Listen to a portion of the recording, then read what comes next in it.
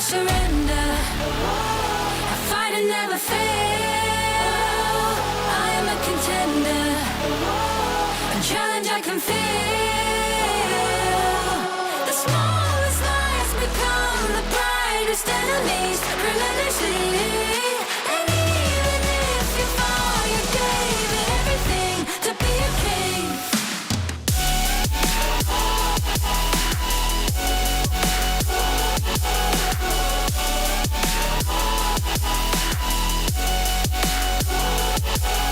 The smallest lies become the brightest enemies. Relentlessly. And even if you fall, you gave it everything to be a king. You carved your way with a sharp attack. You watched it all burn, and you never looked back. There will come a day when your fears will rise. You protect your crown, so it never dies. Never a surrender. I fight and never fail. I am a contender. A challenge I can feel. The smallest lies become the brightest enemies. Relentlessly. And even if you fall, you gave it everything to be a king. On my way, on my way. Find my way, find my way. On my way, on my way. Dream my way, dream my way. Never a surrender. I fight and never fail. I'm a contender. And challenge I can feel. The smallest lies become the brightest enemies. Relentlessly. And even if you fall, you gave it everything to be a king.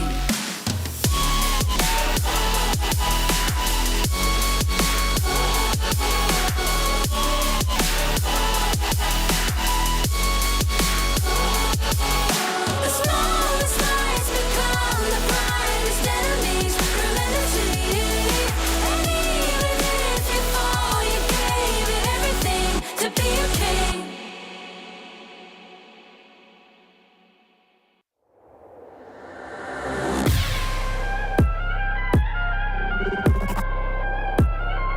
Turn it back.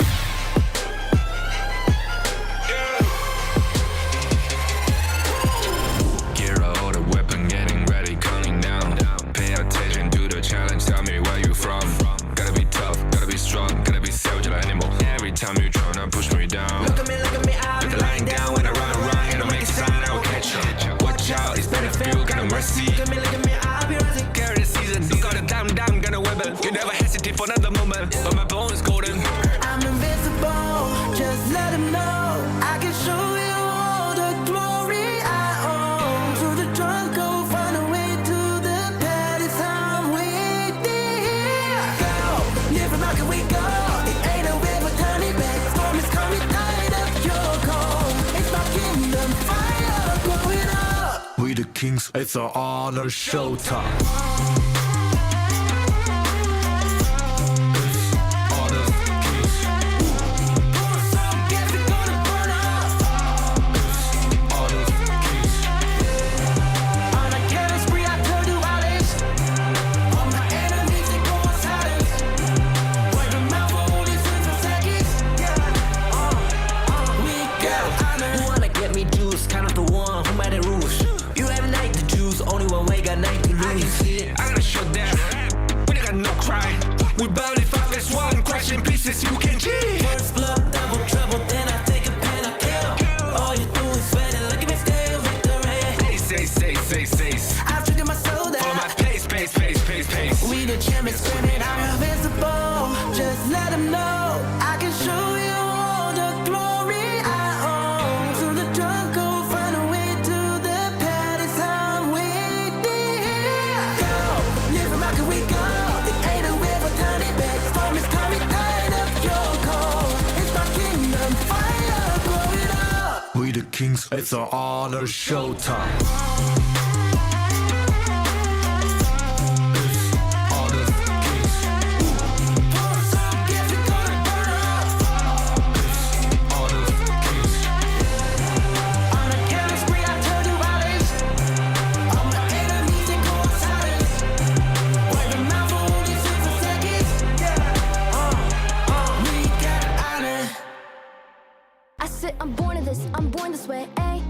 my chest and my bonus play. Can't be late, won't hesitate. What do you say? Race to find my face, scars to find my skin. I can't convince them, can't please them unless that I'm the one that you hate. H to the E-R-O, doing it for real, locked on my goal. From the ashes, I rule the game. Flow with a rumble, make them crumble, make them run. 'Cause baby, it's go time. Knocking you down's how I rise. An inspiration, I know I'm the one who will fill them up, no lie, we gon' do it. Facing our fears, we don't think we just move it. No, we the best and we don't gotta prove it. Somebody test me, I swear I'm gon' lose it. I got a sure fuse on this book.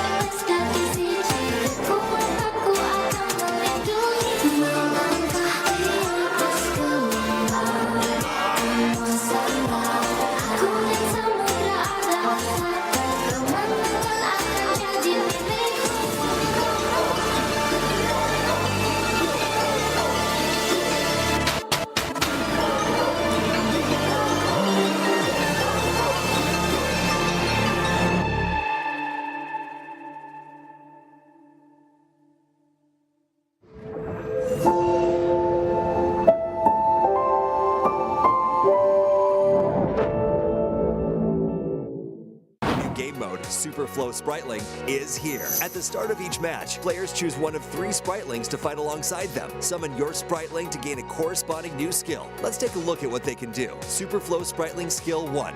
Bigly. The hero drinks a growth potion to increase their size and max health, but movement speed is slowed while enlarged. Super Flow Spriteling Skill 2.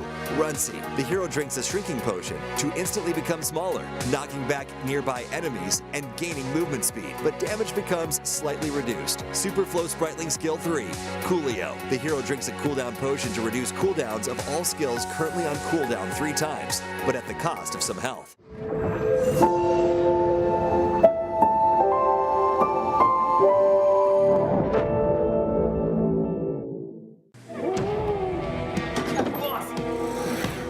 I think we got the wrong guy.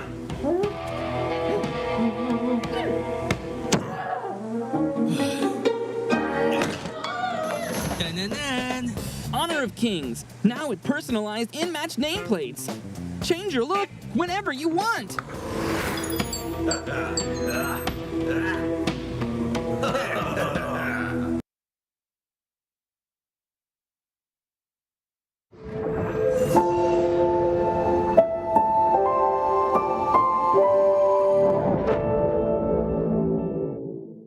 The flow. The origin of all energy in honor of kings. It shapes all life within the gorge and gives rise to countless skills and abilities. Some have learned how to harness the flow, transforming it into abilities uniquely their own. Yet, the flow has no fixed form.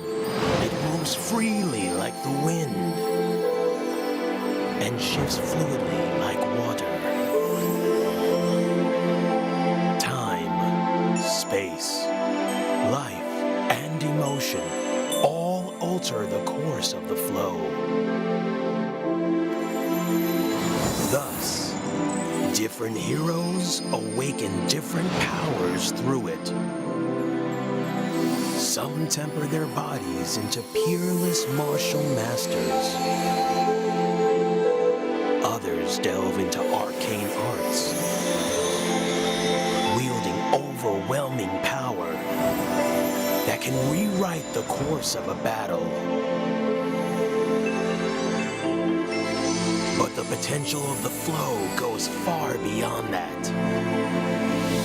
Step onto the battlefield, and amid the clash of combat, you'll learn to command the ever-changing nature of the flow, forging a combat style that is truly your own. Remember, the flow has never had predetermined rules. Rather, you are the one who creates them.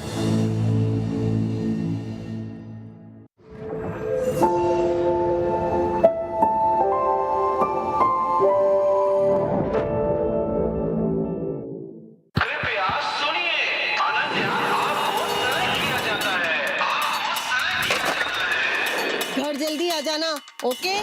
Okay, it's okay.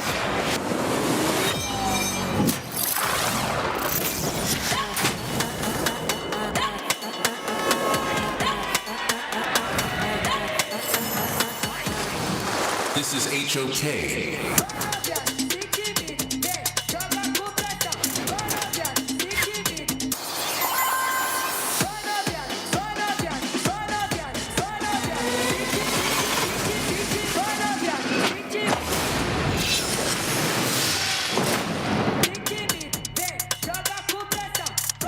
Okay. It's okay. तो बस मैं काफी time से mobile games खेल रहा हूँ और इस जॉनर में सबसे टॉप पे आता है वो है ऑनर ऑफ किंग्स और ये ऑफिशियल इंडिया आ रहा है.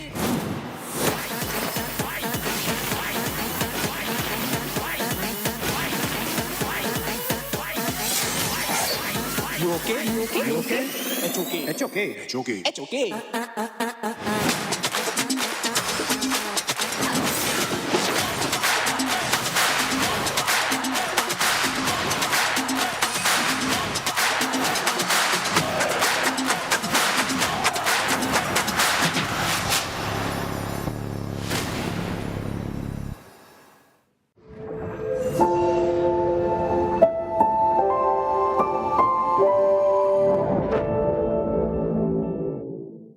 Honor of Kings version launches on March 11th. Multiple heroes have received upgrades and improvements, along with a new mode, Super Flow Spriteling, and battle improvements waiting for you to explore. Let's take a look together. In this update, Ninja receives a gameplay upgrade. His skill 3, Universe Ring Skyfall, is now upgraded to allow targeting enemies on screen to initiate a charge. During the charge, Ninja gains crowd control immunity, deals physical damage, and knocks the target back, while also gaining damage reduction and resistance. After using the skill, its cooldown is based on flight distance. Charge speed starts at maximum, then diminishes over time. A new skill 4, Universe Ring, has been added. Nuja hurls the Universe Ring to attack all enemies, enhancing his skill 3 to have global range. It also grants global vision of enemies and disables enemy recalls while it is in effect. Global control potential fully unleashed. This update also brings balance improvements to Luara and Fati. Now, Luara's mana costs are reduced. Her wall traversing has been improved, allowing her to cross walls she couldn't before, greatly improving her mobility. Her skill damage structure has also been improved to benefit more from extra attack. Her visual effects are also improved, making her blades clearer.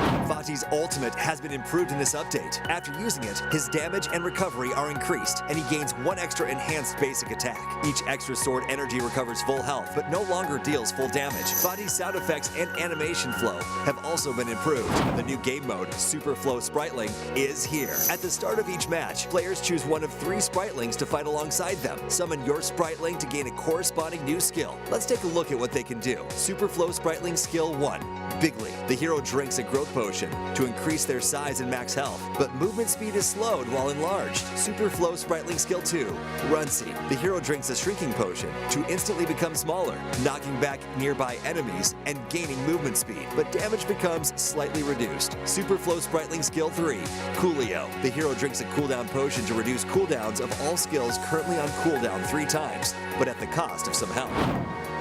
This update also includes multiple battlefield improvements, which we hope delivers a better combat experience. Gold distribution has been improved for Overlord Dragon minion-led lane pushes. If no teammate is nearby to receive gold from a dragon minion's kill, the gold will now be evenly shared among teammates. New visual icons have been added for defeating the Overlord, Shadow Overlord, Tyrant, and Shadow Tyrant, making jungle information clearer at a glance. Minion wave positioning has also been balanced to reduce inconsistencies in minion positioning that could occur in certain situations. Also, a new boss focus fire mechanic has been added to encourage team play and increase the rewards of teamwork. The 5 big bosses affected are Overlord, Tyrant, Shadow Overlord, Shadow Tyrant, and Tempest Dragon. The new boss monster focus fire mechanic was added to balance the efficiency of solo and team boss kills. When teammates focus fire on a boss together, focus fire stacks will build for them. More attackers grant more extra damage. Up to 4 stacks can be gained, granting up to 20%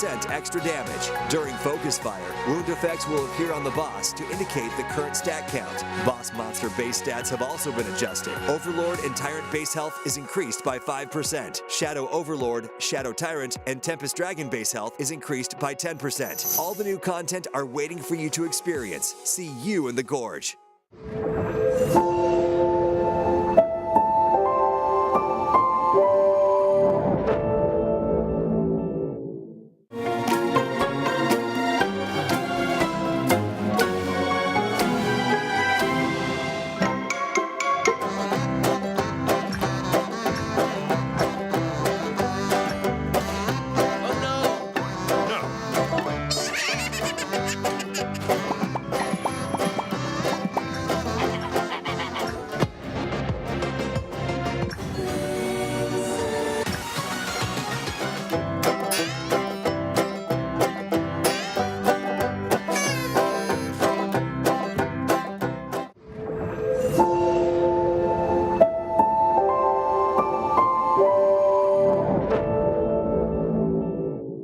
Season 14 is officially here. The new version brings a bunch of exciting improvements, so let's take a look.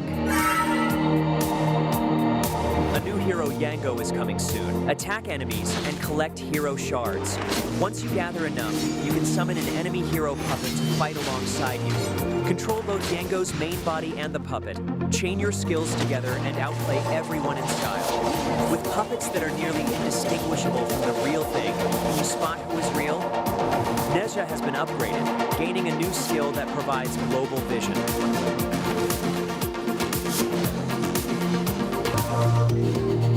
Luara has received gameplay experience improvements with increased damage and kiting ability. Fati has also been improved, making skill chaining into enhanced basic attacks much smoother. Spritlings arrive in style, bringing 3 special potions with them. A growth potion made for fighting and soaking damage. A shrinking potion, perfect for escaping and getting around quickly, and a cooldown potion, which speeds up skill cooldowns.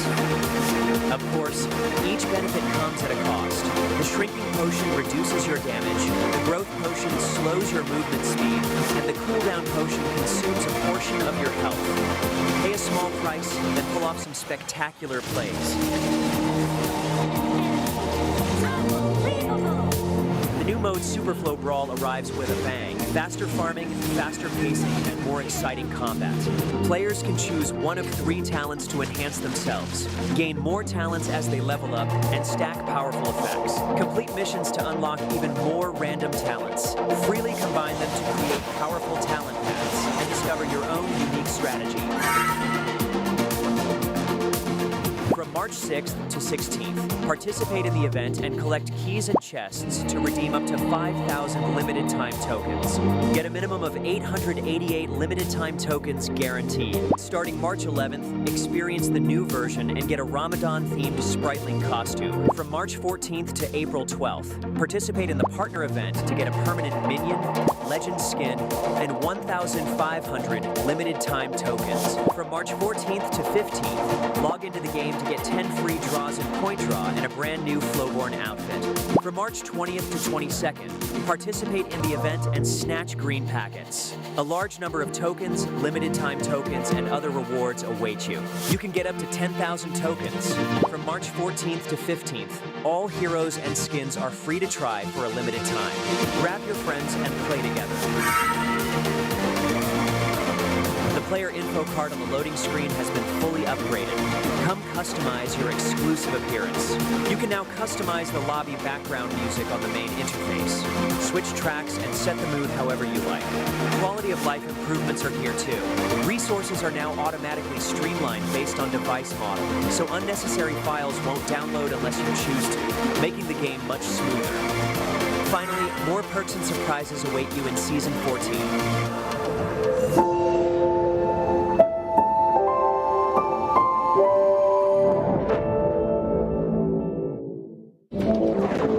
Hunting is all about patience, lying in wait to strike at the right time. Like lightning, this waterway leads to my hunting grounds. On the hunt, the net's tightening. Ready to initiate operation. Hush now, this won't hurt for long.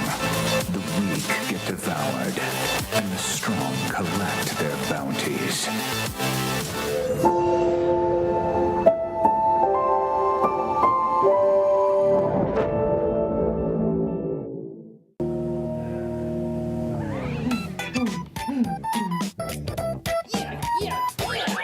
What's going on with this music? Honor of Kings. Now with lobby background music customization. Switch up the vibe anytime you want.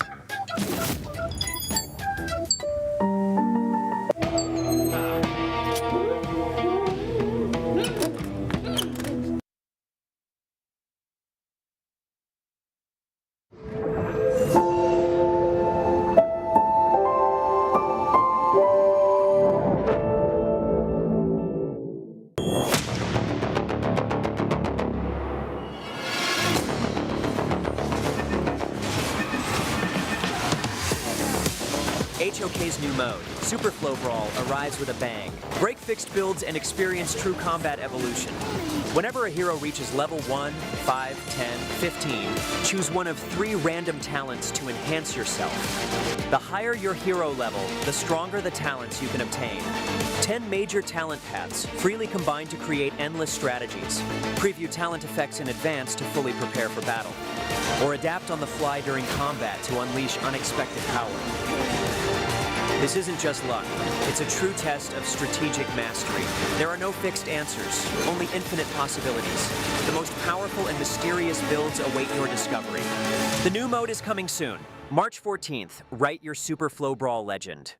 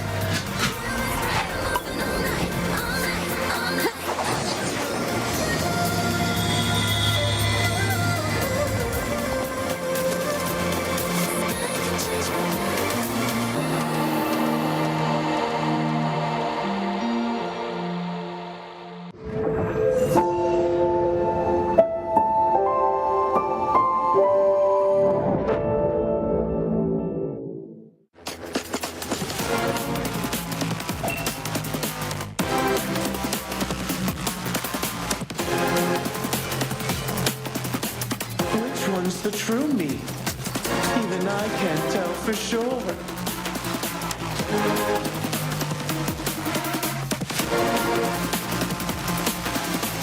At least your death was quite the spectacle.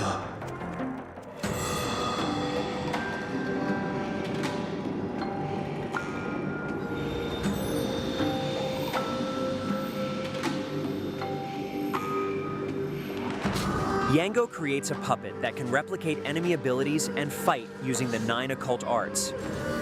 This is his core mechanic. Attacks from either Yango or the puppet grant hero shards and recovers health. When 50 shards are accumulated, Yango can summon a puppet of the corresponding enemy hero to fight alongside him. While controlling Yango's main body, he can use 4 occult arts: Umbra, Jichu Luan, Shadow Crucifixion, and Dispersal. Umbra throws the puppet, dealing damage and launching enemies in its path before allowing Yango to control it in combat. Jichu Luan is Yango's main damage output method, where he tosses hidden weapons to deal damage to enemies in his path. Shadow Crucifixion can be used flexibly to allow Yango to engage or disengage freely. Controlling the 2 strings to intersect deals damage to the target and slows them. Dispersal is mainly used to avoid damage or crowd control. During the skill, Yango cannot be hit and all control effects are removed. When controlling the puppet, Yango uses 4 occult arts: Return, Substitution, Binding, and Breakout. Occult Arts Return immediately retrieves the puppet and launches enemies in its path. Occult Arts Substitution swaps Yango's location with the puppet, dealing damage to enemies in their path. Occult Arts Binding is used to bind enemies. Using it the first time deals damage and slows nearby enemies. Using it the second time continuously stuns and damages enemies. Occult Arts Breakout causes the puppet to dash in the target direction and pull Yango to itself, dealing damage to enemies in its path.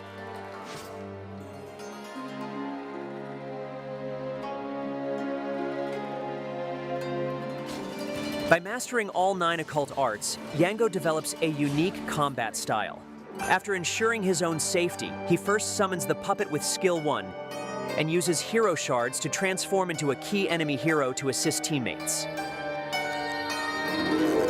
Tapping the hero shards again reverts the puppet. And then he can follow up by chaining Skill 3 twice to crowd control enemies. While enemies are bound, he uses Skill 2 to summon his main body, then follows up with Skill 2 and Skill 3 to deal maximum damage.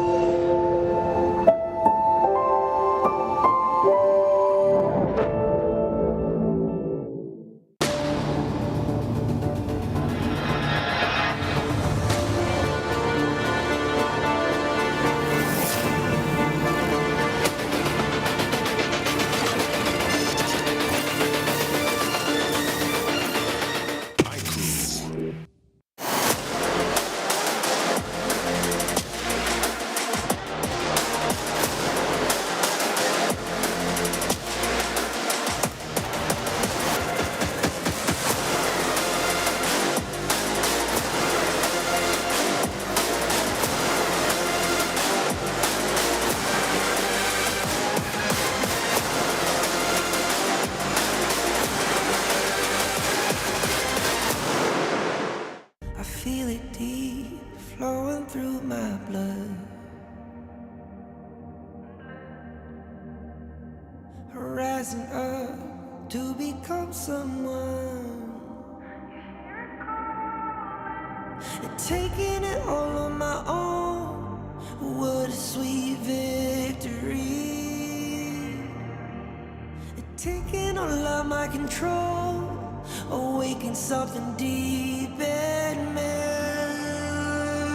Like flames, feel it burning inside. Take a hold in pursuit of the prize. I've been told ain't no way to survive. Keeping all of this fire that's locked up inside. When this is the time, enter the ring. All those mental chemicals doing they thing. I got flashes of battles inside of my dreams. I was made for this moment. At least now it seems like it's time to come face to face with your fear. Been battling reasons for all of the years, and I learned how to fight them with style and grace no one's ever encountered. You say it's amazing. I'ma come out swinging when they open the gate. Go ahead, call passion. I'm calling it rage. I'm taking what's mine like I already own it. Watch but don't blink, going here to the moment. The sky rain down. Here's to the madness that's all around. Go on, tell 'em who you are, you are, you are. Go on, tell 'em who you are, you are, you are, you are. Here's to the moment, the sky rain down. Here's to the madness that's all around. Go on, tell 'em who you are, you are, you are. Go on, tell 'em who you are, you are, you are, you are. My name is Honor, my name is King, my name is Champion, my name is Strength. Tell 'em who you are. My name is Pentakill, you think it's strange? My name keep ringing inside of your brain. I hear it every night. Here's to the moment the sky rain down. Here's to the madness that's all around. So tell 'em who you are, you are, you are. Go on, tell 'em who you are, you are, you are. Here's to the moment the sky rain down.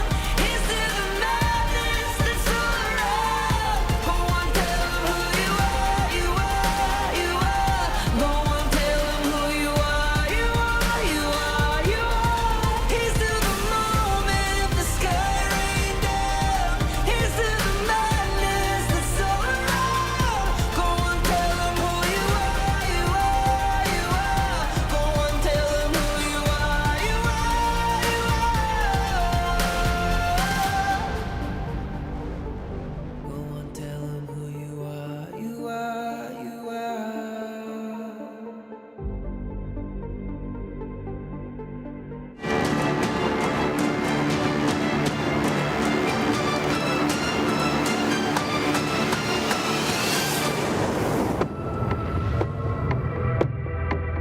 They're gonna take him and they get the team ace, and Nongshim are gonna be.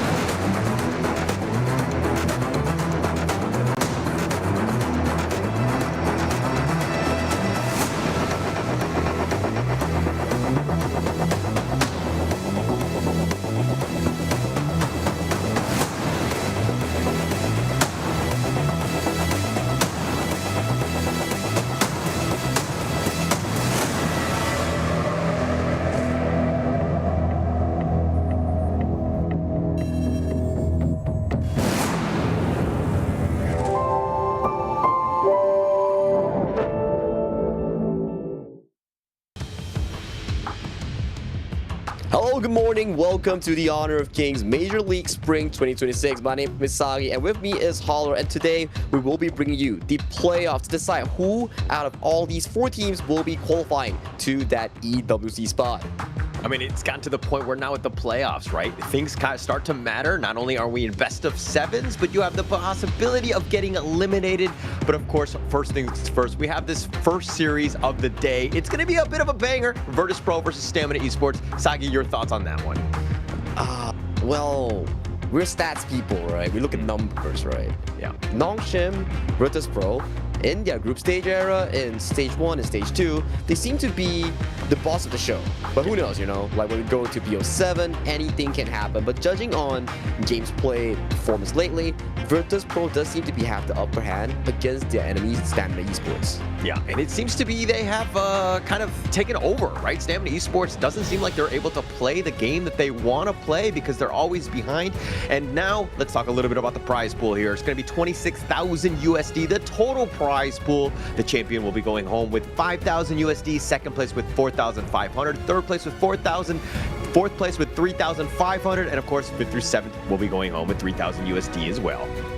And to add on towards this, the top 2 teams that's going to be winning and qualifying for the KML spot, we have 2 spots, right? It has been announced on social media. So these out of 4 teams that has been remaining, VP, Nongshim, VC, and Stamina, only 2 teams out of 4 will qualify to KWC 2026. Yeah, and that's a great opportunity, right? Not only the top 2, as you were just rightly pointed out, I mean, but getting to that point, we still have a murderous row. I mean, these top 4 teams, very difficult for them to get in. If we're talking about the standings, Stamina, Esports, and Vicious, dare I say, they kind of eked that one out as Team Max was literally a game behind, and that's why they got knocked out. But let's talk a little bit about the brackets. We already talked about Virtus Pro and Stamina Esports. That will be the top game, the first game today, but the second series will be Nongshim Redforce going up against Vicious.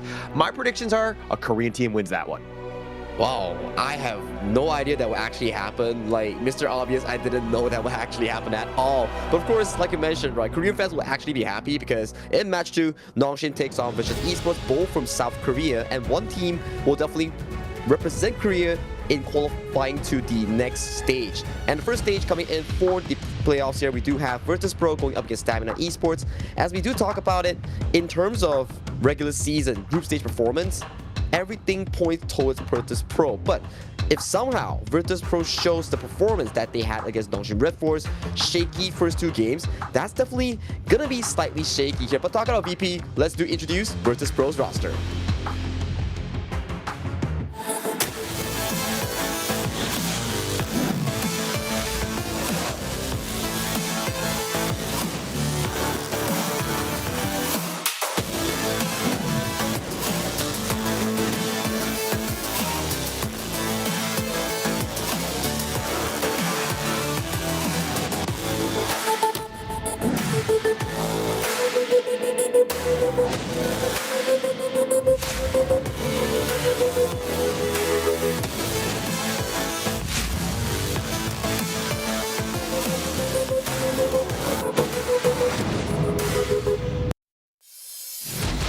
Virtus Pro, this is a team that has kind of hit the ground running, and they're going to be made up of Nighty, Hylang, Clue, Rock, and of course the latest addition. We didn't know what to expect, but T-Gold comes in and he actually solidifies this roster. They've done quite well, and as you were rightly pointing out, Sagi, with the fact that they've only lost to Nongshim Redforce, this is a roster that, you know, looks high and mighty as they're sitting on top of the leaderboards here. The Avenger squad assembled coming in from the last year's KMW and KME. So right now, they are definitely pointing towards that goal, which is the throne of the entire KML. But standing for them is definitely Stamina Esports on the opposing end.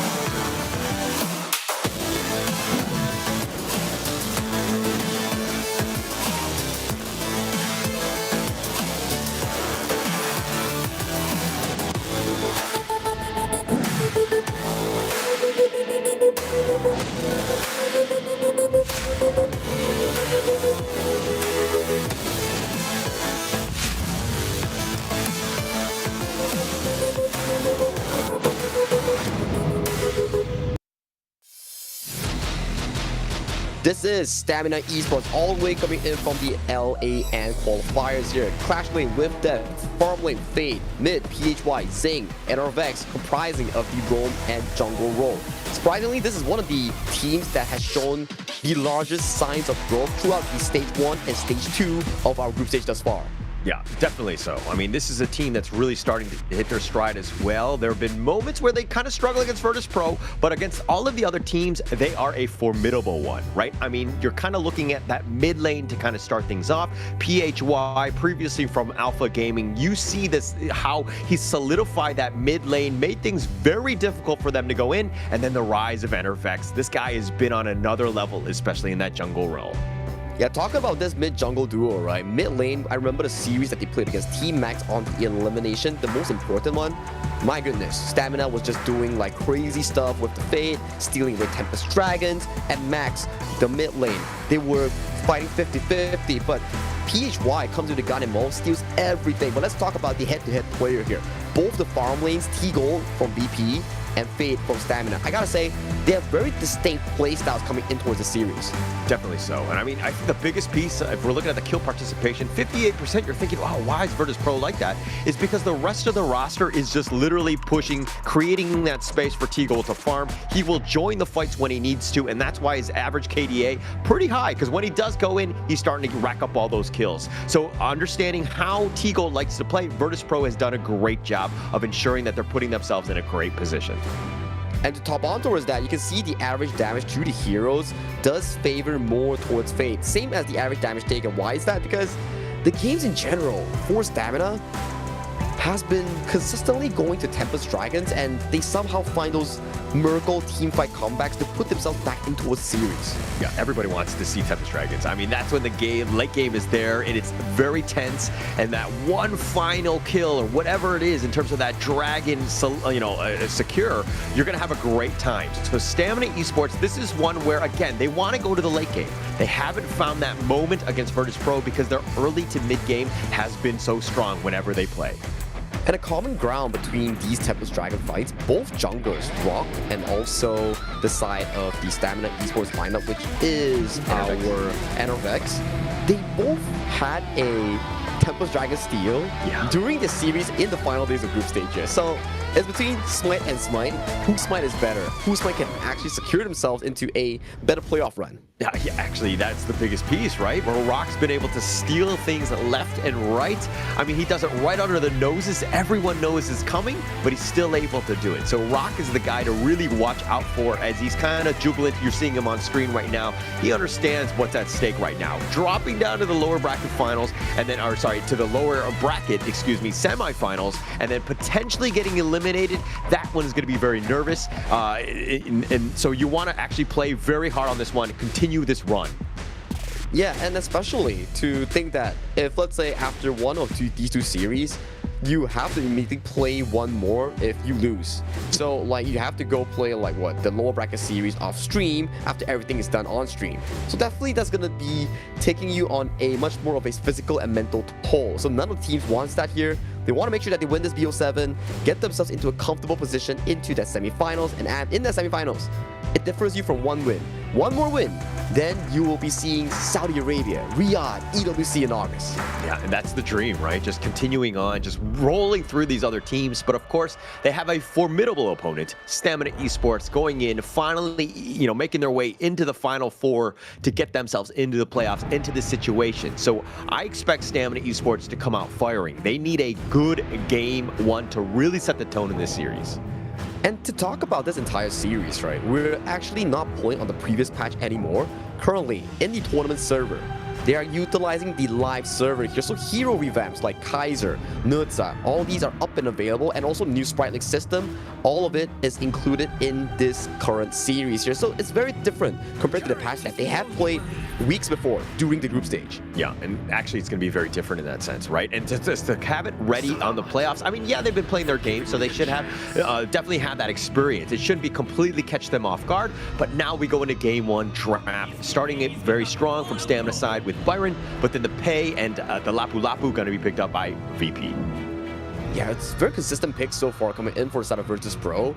You see the Byron, you immediately take away what's good around it, which is another solid early game. Surprisingly enough, Stamina doesn't go for the Ukyo Tachibana to match Rock in the jungle in that early tempo here. So they definitely have to think how to suppress Rock in that early stage. Yeah, definitely setting, locking him down as much as possible. I mean, the counter to Pei, at least from the Virtus Pro side, in terms of drafting, what we've seen is they tend to go a late game, right? Mid to late game hero, like an Augurin, to kind of just slow the game down, make sure you have wave clear so that you can see the mid to late game, and then you're going to kind of, again, you will be able to accelerate past because you hit that mark. It's all about the clear speed, right? Like, you need to match the clear speed, match the mobility, make sure that Pei doesn't outpace you in terms of that farming, steal some camps away from you, then through those camps, start pulling the goal gap between the two teams. So that's something that Stamina needs to be figuring out coming into the second stage. But judging from the bans here, we see more on the direct lane counters. For example, the Lubu being removed away because Byron, that's a lot of shields. You don't want true damage to be piercing through shields. Yeah, they've got a ton. I mean, a lot of sustain as well. Wave clear here, not the highest as of now, so Stamina's probably want to pick up something to kind of help out with that. I mean, the Arlie and Byron decent, but I think that you can do a little bit better, especially in that mid lane, right? That's kind of where you want to kind of dictate the pace of this game and ensuring that you get there. But Jia Qiao will be picked up by VP. This is going to be a great one to counter out that Arlie. Yeah, it's a worrying factor for Stamina Esports right now. You have the Arlie as your core carry, but there's just too many counters coming from Virtus Pro to suppress Fate in that farm lane. In terms of laning phase, Channel's definitely doing the best out of the best in terms of that 1v1, but we can't expect a certain lane swap coming for Stamina. And I was thinking like, hey, Stamina, you don't really have late game, you don't really have enough firepower here. They think of it the same way, they're like, bet. Let's slap in the calming, let's introduce that firepower. But the problem is right now, how do they play that early game to fight off against Rock? That's a good answer here. Ogren, one of the best 50-50 junglers into any single matchup. Yeah, actually, when they were highlighting over the Kongmin, I was like, this might not be it. It's one of those things where it's like a high tempo one. Are you able to kind of keep on pace with the pay? And you know the pay is going to be targeting you, and you're incredibly squishy. I like the pivot. This is a much better draft going up against the VP lineup, and they're going to finalize this draft with the Mayin to deal with the Byron, and you know that this is going to be a bit of a 90 game here. Yeah, if 90 gets himself in towards that backline, finds the Garuda, finds the Arlie coming with Stamina Esports, that's definitely going to be a tough one coming in from the blue team here. And there is also a worry. Stamina, they don't have late game. Every single one of these picks are early to mid-centric. If they lose their early game skirmishes, this game might not look good for them at all. Yeah, they're going to have a tough time. So they need to just finalize, again, just go very, very strong. Invade the enemy jungle, do whatever you can. Use that early game advantage that you have to ensure that you don't actually see a mid to late game. Virtus Pro right now, this is one where there's a potential gaps, right? This could potentially blow up in their faces. Yeah, in terms of like winning conditions, right? Like let's say Stamina. Yes, you have a very strong early to mid game. So it comes from the jungle and clash lane combination here. The Byron and Ogren, these are very strong early game picks that could potentially start their own tempo. If they can start something from there, then maybe they can suppress Virtus Pro's draft in trying to reach for that ultra late game where the channel actually starts coming online. So if we look at that, maybe start with something like a lane swap. Put the Arlie in the mid lane, allow the Byron to bully the Mayin. Maybe something that will allow for Stamina Esports to get some of the winning cookies. Yeah, but now that we know the draft, we know what's going in, where the players are going to be. Saki, who are you giving the edge to? Like, let's just talk just in generalities. Not even look at the players, but look at just the drafts. Who do you give the edge to, Saki? I think it got to be Virtus Pro, right? They have a much more solid draft, and they have everything that you need to counter out the Arlie, which is the main winning condition of Stamina Esports. So that's definitely going to be a worrying part here for Stamina Esports, especially it's about EWC. It's the world's best that comes together and rise above. Both these teams will definitely want to qualify for that this summer. Riyadh becomes the center of esports. So get your tickets now, scan the QR code, and make sure to see you there. Yeah, and winning this first series would really set the tone. Again, you were talking about the fact that two of these teams from the KML will be going to the KWC, and this is, of course, the first big step there. But now Rock looking to find with death. He's already taken a decent amount of damage. He's only level 2. He's trying to fight this. He flashes over the wall. He will be chased, and he will give up first blood. Hailan slices him down. Wow, very specific one coming in for the side of Virtus Pro here. Hailan also pre-buffered in spell 1 with the flash to catch the side of Stamina's Clash Lane off guard. Very ideal start coming in for South Virtus Pro, countering a buff already coming in from NRVX's jungle. This will definitely put it behind, especially as Ogren. You need so much farm to be that mid-game raid boss. Yeah, and actually Stamina, they were trying to do something a little bit different. They wanted to be aggressive, but they paid with their lives. Unfortunately for Virtus Pro, they sensed something was there. They had that vision, and they ensured that they defended their jungle. That's going to be key for them, especially, again, it's about setting the tone with it early game. I think it's more than also that they overstayed their welcome because they wanted to suppress 90, but the immediate runzy coming in from the top side, though, you do see with death. Oh, he's getting forced down, and Rock is just going to run him down. That's a free meal, and they're going to take the space spread as well. Things are looking very good for Virtus Pro. Yeah, With Death is definitely not feeling good. It's just like his name, With Death itself. So right now, 0-2 star as a Byron that's supposed to control the early game. Ooh, that's going to definitely be a tough one for the South Stamina. So at the same time, like with death, this is a moment where you're like, hey, okay, I've died twice already. I cannot be doing that. I just need to stick to my tower and then just like gobble up whatever XP that and you know gains that I can get at this point, because I should not really go out of position, understanding that I'm very weak and very behind 90 at this stage. Which is a interesting one, because the way that Virtus Pro play is that, hey, we know for a fact that with Dev is the primary anchor that's going to be supporting NRVX. But what exactly happened in that 1 minute? NRVX dropping the Azure Golem, with Death dropping back-to-back kills, and immediately the early game potential that we talk about coming in from Stamina, all removed because of that. All removed, and with Death actually might be removed as he does get killed again, and they're trying to go for Clue, who's taking a decent amount, and Zing has to use the Unending Sorrow. Clue on the other side tries to go for the charge. Zing just wants to hide under the tower. He's going to be flashing there, but they do not give him any sort of reprieve, and Rock will chase him down, and the Azure Golem looking to be taken away, but NRVX does actually manage to salvage that. That's a painful one again for Stamina Esports here with Dev. Third death in 3 minutes here. They are Virtus Pro. They are not giving Stamina Esports any signs of breathing room here. At 3 minutes on the dot right now, almost a 2,000 goal lead before moving into that Tyrant fight. Yeah, normally when the Clash Lane dies, you're kind of like, not the end of the world. He can come back. He's able to, when we have those big team fights, to have the stuns when we need them. But you're going up against Nighty, who can carry from the Clash Lane himself. This is a terrible situation to be if you're Stamina Esports. Yeah, I do think that the upcoming Tyrant later on, it will be an explosive point for Virtus Pro to start piling on towards these big objective markers here. Primarily, powers, and also buffs coming in from NRVX's jungle. Yeah, definitely so. I mean, that could be the biggest piece. But again, one thing that, you know, Stamina have is all three towers in terms of the T1s, keeping themselves alive. They need to stay afloat. Yes, it's only 4 minutes in, but a 1.6k lead going in the VP states it's going to be a tough one for, you know, Stamina Esports to overcome. And supposedly, with Stamina Esports lineup, they are super strong in the early, and they want to be looking for these objective fights. But due to the fact that the first 3 minutes, there's just so many devs coming in from Clash Lane, suppressing with dev, they don't really have the avenue to actually contest for the set objective, which is the Tyrant here. So it puts them into a very defensive spot right now. Very defensive, and that's the problem. I mean, when you're going up against a Rock Pay or any sort of Pay, this is generally the playstyle where they're looking to invade. They just took the Azure Golem. They take the Tyrant that's very early, and they just build this lead that's a snowballs out of control. So Stamina Esports right now, what do they need to do, Sagi? They need to find the Miracle Tree items coming in from Fade, and then get a good team fight at 10th minute mark, but hang on a moment, look at the mid lane. Nice little stun. They find Fade, and NRVX uses the Conductor of Souls, but he too will fall. They have the pushback onto PHY, but they're not able to get it, but Clue getting the double kill.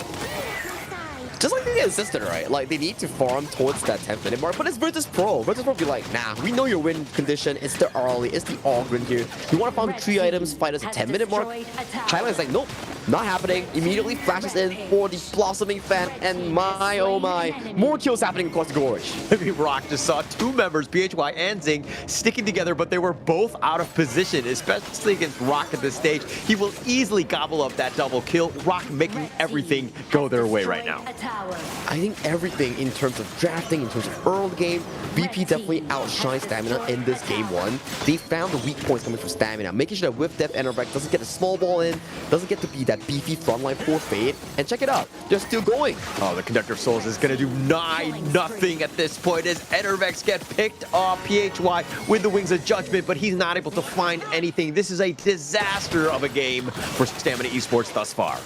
It's an onslaught that's happening for the setup Virtus Pro, and Knight just casually going in for this they one. go for the flank, but it looks like Hylon getting a little bit low, needs to be careful. They find Fade, and it looks like they're going to kick him aside. Zing, that is, with Death is going to be picked off, and VP taking out everyone except for NRVX, who just respawned, but they still get credit for the ace. Yeah, ace so far, 6 minutes on the dot right now, with 10 seconds remaining coming in for the remaining players here. This might be our fastest game ever in the playoffs. Yeah, it looks like that. They're going to take game number 1 in a bit of a hurry. It was sub 7 minutes. If there was a team that you're like, hey, they're looking to play right now, they're not messing around, Virtus Pro seemed to be that team. 6 minute 35 seconds, not suffering any single death. They just definitely deathball their way since that level 1 in towards the top side. Everything was like a escalating point, right? Where we saw in the mid lane, Hylon got the initial push and then found that kill in towards that top side on towards with death, and then they just kept repeating. And once the death ball is sizable enough, all the team fights just went easily in favor for the side of VP. The net worth lead was so huge, right? There's no way Stamina Esports could be trying to take any sort of fight. We were talking about, like, okay, what are the comeback mechanisms? How did they get back in? And you're like, okay, Fade needed to get some items. I don't even know if he got a single item on that one, a big one, right, for this one, because they were so far behind. It just seemed like Virtus Pro had all of the answers, all gas, no breaks that game. Yeah, it was just... Well, like, imagine you are Stamina Esports and you're driving a car, which is Virtus Pro. You're trying to jam that brake, but it's, like I mentioned, it's actually jammed. You can't press on towards that and you're just sliding and crashing in towards, like, terrain or something. Yeah, you actually got to get that checked out, okay? It's a safety hazard at this point. Make sure that your brakes do work. You do not want to be in that situation. But in this situation, Virtus Pro, again, incredibly strong. That was an impressive one, and they saved that one for, of course, the day one of the playoffs to pull a sub-7-minute game on you. Whew, that's a crazy one. That's going to be a tough cookie to swallow if you're on the side of Stamina Esports here. So, if you're on the coaching staff for Stamina, what will you be telling to your players here after such a devastating defeat? I mean, it starts from the top, right? I think that the biggest piece, once With Death died, he needs to understand that, hey, you can't play aggressive. I understand that you're Byron, you have that, you know, the lane advantage, but when you're going up against 1 versus 2, you have 0 advantage, especially when you're going to give up first blood. But checking out some of these KDAs, look at my man, Clue with 3-0-6, but Rock, of course, he's going to be the player of the game, I would assume, with his 704 stat line. He was everywhere in this game itself, and bear you in mind, this one was a 6-minute 35 seconds game, and Rock already done like what 43,000 damage in total. You can know for a fact that there is no downtime. They just go. As you can see from the goal lead as well, it's a red line all the way to an 8,000 goal lead at only 6 minutes 35 seconds. And you had to like zoom in on that graph because the game time is so short that it's like, okay, how do we make this graph actually just kind of, you know, look like it's doing its part in that sense? But again, all in favor of VP, continual growth. They were able to just snowball out of control, and they only took 1 tire because there wasn't enough time. I mean, a 6-minute 30-second game, it really leaves very little room for any sort of play for Stamina Esports. And I think this is one of the most important rotations coming in for the side of Virtus Pro in solidifying that lead. After this, they immediately went to invade Azure Golem, and these was another one as well, with that repeatedly dying in the early game, not allowing any single room for Enervex or Fade to actually skill into that early to mid-game mark that you talked about. Yeah, even in this fight, you're kind of seeing even Zing got completely baited out. It looked like VP were on the run, but they were just running to regroup with the rest of the squad, and they had the numbers to turn on them. So Stamina Esports, it's like, okay, if you're behind, you still need to play safe. Do we have any true catch potential for any sort of these heroes? And of course, the MVP, no-brainer here. 704, 33% of the damage done in a 6-minute 30-second game. That is phenomenal.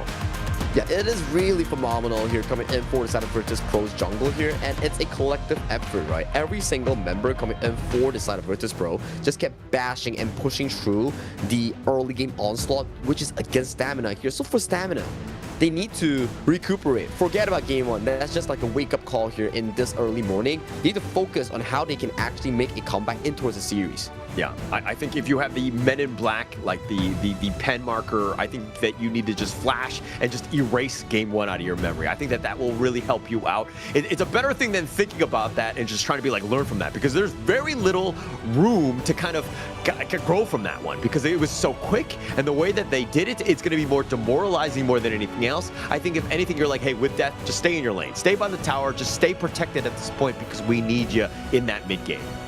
But that's the problem, right? After you suffer such a death in the early game on the side of the Byron, you still want to reinstate control, because in terms of the game plan coming in for the Stamina, the draft wants them to win in the early game. The Byron must win the lane against Mayin, so it opens up room for Enervex to actually farm better. But the problem is, with Death suffering those back-to-back-to-back 3 deaths, it set them so far behind that every single objective, every single buff is unable to be contested against VP.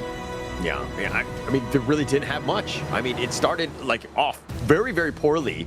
So if anything with Death right now, again, we kind of arrowed him in, but when you die the first 3 times in like 2-3 minutes, the team is really going to struggle. No real chance to get back in. They're not able to invade, especially against a Rock Pay.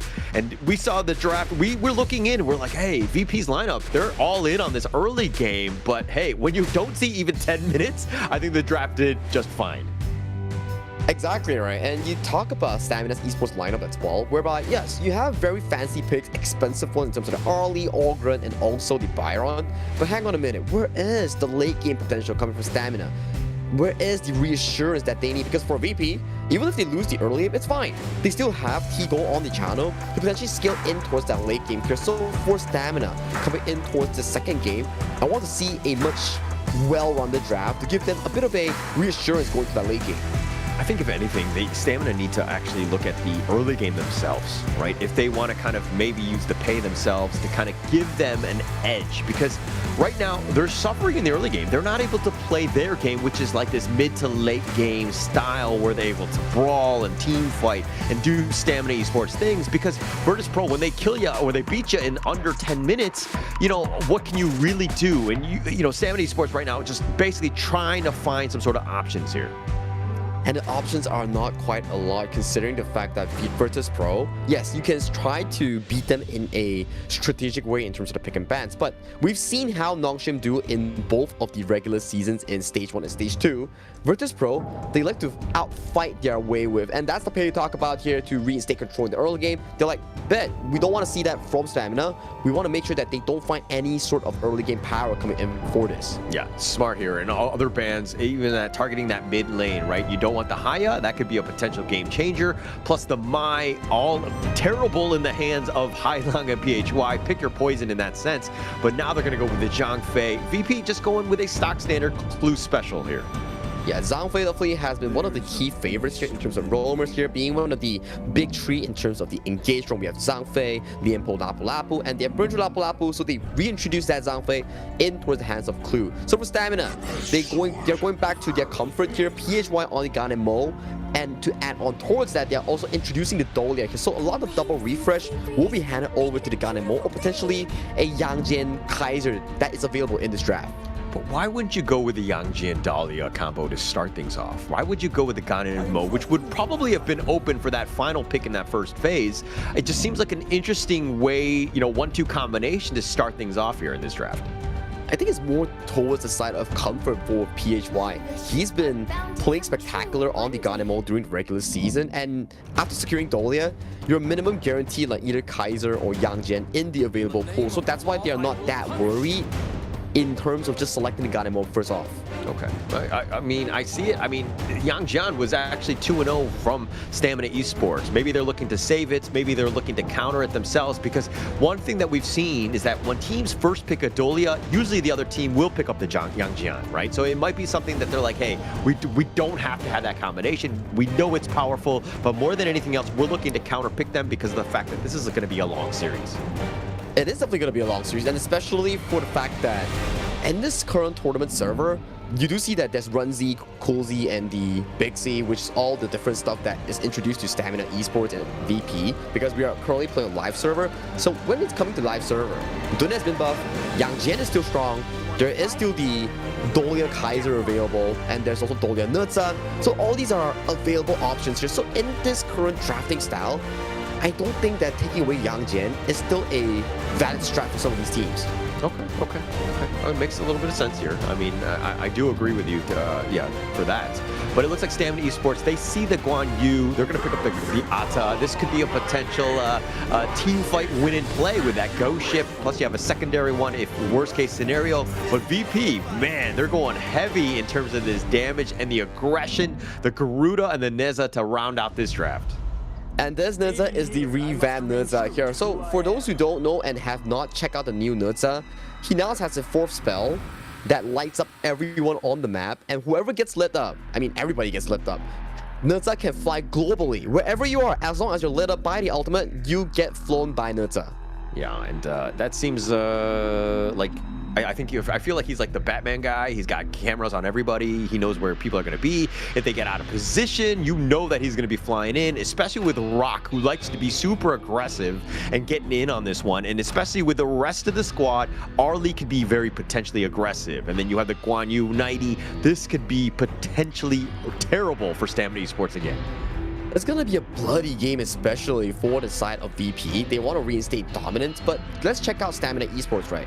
This time around, they do actually have solid winning lanes. The DRNJ can actually suppress T-Gold's Arlie.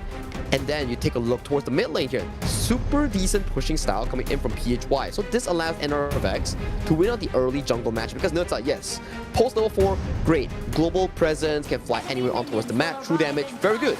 But NRFX's early on the Ata is just way better in this case. So they need to capitalize on the first 4 levels of Rock. Agreed. And I really like the NRFX Ata pick. I think that this is going to be a game changer. It could really set things up in terms of those team fights. But are they going to see that mid game when the team fights are actually going to be happening?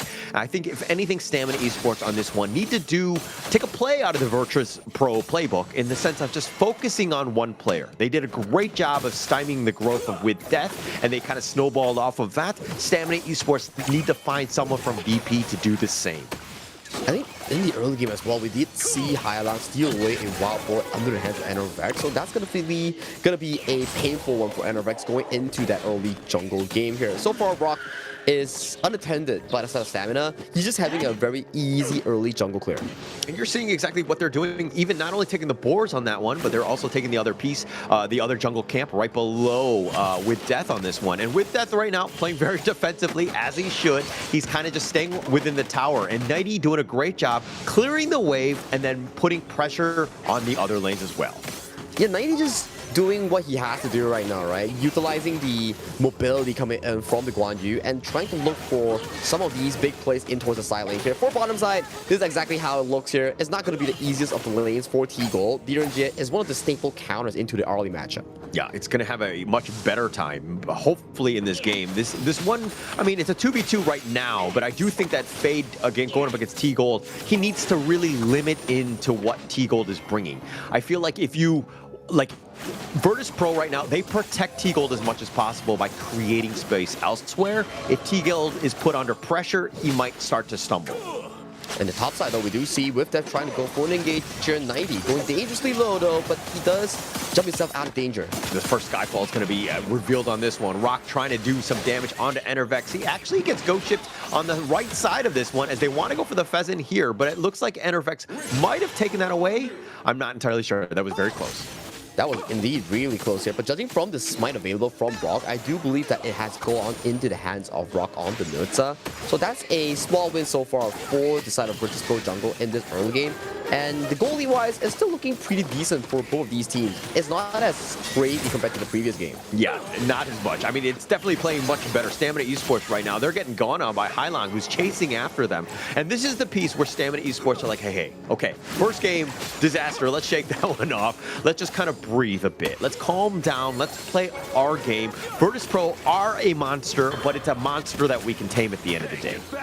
Oh, Frenzy popped here coming in from T-Gold to reinstate some control in the laning phase here. So that's going to be a 90-second cooldown that won't be seen coming in for the objective here. But Rock, what's he doing here? Yeah, he's actually looking to invade. This is the way you want to play. Virtus Pro, I think that you exert as much pressure as possible.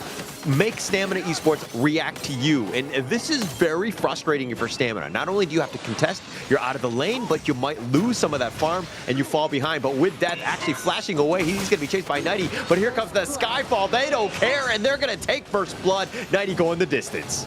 That's a super far engage here coming in from the side of Rock here, lifting up everyone on the map with the Universe Ring spell 4, and then Skyfall comes in and immediately dives on with that with an easy kill. And right now towards the mid lane, we do see 90 casually stomping on this PHY. You can see PHY has an 0 gold that he was forced to secure under the hands of NRFX during that invade.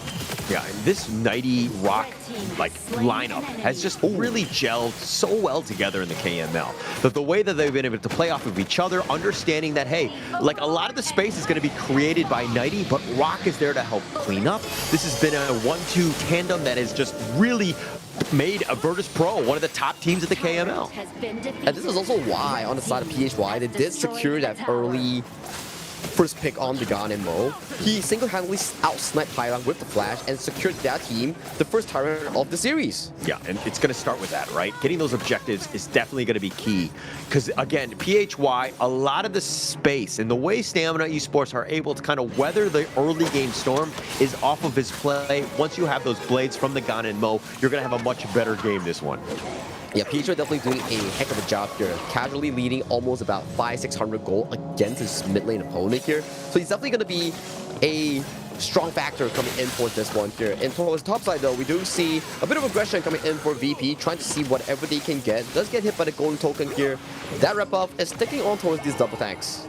Look at how Fade is protecting his own jungle. He's not even in the lane because they've taken the bottom T1. So again, it's just trying to take your own farm and to take it away from VP because they're looking to steal everything. Yeah, they're just reinstating so much control coming in towards the jungle here. But this is a much better game coming in from Stamina here. They're also leading in terms of the gold. Just barely, but it's still, compared to game one, a much better outlook. Definitely a better outlook. The play style, this is a much better game. Stamina Esports right now actually have a bit of a lead. I mean, it's 500 gold. It's not the biggest amount, but it's still where you want to be. I love the fact that this team has rebounded after that, again, disastrous game one.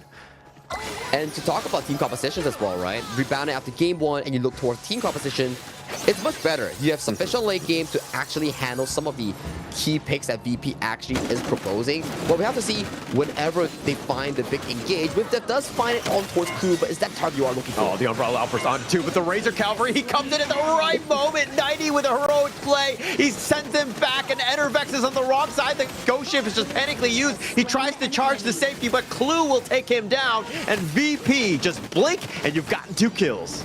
90, 90, 90. Good night. He finds back-to-back pushbacks on PHY and Enervex, setting the pace for this team. But we're talking about how PHY was just providing so much value on those ultimates, on those spears. But that's the moment that Hylang gets caught out here. But he does flash out away to safety. Wow. Oh, Hylang. Oh, the speed with death. Almost, he threw everything in the kitchen sink, and Hylang shrugs it off. Yes, he's got a sliver of life, but he will survive. It goes back to our point, right? Like, yes, it's a very good catch coming in from Whiff Death, but it was so close. Hylang still managed to get away. And with the fight in mid lane that went super duper well for VP, you gotta give it to 90. He found PHY first and then set up Enervex into the mouths of VP as a free kill. And right now, as you look towards the itemization here, it's trying to look even better for the side of VP as they got back control in this game too. And VP, that was the biggest piece, is that they lulled them to sleep, right? They were like totally forgot that 90's there. They finding Fade once again. They're trying to charge him, but the blades are doing a decent amount in terms of PHY's damage. And 90, oh, he just barely dashes away. He does get back to safety, but Hylang looking on, he's on the prowl, tries to just slice and dice on a Zing, but he's not going to follow up with anything else.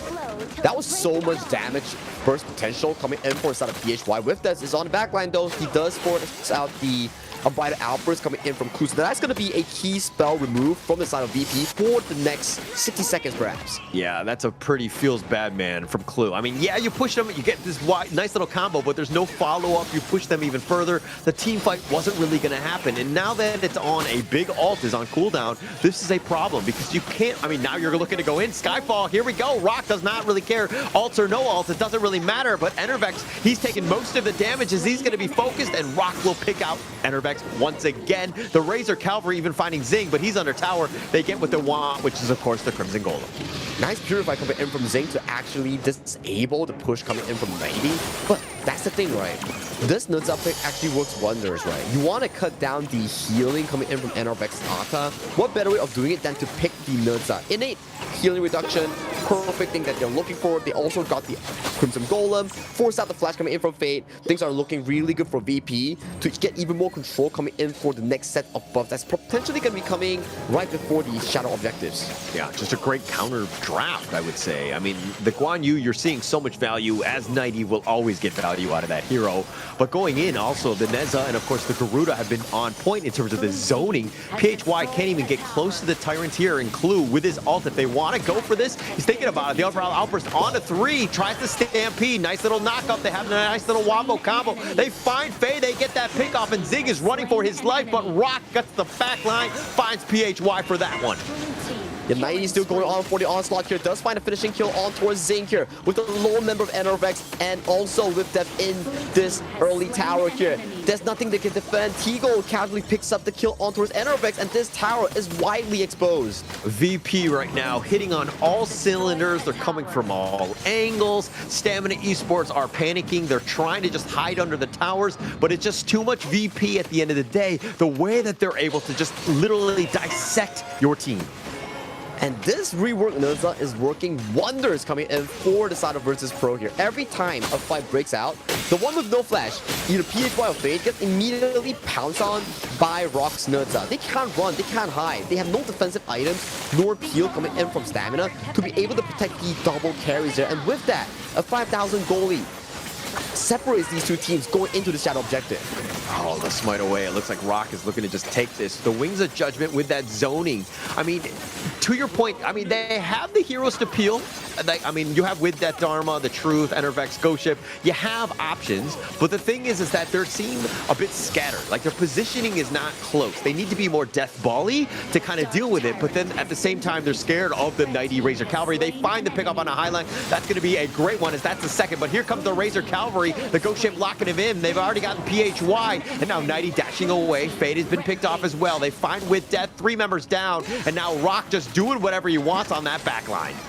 I think that's the painful part coming in for the Stamina Esports lineup, right? Yes, you can be the death ball you're looking for, 5-man stack, but once you're 5-man stack, 90 and Clue is looking like you are food. You're like the scrumptious gourmet that's preparing for their big engage. We saw how the Razor Cavalry landed onto multiple targets, like 3 or 4, and then Clue comes in with the Unbridled Outburst, immediately just sealing the fate of Stamina, even though that was a 4v5. Yeah, I love it how you said that. The sealing of the fate. Like, it seems right now, even with this game, too, where Stamina Esports had a bit of a lead, this might be that statement game, right? Where they're sealing the fate of Stamina Esports. Because, again, they were in a good spot, but the fact that VP were able to take you all down and to counter everything, that's got to be a bad situation, especially in the psyche. And to top it off, right, Nongshim Redforce has already shown us the answer on how to win VP. It's not an easy one. You gotta outfight them, you gotta outwit them, you gotta do both of these two together to actually be able to be on the upper hand against VP. Yeah.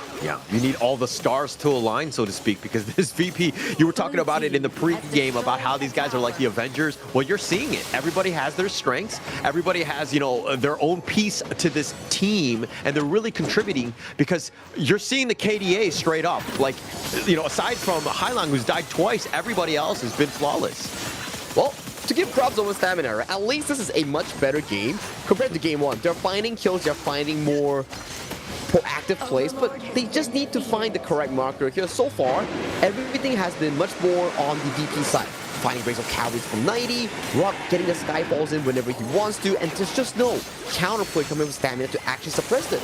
Yeah, the counterplays have been tough to find because of VP, the way that they move across the map. I mean, that map control is there, and look at how Hailang, yeah, he's willing to risk this because he's putting, like, he's literally locking in 4 or 5 people in that mid lane where nobody can get out of the base. There's just no solid engager. As we see the Vanguard starts marching in, these towers won't be lasting for long.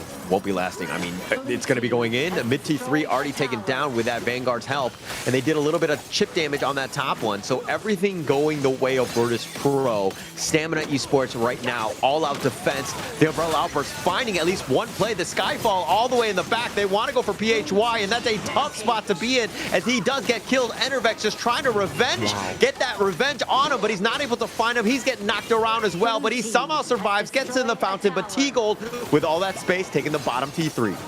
He did have to go 1v1 against Whiff here, and Whiff taking a large chunk of health bar coming with T-Gold, but the final minions are marching in towards this tower here. We do see Hailang being the first casualty to fall alongside T-Gold here, so that's a good defense, but towers don't respawn. Hailang and T-Gold, however, they do respawn in the next 30 seconds. I mean, both of them are down, but if anything, they've taken all of the towers, so Stamina Esports, now with the Baron base, somehow need to use this power play that they have, this man advantage to constantly push to get a little bit of pressure on some of those towers. Buy yourself a little bit of time in this game. Well, on the good part, though, for Stamina, to find that lead that you're looking for, they need to first secure this Shadow Tyrant that's going to be spawning in the next 2 seconds. They have, what, 10 seconds to play around. Hailang and T-Gold needs to travel from their base here, and we see VP they might be wanting to go for a 3v5 here. Oh, but the Skyfall Rock does not care. He finds them on the back, on the side. He's going to continue on, going for PHY. Nighty found him out of position, and now Stamina Esports all-out run. Look at Nighty looking to charge this one up, wants to go for the perfect target, finds Fade. That's the big piece, but Nighty turns it.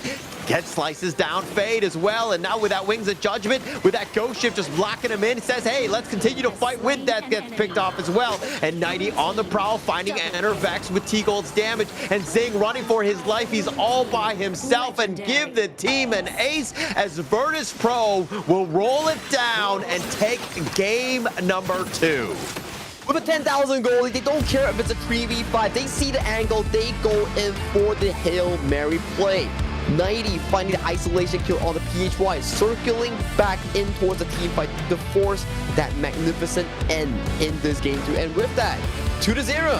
What's your answer, Stamina? Because this VP is looking ferocious. I mean, they're looking very ferocious, very strong. You know, they're excelling on all points of this game. But if we're looking at this draft, you're thinking Ganon Mo, PHY, very comfortable. He wants to be sitting in the back, but he does not want to get gone on. And they had the perfect answer on that. And that was, of course, Rock on the Neza with that Skyfall, always finding him. He was target number 1. PHY was not able to play Honor of Kings at the end of the day. That was a horror game, I think, that they were playing instead of Honor of Kings, because if I was PHY, the moment I look up on the head, I'm like, hey, what's that? It's not a bird. That's Rock flying on towards me. And then you look at the back, that's not a car. That's a horse charging towards me. Every single time. I mean, Every Nighty single and time. Rock, every time. They were always finding that perfect angle. And this is also why when you're like, hey, when you have the lead, you need to kind of spread out so that you have that space and that vision so you don't get flanked. But once there was that one moment where Nighty got that perfect Razor Cavalry, the wheels had come off at that point. Stamina Esports, all out defensive. They had no answers from that point on. Yeah, throughout the early game, we do see like a 50-50 exchange coming for both teams. Stamina definitely having more stamina compared to game 1, but still, it goes back to the same thing. Team fights, that's where VP strives so well. Even in 3v5 scenarios in the late game, they don't care. They still know how to dissect the team fight based on their current strengths and item advantages against their opponents. Huge lead, and that was the biggest piece by VP, right? Once they got going. I mean, Hai Long, 128,000. That was why he was target number 1 in terms of Stamina Esports and trying to lock that one down as much as possible. But then the rest of them, I mean, you're kind of seeing exactly that gold graph shift completely in favor of Virtus Pro as they were really starting to snowball from that point on. Yeah, 12,000 goalie at the very end, leading to a 3v5 team fight win for Virtus Pro. Everything just fell in line. After Nutza start railing those items in, we do see Rock just casually flying towards the backline. It was always 2 targets. It's either the farm lane Direnjie, which is on towards Fade, or PHY's Ganon Mo here. As you can see in these highlights itself, that's why you cannot overextend in any single form of 1v1s in the early game, because with the new Nutza that's been revamped, the moment he lights up the ring, he can fly against you, on towards you, and anywhere on towards mine, even if you're in base. Yeah, and also with that repositioning from Nighty, it makes it very easy to just like reposition people how you want, so that when you do go for that initiation, you understand that you're going to get a huge advantage. Look at how Nighty just creating so much havoc on that back line. PHY dying every single time. The first, right? He was target number 1. Once he's gone, Stamina Esports really could not fight. It's such a difficult scenario for Stamina. You're thinking, okay, if we stick together, maybe we can make something work. But 90 is like, okay, you stick together, right? Let me find a beautiful engage with that flank. And then if they split apart, they're going to be isolated by Rock instead in the side lane here. So what did they actually do in this game instead? Yeah, to be honest, I don't really know. They didn't really have an answer for this Neza. It seemed like it completely caught him off guard. And look at how Nighty just moving his way around, understanding that who needs to die. Like, they need to go for Fade. They had that control, and he gets bounced out. I mean, there's really not much you can do. Enervex might have used the Ghost Shift to kind of protect him, but he might have blocked out his own, carry in that sense. So how you take those team fights was just, perfect by Virtus Pro here. And for the side of Stamina, they just had no answers for 90 in this game. Look at his KDA, 7-0 and 6. Although damage done and damage taken was at a 15%, but every single fight, he was the man to start it all off. It's either isolating PHY in the backline, solo killing him, or finding PHY, pushing him back into the team of VP, or finding those multi-man Razor carries. He does it all, man. He does it all, and he does it on so many different heroes. 90 is so good for this team in terms of, Virtus Pro's success and the way that they're able to kind of use his skills to ensure that those team fights, those initiations are always on point and repositioning people. That's exactly what you want from a Clash laner. How much impact he had was just, you saw in that game, quite immense. If only I get Clash laners like this in my ranked games instead of Kid Dofu with Spike Dongwang. That would be great, man. That would be great. Shots fired, man. Shots fired. Shots fired. Shots fired. That was intentional. That was intentional.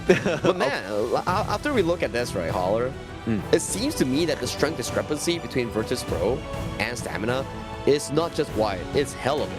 Yeah, it's actually quite deep in that sense. And I mean, it's great to see Stamina Esports excel at times and to kind of take the fight to them. But you're seeing just that mid to late game. When you're going up against a chess master, this is kind of one of those moments. It's like, the early game kind of close, you're able to find it. But at a certain point, the wheels will come off. And it's not to your fault. It's just there's a bit of a gap in terms of how the skill and experience that you're seeing from this Virtus Pro lineup, they are ready to and gearing to go in this series. It's like every time VP, you say that a chess master, I feel like they're chess masters with boxing gloves. You make one wrong move, like misplace your knight, he's like, okay, misplace your knight, here's a punch towards your face. Every time you make a wrong move, they just keep punching you more and more and more. If game 1 was all about early game reading and draft difference, game 2 was just brute force in terms of team fights. Yeah, and if they're playing chess like that and they're getting punched in the face, yes, they're going to have a black eye, but they're going to have a lasting impression as they go into game number 3. They need to ensure that they didn't get punched in the eye for no reason, and they've actually learned from that. Game 2, definitely things that they could fix. And there was a lot of learnings, but how fast can they take those learnings into a potential win and finding some success in this game 3? So let's revisit back into the drafting ideas coming from Stamina, right? Game 1 was then trying to draft a solid Clash and jungle to take control of the early game, to allow Fade on the early in scaling towards those big item markers here. But VP read it, VP put a lot of emphasis and control over the setup with that Byron, which stagnant their game plan. Game 2, they want to play revolving around PHY's poke potential, the double Dolia refresh on Gun and Mo, but once again, isolated, dissected by VP's double engage composition. So coming down to game 3, it's not about playing towards your comfort anymore. It's about playing the draft and countering based on what you are given in the available picks. Right, and that's also why picking the Gun and Mo first like they did in the last game, not great, right? Because you know that there's going to be, 4 other picks that are going to be countering that one, and you saw exactly how VP were able to dismantle that one. They need to do a much better job in this one, in the sense of just being able to, again, stay away from comfort heroes. It's great to have, to your point, Sagi, but I think that it's one of those things where, again, you got to look to counter draft at this stage, at this level of game. Oh, we do see a bit of a comfort as well coming in from Stamina. NRFX did have an amazing game on the Yangjin against teams like Team Max back in group stage here. So picking up this flex pick in towards the Clash lane is a feasible one coming in for Stamina Esports to start off the draft. For VP, they immediately lock in both the Ao Yin and also potentially Dun coming in for this starting of the phase. Yeah, and setting themselves up for potentially a Dolia pickup by VP. This is something that they're kind of eyeing to go with.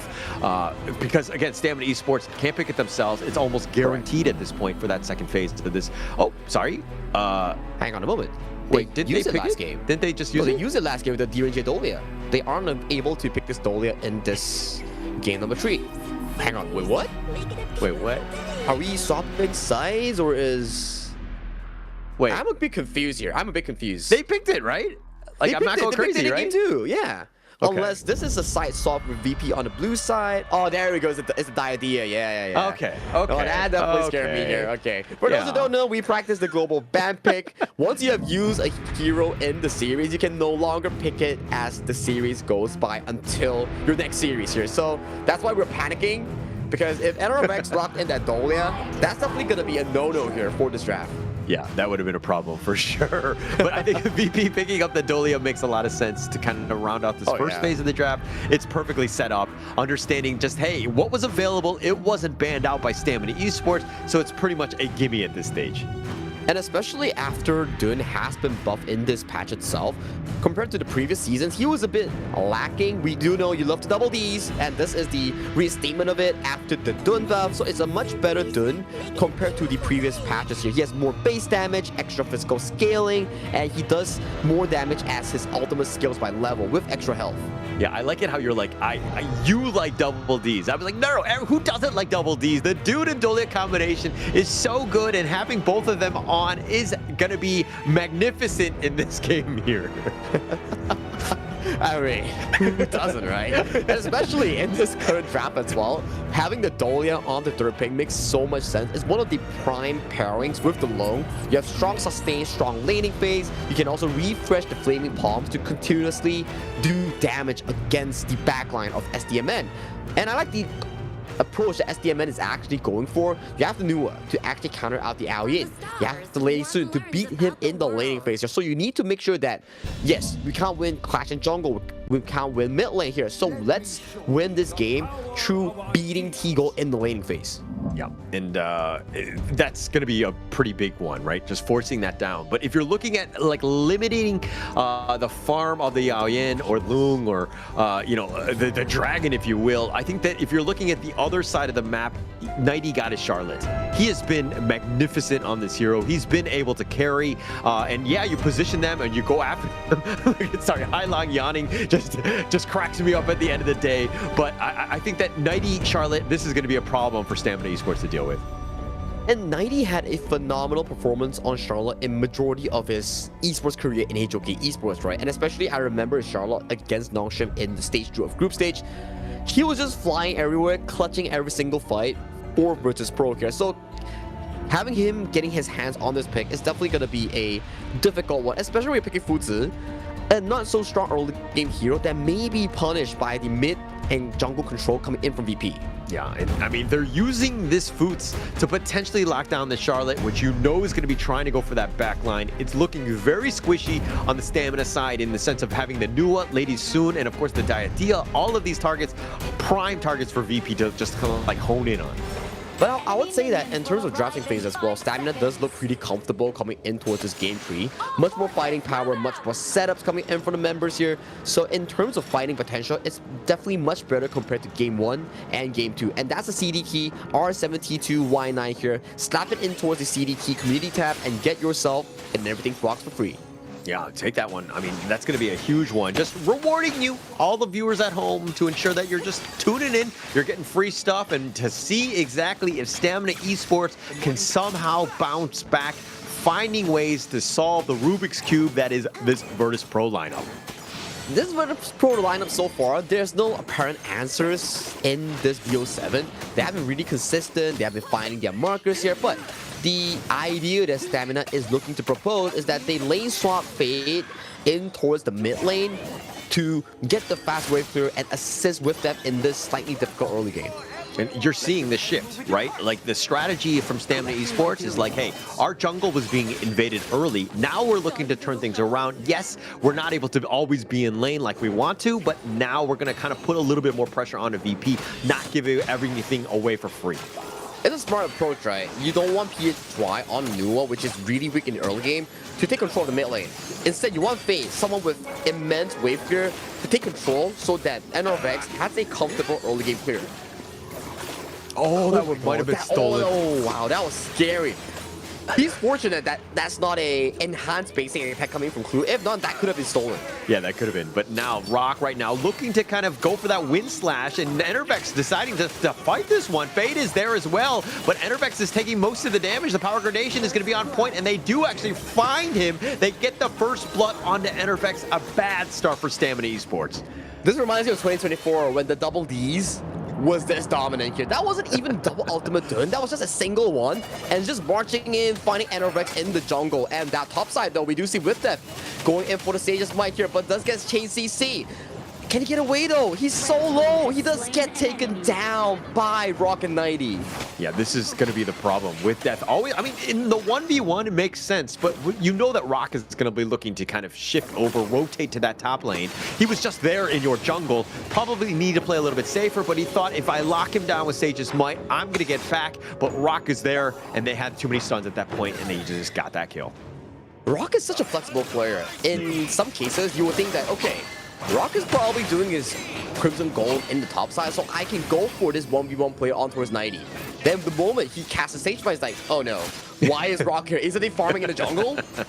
Yeah, he's supposed to be elsewhere, right? And Rock, he's like a horror movie, like a horror villain, right? In the sense that he's always there when you least expect it, I would assume, by Stamina. Because it seems like they're playing where Rock, you know, they're not giving him enough respect. They are not, and you can see, if you're not giving him respect, he's just marching in towards your jungle and looking to invade this once again. Oh, the Unruly Blade with that combo. They find with Death. He's an old man, and he's going to be going right into the grave. And VP right now looking to take the Azure Golem. Stamina, all they can do is watch at this point as their jungle is getting pillaged. This reminds me of game number 1, with Death just casually suffering deaths after deaths after deaths, which has led to absolute loss of jungle control into the hands of VP, and Rock is just bullying NRVEC in every single one of these attempts. All right, I think with Death, if anything, needs to change his name to With Life, right? Because I think that his name is alluding to the fact that he will be destroyed. I think he needs to give himself a chance and being a little bit more positive here. You sound like you're making your own conspiracy theory right now, so maybe that actually puts him back into more control. But so far, entering this early game here, we do see VP taking control over this Tyrant here.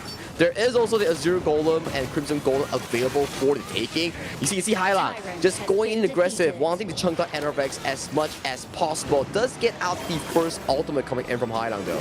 Yeah, but it's just space created. You knew that because he was there threatening the Crimson Golem, that was going to open things up for Rock to take that Tyrant. And now with Death, who needs to again change his name to With Life, he will be killed yet again. 90 gets the solo. He's just flashing in with those flash gradations here, and he knows for a fact that he needed to flash in to gap close for the final damage mark. That was very well played by 90. Every single one makes the connection on his skill combos. 90 is so scary. I mean, on the Charlotte, just the amount of impact he has, the value. He's getting solo kills. He's already taken the top T1. It's not even 5 minutes into the game. Absolute domination in that Clash lane. And 5 minutes right now, you do see the mid lane turret is being knocked on by the members coming in from Virtus Pro.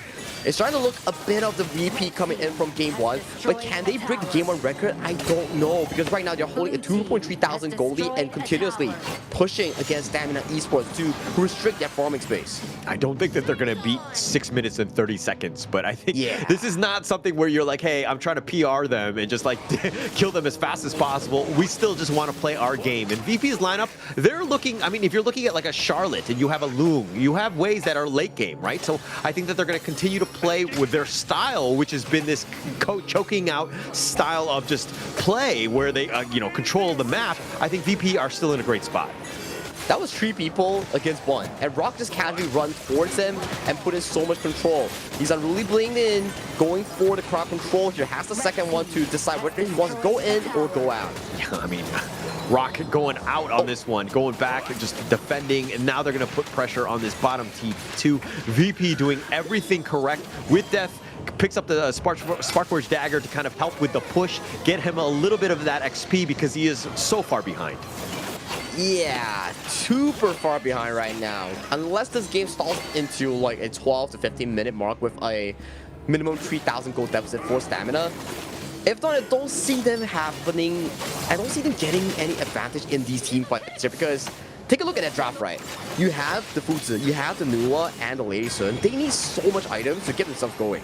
Yeah, and it's going to be tough to kind of find at this point. And now Zing, just gets up back. They're going to go into the Tyrant lair. They find Rock, who's going to take up most of this one, and he's taking quite a bit of damage. NRVEX is doing a decent amount of work, but now with the Wind Slash, and he has the shield, and NRVEX says, no, I'm in a terrible spot as he gets knocked down. And now Nighty going after Fade. That's going to be the prime target. Is he able to find him? Nighty's not able to slice him down, and he will just barely get away. Rock was so tanky with that dude. He went in 1v4 as cosplaying as a tyrant to fight against the Stamina members. And he took in all the burst damage and still managed to make it out towards safety here. That's why we say, in terms of damage, in terms of control, Stamina needs so much more time. Even if you get a stage mine on towards Clue, there's just no follow-up here. No follow-up, and Clue is very squishy and not even able to get that kill. I mean, the rest of VP were just hounding and protecting Clue and ensuring that he stayed alive, but Stamina Esports throwing everything, seeing what sticks, and apparently nothing is. Nothing is sticking right now, as you mentioned here. Stamina slowly but surely losing control of this game. At the 8th minute mark, they are losing, trailing behind almost 5,000 in against their opponents here. Check out the itemization here. We do see Fade working on the Daybreaker after his Axe of Torment here. You know he's desperate to take down Rock, but that's a not so ideal itemization coming in from Fade. Yeah, I don't think that you can really take down Rock, no matter how many items that you get at this point. I think that with his 5.2 leading at least, almost everyone from the side of Stamina, he's going to be a tough nut to crack. He will definitely stay alive. Plus, you have 90 with 7.2 net worth, as well as T-Gold 6.3. They have so many, items at their dispersal. They can do whatever they want. This is going to be a tough one for Stamina. Yeah, 90 also went for the Blazing Cape, one of the best items currently in this patch. You have 150 armor, 150 magical resistance, and you also have 1,000 health to add on towards that. So for 90, he's gonna raid boss. You can't take him down right now. You can't take him down. Plus, he can take you down because he has a decent amount. But the Heaven and Earth mode just trying to defend. The Fate Rewind on back. T-Gold doing a decent amount. They actually get the knockup onto Enervex. They get the slice and dice onto him. And Hylong just barely staying alive. Rock has just been the tanky frontliner, but he's taking a decent amount. He has the shield. Stamina, not able to find a single kill. And they also lose their tier 3 high ground here. VP dove in fiercely, and they still got out cleanly after that play. And right now they're looking at all your remaining buffs. Azure, Crimson, everything going into the pockets of Virtus Pro. They're trying to cement their goalie going into that 10th minute mark. If Stamina isn't able to put on any sort of defense, this game might just end after the shadow objectives. You might. It's looking that way, right? They're taking the Crimson Golem, as you rightly pointed out. They've taken all the buffs away. Stamina Esports just fighting for scraps. Who's going to be taking it, right? Because they need Enervex, they need PHY and Fade to have some sort of that net worth to kind of fight with them, because they don't have enough damage to really crack into the armor that is this Virtus Pro lineup. They're just pulling the food right now. They're just waiting for the objective to spawn, potentially get a double objective, double whammy, and go for the potential game-winning pusher. We do see Stamina forcing themselves to actually clear out these minion waves, so they can't really move themselves into a potential contest here. They don't have the goal, they don't have the positioning here. It's difficult for them right now. And also the lanes are not in their favor as well. They're so far behind that they have to fix all the lanes, and then maybe even then just get to the river, right? That's the space that they're looking for. And Nighty already looking to split push all by himself in the bottom lane. You see Hylong in the top lane. So again, just more pressure, and the way that they're doing this, Virtus Pro, oh my gosh, the map control is amazing. And the ideal situation for Stamina right now is to maintain both high grounds if available and sustain the fights. Pick off some of these key shutdowns, potentially from 90 or T-Gold. If that happens, then the ultra late game potential may happen coming in from Stamina here. Nice creation blocks here to protect the game, and Hylong gets taken out. That's the situation we're looking for Stamina. Yeah, Hylong, that's a little bit of a misplay. He thought he was going to be fine. Actually expends the flash as well. But look at 90 just diving in 1v5. Does not care. He's actually turning this around, but he too will be shut down. And I think that he's like, hey, Virtus Pro guys, settle down. Hylong was down 90, no reason to go in. But again, they're doing a decent amount. They actually find with that a little bit on the low side, but Enervex is going to be the target. They take him down. Infinite Fastest T-Gold will get on back to safety, but they've taken the bottom T3 and Rock the wind slash on to 2. They don't care how many members down they are. They're going to continue to fight. They're actually forcing it down on the Crystal. They take down Fade. They will take down with Death as well with this double kill from Rock,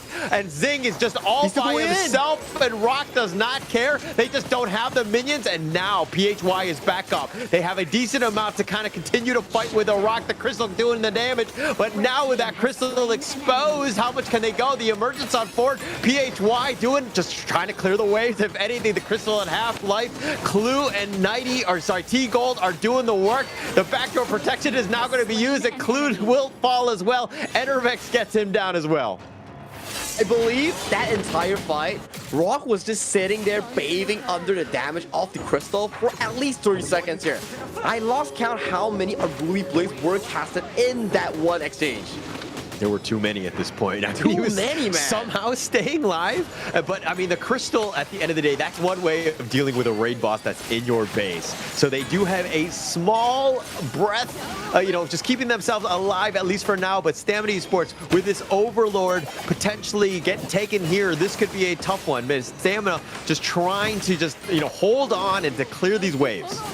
And these are baby breaths that we're talking about right now. We do see Rock entering in with the Unruly Blade finding on towards With Death. Yeah, the Wind Slash and Wind Death is getting focused. Yeah, he's tanky, and he will get back to safety. VP throwing everything at him, not able to take down the old man. And now they turn their attention on this Overlord. You do see the Fuzu starting to rack up some tankiness here. Tons of cooldown reduction, tons of damage reduction coming in from the spell to intuition here. So these are good markers for Stamina. Like I say, if this upcoming Overlord, they can hold that high ground push, they can hold the game-winning push coming in from VP, then it's definitely going to be a delay in towards the late game that Stamina Esports is looking for. It's definitely a race of stamina, just like their name. Yeah, and I mean, just wave clearing, right? And just kind of just slowing the game down as much as possible. But that bottom lane is definitely at risk right now with Nighty there. And look at how With Death is moving his way to the mid lane. But this opens things up. Nighty looking to go for that flank. And now he's going to join up with Rock. The Wind Slash is going to be on point, finding Zing, who actually takes a decent amount with those scepters. The Enervex is there. He might want to hound on forward to get out of position, but he's going to eat a Flaming Paw. But he's going to hide. The Wind Slash is going to do some decent work. But they take the crystal in game 3 just like that. Virtus Pro will be the winner. Series point coming in for the side of Virtus Pro. Just like you mentioned, this is an absolute domination coming in from the Italian squad. They are just rampaging through every single team fight, showcasing their macro, their micro prowess against their opponents here. Hopes are looking to be diminished so far coming from the side of Stamina Esports here. Yes, there is still the hopes of a reverse sweep, but after looking at these 3 games, the hope is not that glaring here. I mean, if there's anything, there's a bit of a break, so that might give Stamina a little bit of a, just to calm down a bit. I mean, those 3 games, not great, and it looked like Virtus Pro were just steamrolling them. And towards the end, you kind of saw a little bit of impatience by Virtus Pro, where they were just looking to just end the game as quickly as possible. I mean, that might have bit them in the butt, against maybe other teams, but they had such a huge lead that they were able to kind of, play with that lead in that sense. But going into this one, I mean, Stamina right now is looking to be in a tough spot. I mean, as of this point, you can just say that this is a learning experience for them to do better in the lower bracket here, but it's still too early to say. Yes, you cannot count them out until the full series is over. You never know what will actually happen, but given over to the side of Virtus Pro, the impatience that we saw in the late game, was it impatience or were they just having fun, just continuously diving against their opponents? Well, if you were the coach of VP and your team was doing that, how would you feel? Right? You'd be like, yo, guys, let's settle down a bit. Let's have some fun, okay? But let's just win. I think that's more fun to me. Correct, right? They don't want to waste their stamina going in towards the later stages of the day or the next few days when they potentially have to face against Nongshim or potentially drop to the lower bracket here. So saving your strat, saving your stamina is really important for either of these teams. But let's take a look at this game number 3 stats here. I gotta say, that Dundolia combination, top 2 performance coming in from Rock Plume. It was so good. It was so good. It was so good. So much value that was there. And Rock, understanding the assignment of just being that tanky frontliner, he actually did some of the most damage with Nighty actually surpassing him just by a bit. But this is kind of the state of the game, right? Virtus Pro, full control, taking over. Just a matter of time before they were able to take him down. I mean, there was a little bit of a blip towards that, that 12-minute mark or so, and probably throwing a bit in that sense, but it's just enough. Virtus Pro understanding the assignment of how to take down Stamina Esports. And throughout the highlights as well, the double Dundolia combo, the double D's combo, they were just really consistent in just invading his Enervex, catching With Death, and Nighty. You gotta give him props. This man was just on a tear and roll. Remember this is the Tyrant cosplay coming in for the side of Rock here.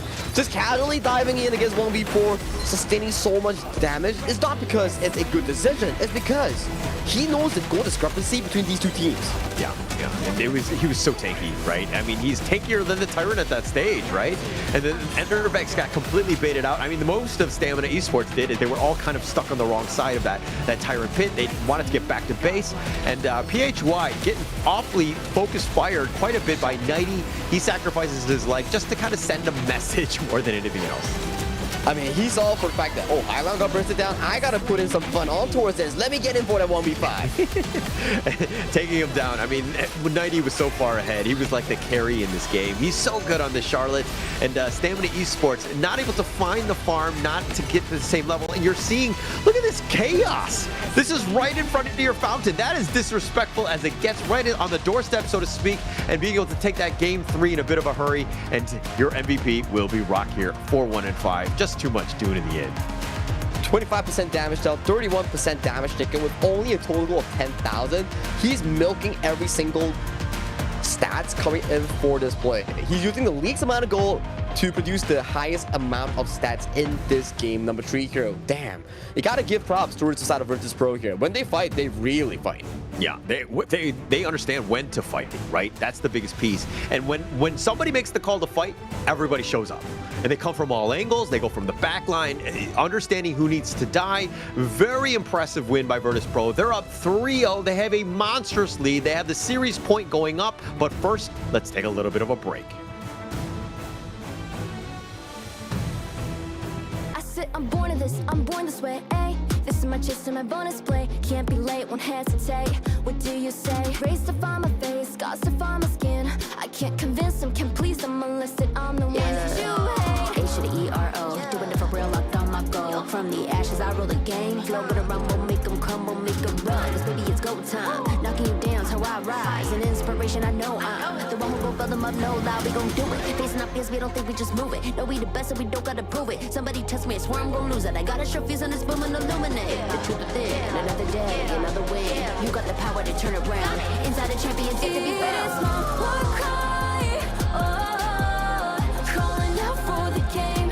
There's no time to hide, oh, won't you yell out my name when I sing on top of our lungs? Where I belong,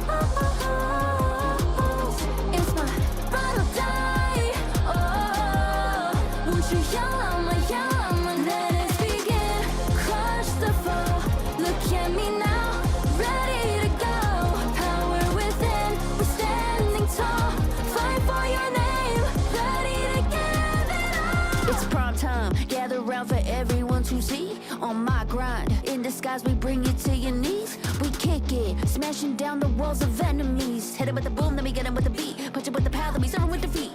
I ain't never missing a day, missing a night. I'm on my way, I'm holding my pride. Fill up the game, top of the show, we're not the same. Blaming the blame, same on the aim. When you reminisce on this battlefield, it's on my silhouette that you see. We gon' do it, facing up fears, we don't think we just move it. No, we the best and we don't gotta prove it. Somebody test me, I swear I'm gon' lose it. I got a sure fuse on this boom and illuminate. The truth within, another day, another win. You got the power to turn around. Inside a champion, take to be found. It's my time to fight, oh, calling out for the game. There's no time to hide, oh, won't you yell out my name when I sing on top of our lungs? Where I belong, it's my ride or die, oh, won't you yell out my let it begin, crush the foe, look at me now, ready to go, power within, we're standing tall, fight for your name, ready to give it all.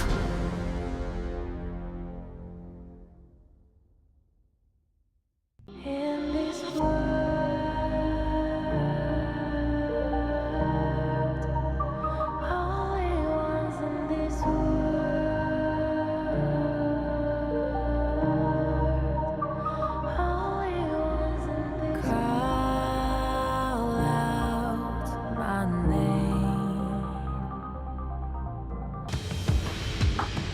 Welcome to the Honor of Kings Major League Spring 2026. My name is Sagi, and with me is your boy Holler here. And so far, Holler, I gotta say, it's not easy. The stamina, 0-3 against VP, one more loss, and they're directly going into that lower bracket. Yeah, Stamina Esports right now, they need to think of every single game as a best of one. Just, you know what I mean? Like, go all in terms of draft, strategy, every execution. Use that stamina. Get yourself a chance in this one because, again, you need to just take one game off of Virtus Pro. Make them bleed and to kind of understand that, hey, they are vulnerable at the end of the day.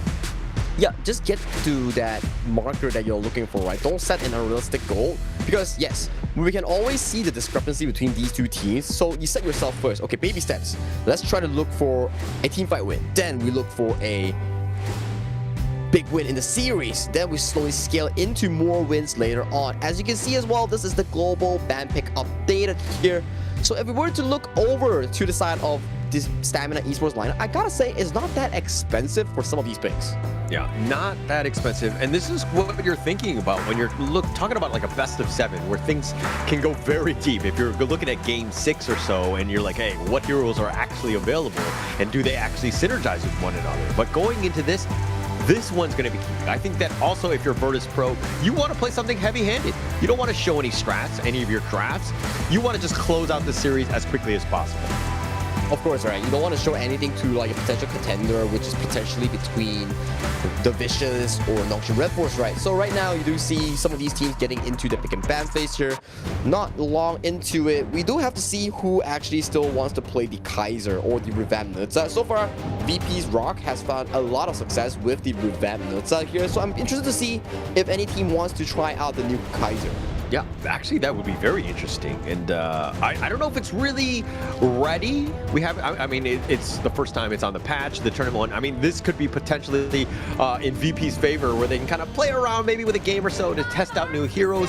But the Chicha is going to be picked up by Stamina Esports. This is an interesting hero because it's been very strong at the KML. It's 9-1. It's only lost a single time.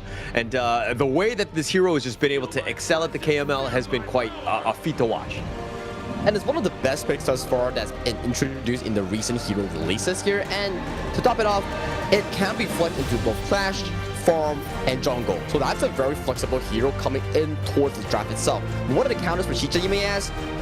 Heroes like the Fuzi, Kaiser, that blocks like damage by bits and bits, those are amazing counters into the Chicha as well.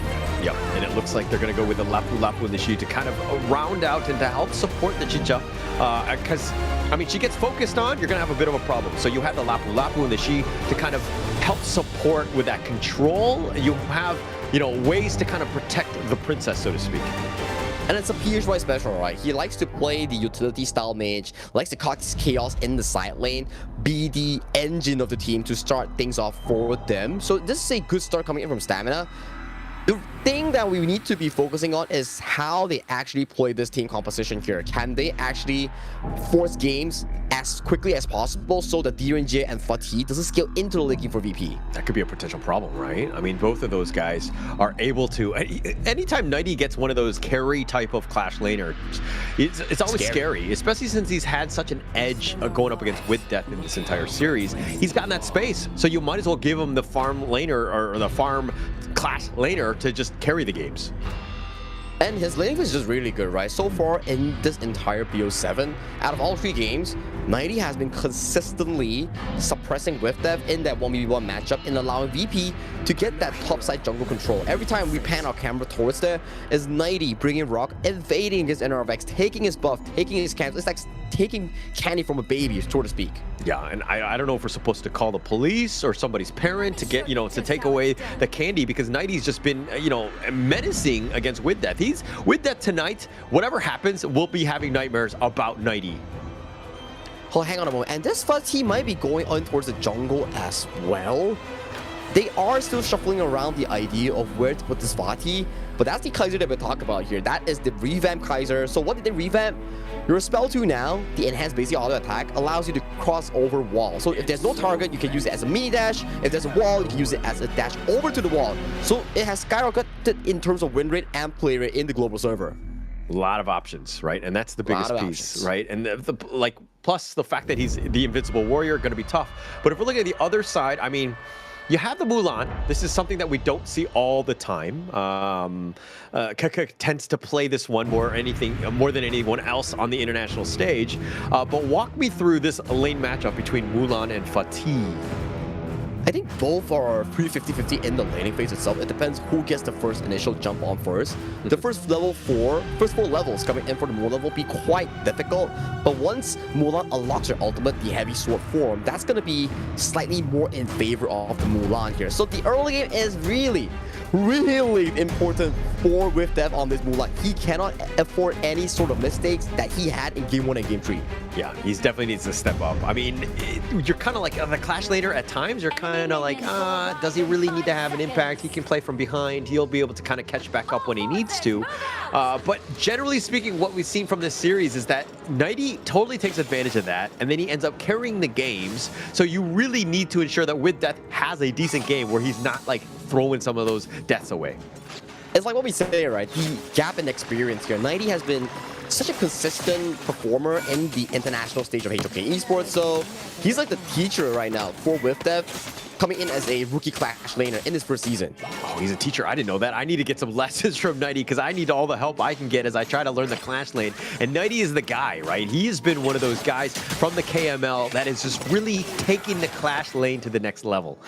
Oh, good secure as well coming in from Hylong here. But of course, 90 classes that you want to see, check out the VODs. He's really good at these clutch moments, especially on the Guan Yu here. It reminds me of 2025 where he got the MVP after the game here. But nice pull here coming from PSY, but he did take a lot of damage here. Hylong going dangerously low. Oh, he's got the passive. He flashes away. Oh, it might have been a little bit of an outplay. He gets the taking liberties just for one last piece of damage, and Hylong just barely surviving. That was a 2v3 initiated by the side of VP here, and only Hylong had to burn the flash and passive. I gotta say, that's a small win here coming in for the side of Virtus Pro. They stalled so many resources coming in by stamina.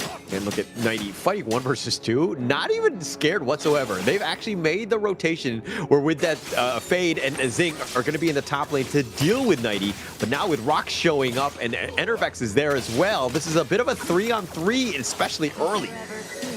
Yeah, he's taking a lot of chunk damage here on towards Rock here, but they do get the initial push here, so Rock does get the teleportation strike all the way to the farm lane here. And we failed to identify one thing as well. As a lane swap coming in for Sada Stamina, Chicha is going up against the 90 Fatih, and then WithDev is playing on the defensive role here, but nice board here catches on towards the side of Enervex. Oh, they find Enervex. He got stuck on the wrong side of town, if you will. He's going to give up first blood. The Silk Imprint on to point, though, finding Rock, but he's not able to get the damage enough to take him down. That was a nice mini board coming in from Hylong. It's not about the size. It's about how you use it. And Hylong definitely locked him in super duper well with that wall as my board. Okay, all right.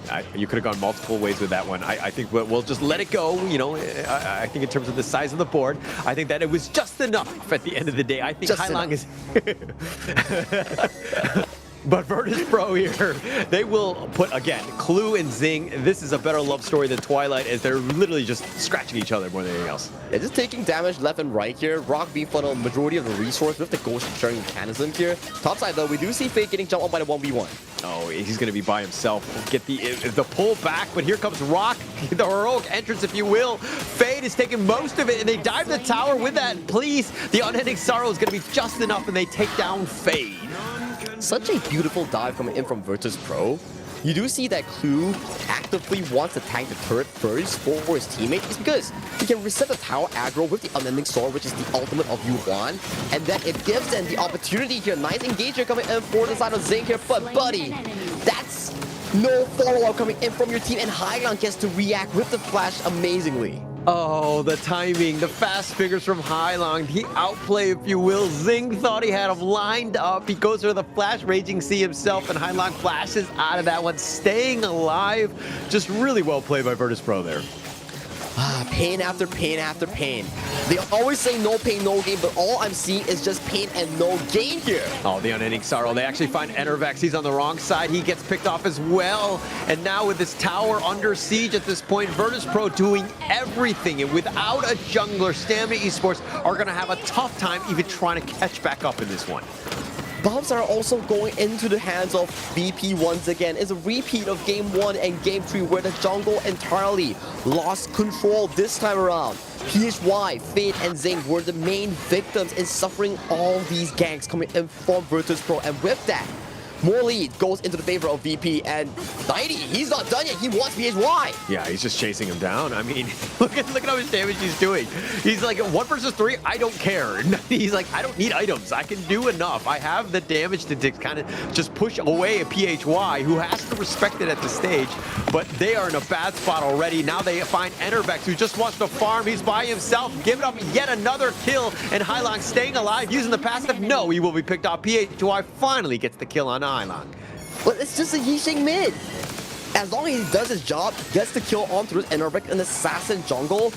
Assassin jungle needs so much farm to be relevant in this game, but they have been getting every single buff, every single kill since the start of the game against NRVX. And take a look at the goal discrepancy right now.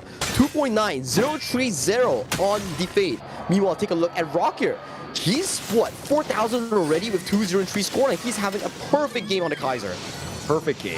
Enervex right now, absolutely panic mode, right? He's just trying to get his own some sort of farm, but there's no space. Everything's been taken away by VP because they understand what a lead that they have, and they're going to even take with death in the top lane. T-Gold getting the solo, and these things are looking very dire for stamina as they find 90. He gets under the tower, so he's going to be picked off, but now the tower's been killed. Fade is all by himself, and VP, like a bunch of hounds, they hound in and they take down Fade, a 4 versus 1, and an easy one for them.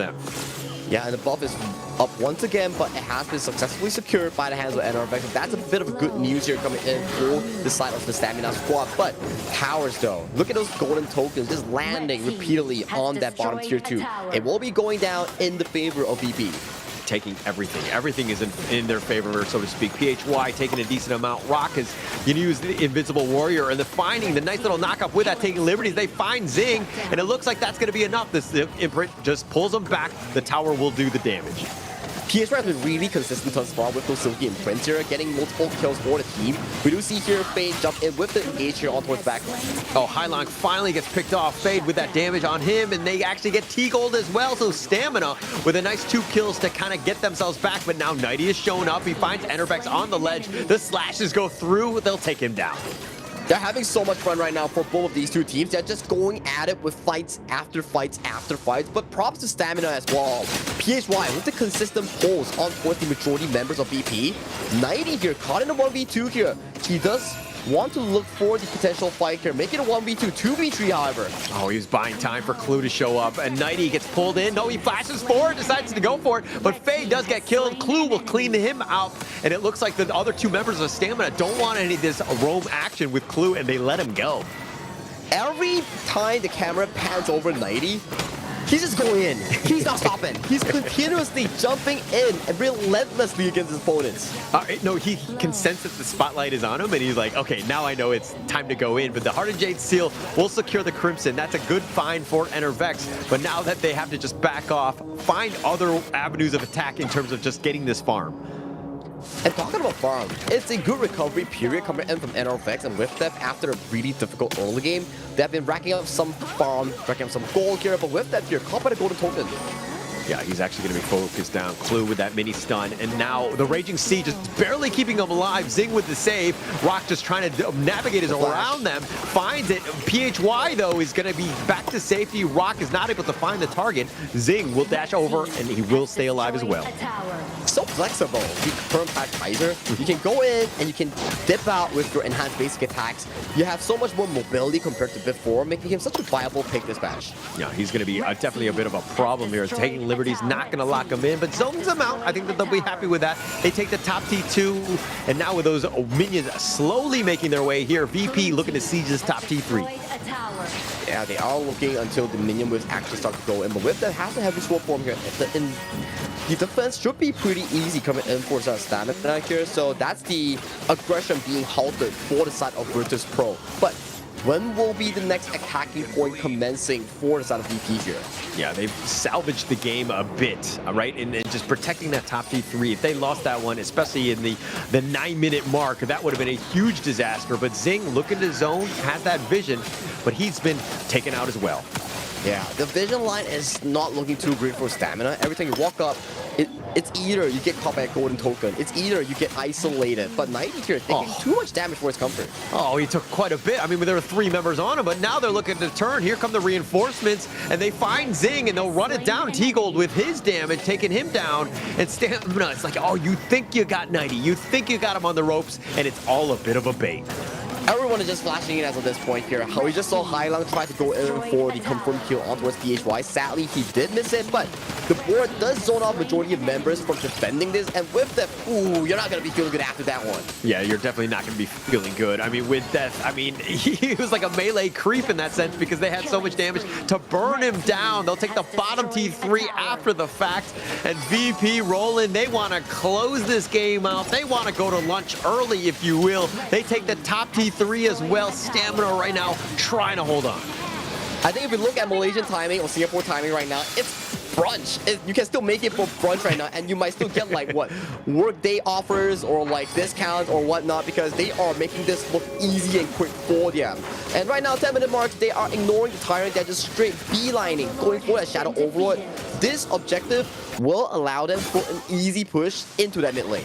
Yeah, they're taking everything. I mean, exerting their dominance, if you will. The way that they've been able to control that map, those Vanguards are going to be a bit of an issue at this stage.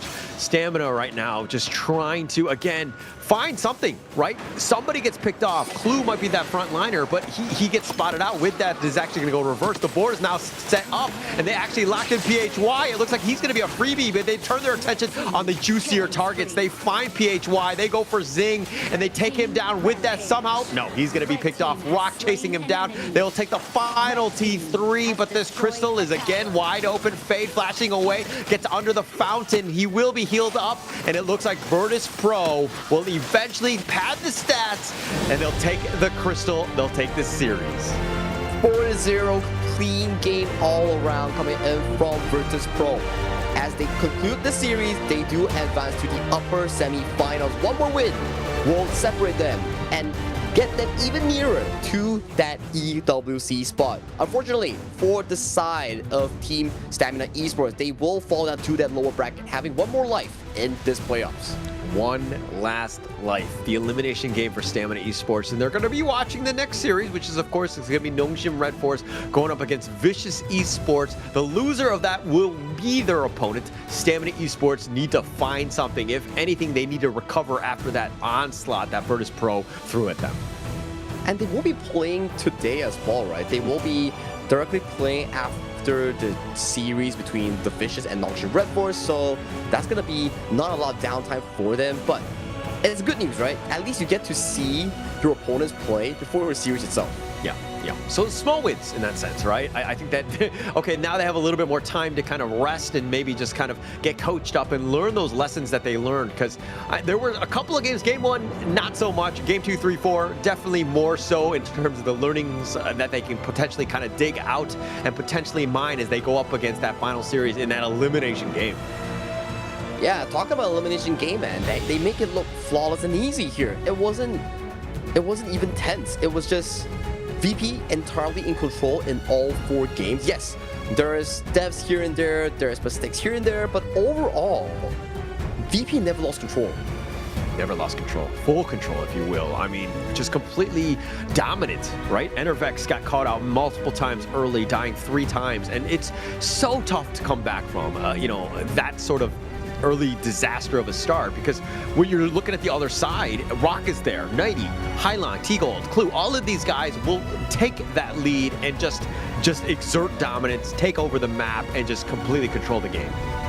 And T-Gold, he's the main firepower of this game. He's been getting solo 1v1 kills against Whiff. He's been doing majority of the tower damage, and he's on top of the DPS stats in this entire game itself. 72,000 damage done, 25,000 damage taken. He seems to be a potential MVP candidate with the contention of VP's Clue. Yeah, definitely so. I think that he's just completely, like, that's exactly what you want, right? And finding a roster where you could pick any one of these guys to be an MVP. They've been multiple MVPs throughout their entire, Honor of Kings esports career, but to see T-Gold to rise up how is the farm laner going to do? And you're seeing what? He's stepped up, and you're seeing just how much, well-rounded this team is starting to become, and they're starting to be very scary. And they are a new squad in general, right? You have like multiple members of Gen G, you have multiple members of Twisted Minds, and then you have T-Gold, which is his debut season. And so far, he's taking up the mantle really well and besting some of the best farm lanes in the KML, which is like Siri from Nongshim Redforce. So he's definitely having a pretty good season thus far. Yeah, for sure. And I think that if you're looking at the roster, right, you're like, oh, T-Gold, where did this guy come from? I mean, he's from Italy. He's got the passport. He's got, all of the right pieces in terms of just like rounding out this draft or this team and finding an absolute gold player in the sense of just like having that solidified farm laner. That's exactly how you want to just lock out this team. Exactly, right? And we do see that Hailang, he's been the spotlight of this game with majority of these beautiful boards. Yes, his KDA might not be the greatest, has been picking off multiple times, but every single one of these fights was boards after boards after boards starting up it for his teammates. Yeah, he's been super annoying. I mean, he did die a decent amount of times, but sometimes there's a little bit of risk when you're going in with that board, but it just sets things up for the rest of the squad where VP were able to completely capitalize on that because Stamina Esports were then out of position, right? They had no real chance to kind of continue that fight, and you're happily sacrifice the Yixing or the Hailang in this case to just, to win that team fight. And boards are not easy to hit at all, so props to Hailang for setting up so many of these plays for his team. But the MVP of this game is just what we have talked about. It is the newcomer in towards the KML scene, VP's very own T-Gold on the D-Renjit. So 1-4 in terms of KDA, 30% damage dealt with only 14% damage taken in that majority of that game itself. Great game by T-Gold. I mean, just really set up by the rest of them. And that's the kind of confidence boost you want as you go into the winter bracket finals to kind of just get him going, right? I think that other teams right now, what we've seen in the KML, they were testing T-Gold. They were putting the pressure on to see if he would crack. And you're seeing what happens. No, he's actually welcoming it. He wants that pressure. He wants to be in this situation. And Virtus Pro are hitting that next level. And he's thriving under pressure here. But with that, that's the end of the first series here for the KML Day 1 of the playoffs here. We'll take a short break before we bring you more action featuring Nongshim Redforce against the Vicious.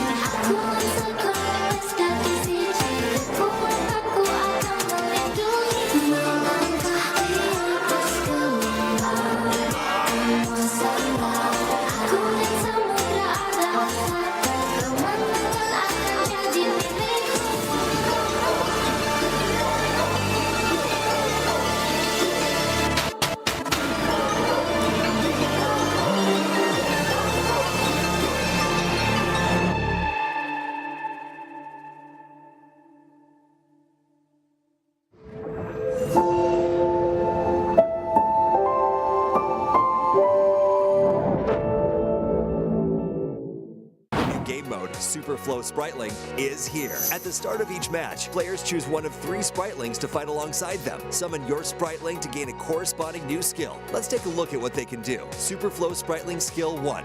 Bigly. The hero drinks a growth potion to increase their size and max health, but movement speed is slowed while enlarged. Super Flow Spriteling Skill 2. Runcy. The hero drinks a shrinking potion to instantly become smaller, knocking back nearby enemies and gaining movement speed, but damage becomes slightly reduced. Super Flow Spriteling Skill 3. Coolio. The hero drinks a cooldown potion to reduce cooldowns of all skills currently on cooldown 3 times, but at the cost of some health.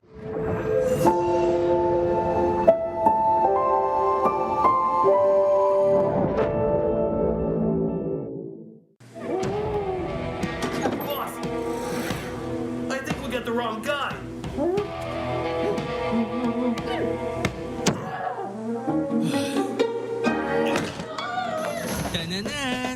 Honor of Kings, now with personalized in-match nameplates. Change your look whenever you want.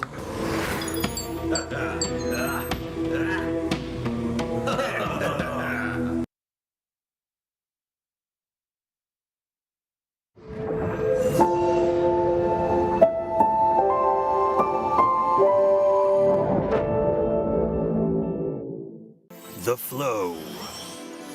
The origin of all energy in honor of kings.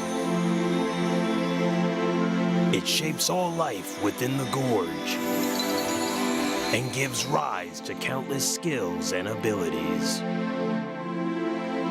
Some have learned how to harness the flow, transforming it into abilities uniquely their own.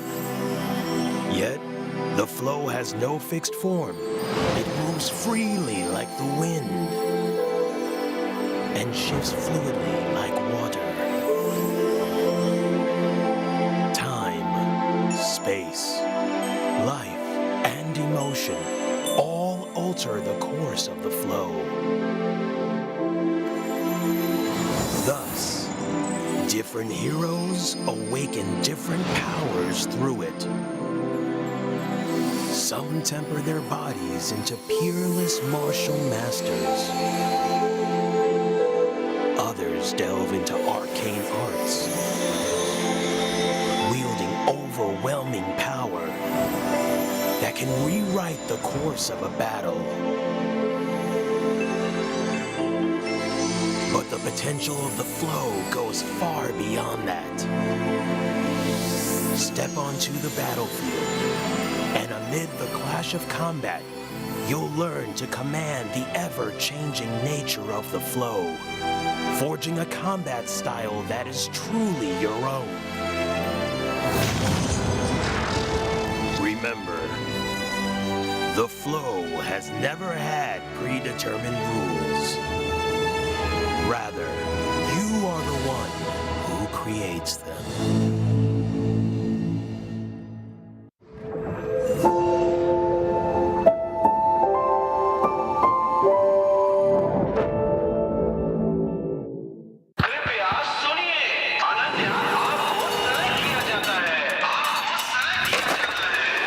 घर जल्दी आ जाना, okay? Okay, it's okay.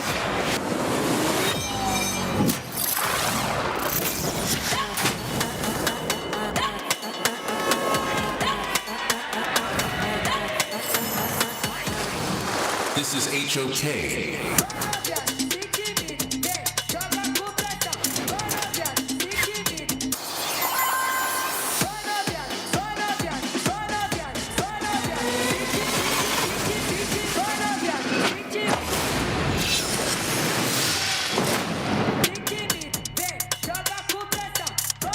Okay.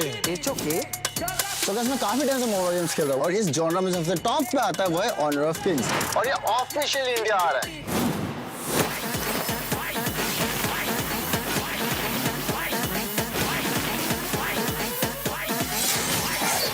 You okay? You okay? You okay? It's okay. It's okay. It's okay. It's okay.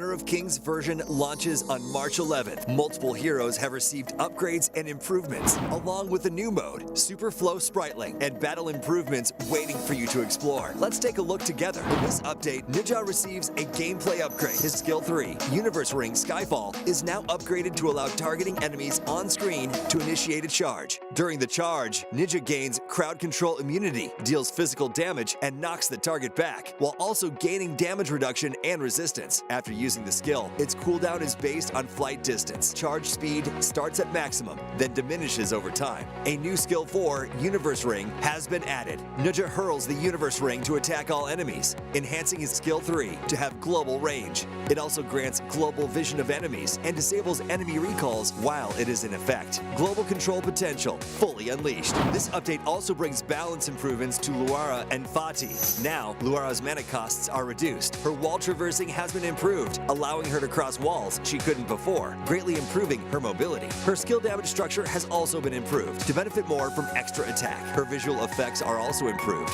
making her blades clearer. Fati's ultimate has been improved in this update. After using it, his damage and recovery are increased, and he gains 1 extra enhanced basic attack. Each extra sword energy recovers full health, but no longer deals full damage. Fati's sound effects and animation flow have also been improved. The new game mode, Super Flow Spriteling, is here. At the start of each match, players choose one of 3 Spritelings to fight alongside them. Summon your Spriteling to gain a corresponding new skill. Let's take a look at what they can do. Super Flow Spriteling Skill 1, Bigly. The hero drinks a growth potion to increase their size and max health, but movement speed is slowed while enlarged. Super Flow Spriteling Skill 2, Runcy. The hero drinks a shrinking potion to instantly become smaller, knocking back nearby enemies and gaining movement speed, but damage becomes slightly reduced. Super Flow Spriteling Skill 3, Coolio. The hero drinks a cooldown potion to reduce cooldowns of all skills currently on cooldown 3 times, but at the cost of some health.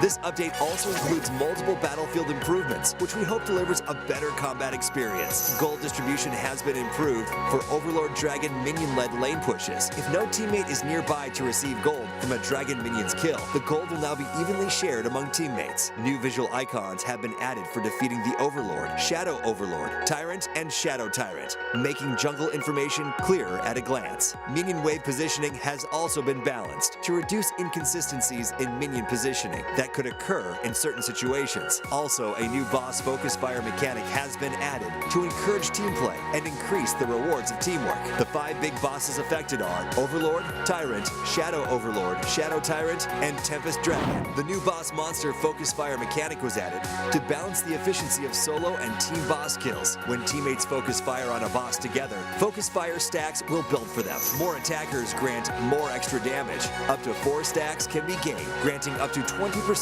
extra damage. During focus fire, wound effects will appear on the boss to indicate the current stat count. Boss monster base stats have also been adjusted. Overlord and Tyrant base health is increased by 5%. Shadow Overlord, Shadow Tyrant, and Tempest Dragon base health is increased by 10%. All the new content are waiting for you to experience. See you in the Gorge.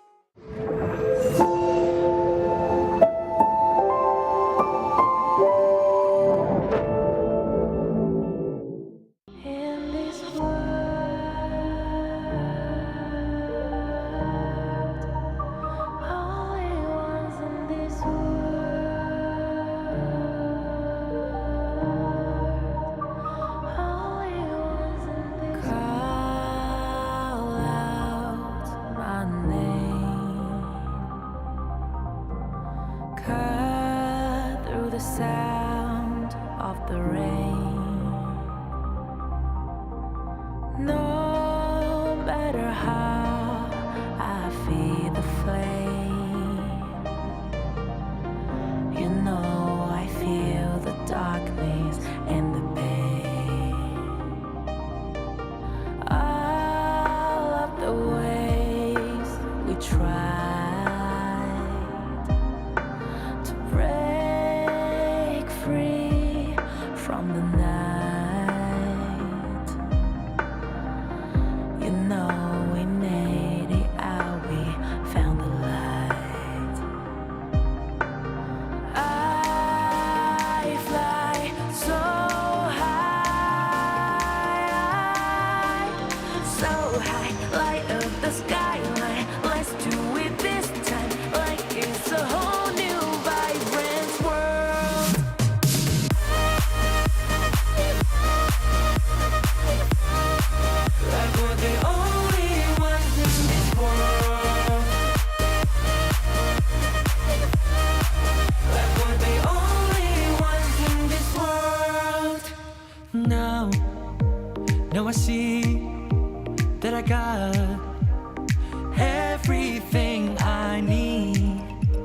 it's alright. I'm on fire. I'm alive.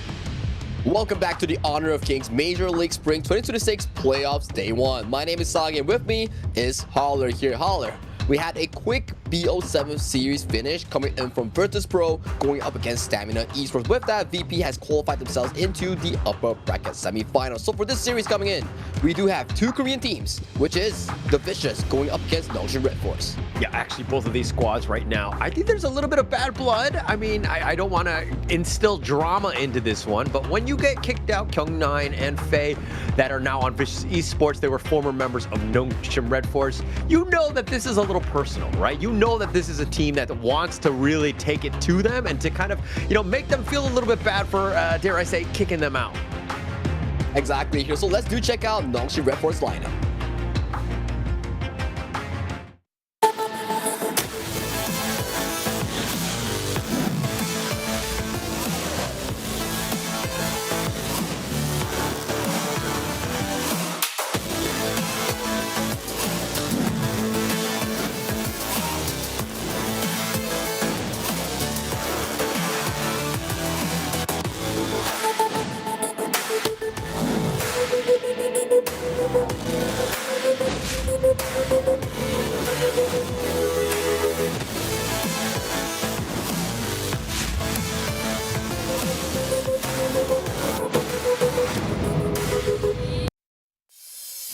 The ultimate red Nongshim Redforce, they're going to be made up of by Illusion, Haku, and of course Siri. And the newcomers are going to be Namu 3 in the Roam, Rattel in the Clash lane.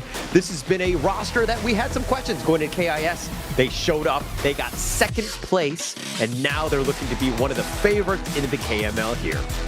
It's a Cinderella story, right, that we saw them back in KIS for Indonesia, where they lost every single game in group stage, but they made it all the way from top 8 to top 2, only losing to Nova Esports in a BO7 settings here. So they are definitely well geared up in challenging the entire KML for that throne. Yeah, there's a lot at stake on this one. I mean, I think that going in, there were some questions again, continuing on. Like, how would Vicious Esports respond? Would they be able to kind of, you know, they look poorly in the sense of like they wanted to be where Nongshim Redforce were, right? And going into this is a very personal one. You want to represent Korea as being the best, not only in Korea, because that will open up the doors of being the best in the world. So you got to take one step at a time. Nongshim Redforce are that squad, but let's look at the other side. Let's look at the Vicious Esports lineup.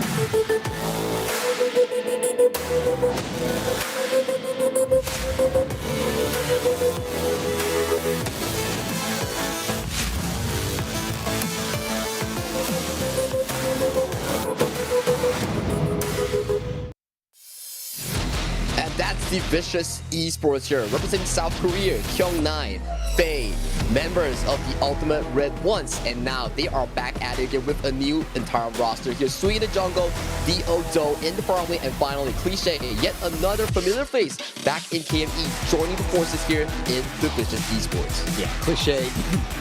Formerly of X-Crazy Raccoons. We saw him in the KME some time ago. And this roster is, again, it's an all-Korean lineup. And you're seeing just kind of the rise of them and getting themselves into the top 4. Huge win for them, but they want more, of course. Getting one of those final 2 slots and securing themselves a spot into the KWC. And it's kind of been on the back of Sui and Do. And of course, you had Faye and Kyung9 that were already there. But this is a roster that's looking to kind of excel with Sui's play. Oh yeah, I think Sui has definitely been one of the key players here in making some of the big plays happen for the side of the Vicious Esports. Let's check out the head-to-head between the current and the former Nongshim Redforce roamer players here, featuring Namu-san coming in from Nongshim Redforce and Faye coming in from the Vicious Esports here. In terms of KDA, in terms of kill participation, for the side of Namu, he does take it all, but check out in terms of real stats here. Damage to heroes, average damage taken here. Faye's packing a lot of punch in that department. Yeah, he's been doing quite a lot. I mean, his impact has always been there. We love Faye, right? I think that as a roamer, he's always able to have that impact, especially from the roam. Not the easiest thing to do at times, but he's gotten the better in terms of the stats, at least against Namu 3. So I think that that's a bit of a win for him because, again, it's about showing up on this one. But going into this, now we're seeing that the blue side has been selected. It's going to be going the way of Nongshim. They want to pick first early.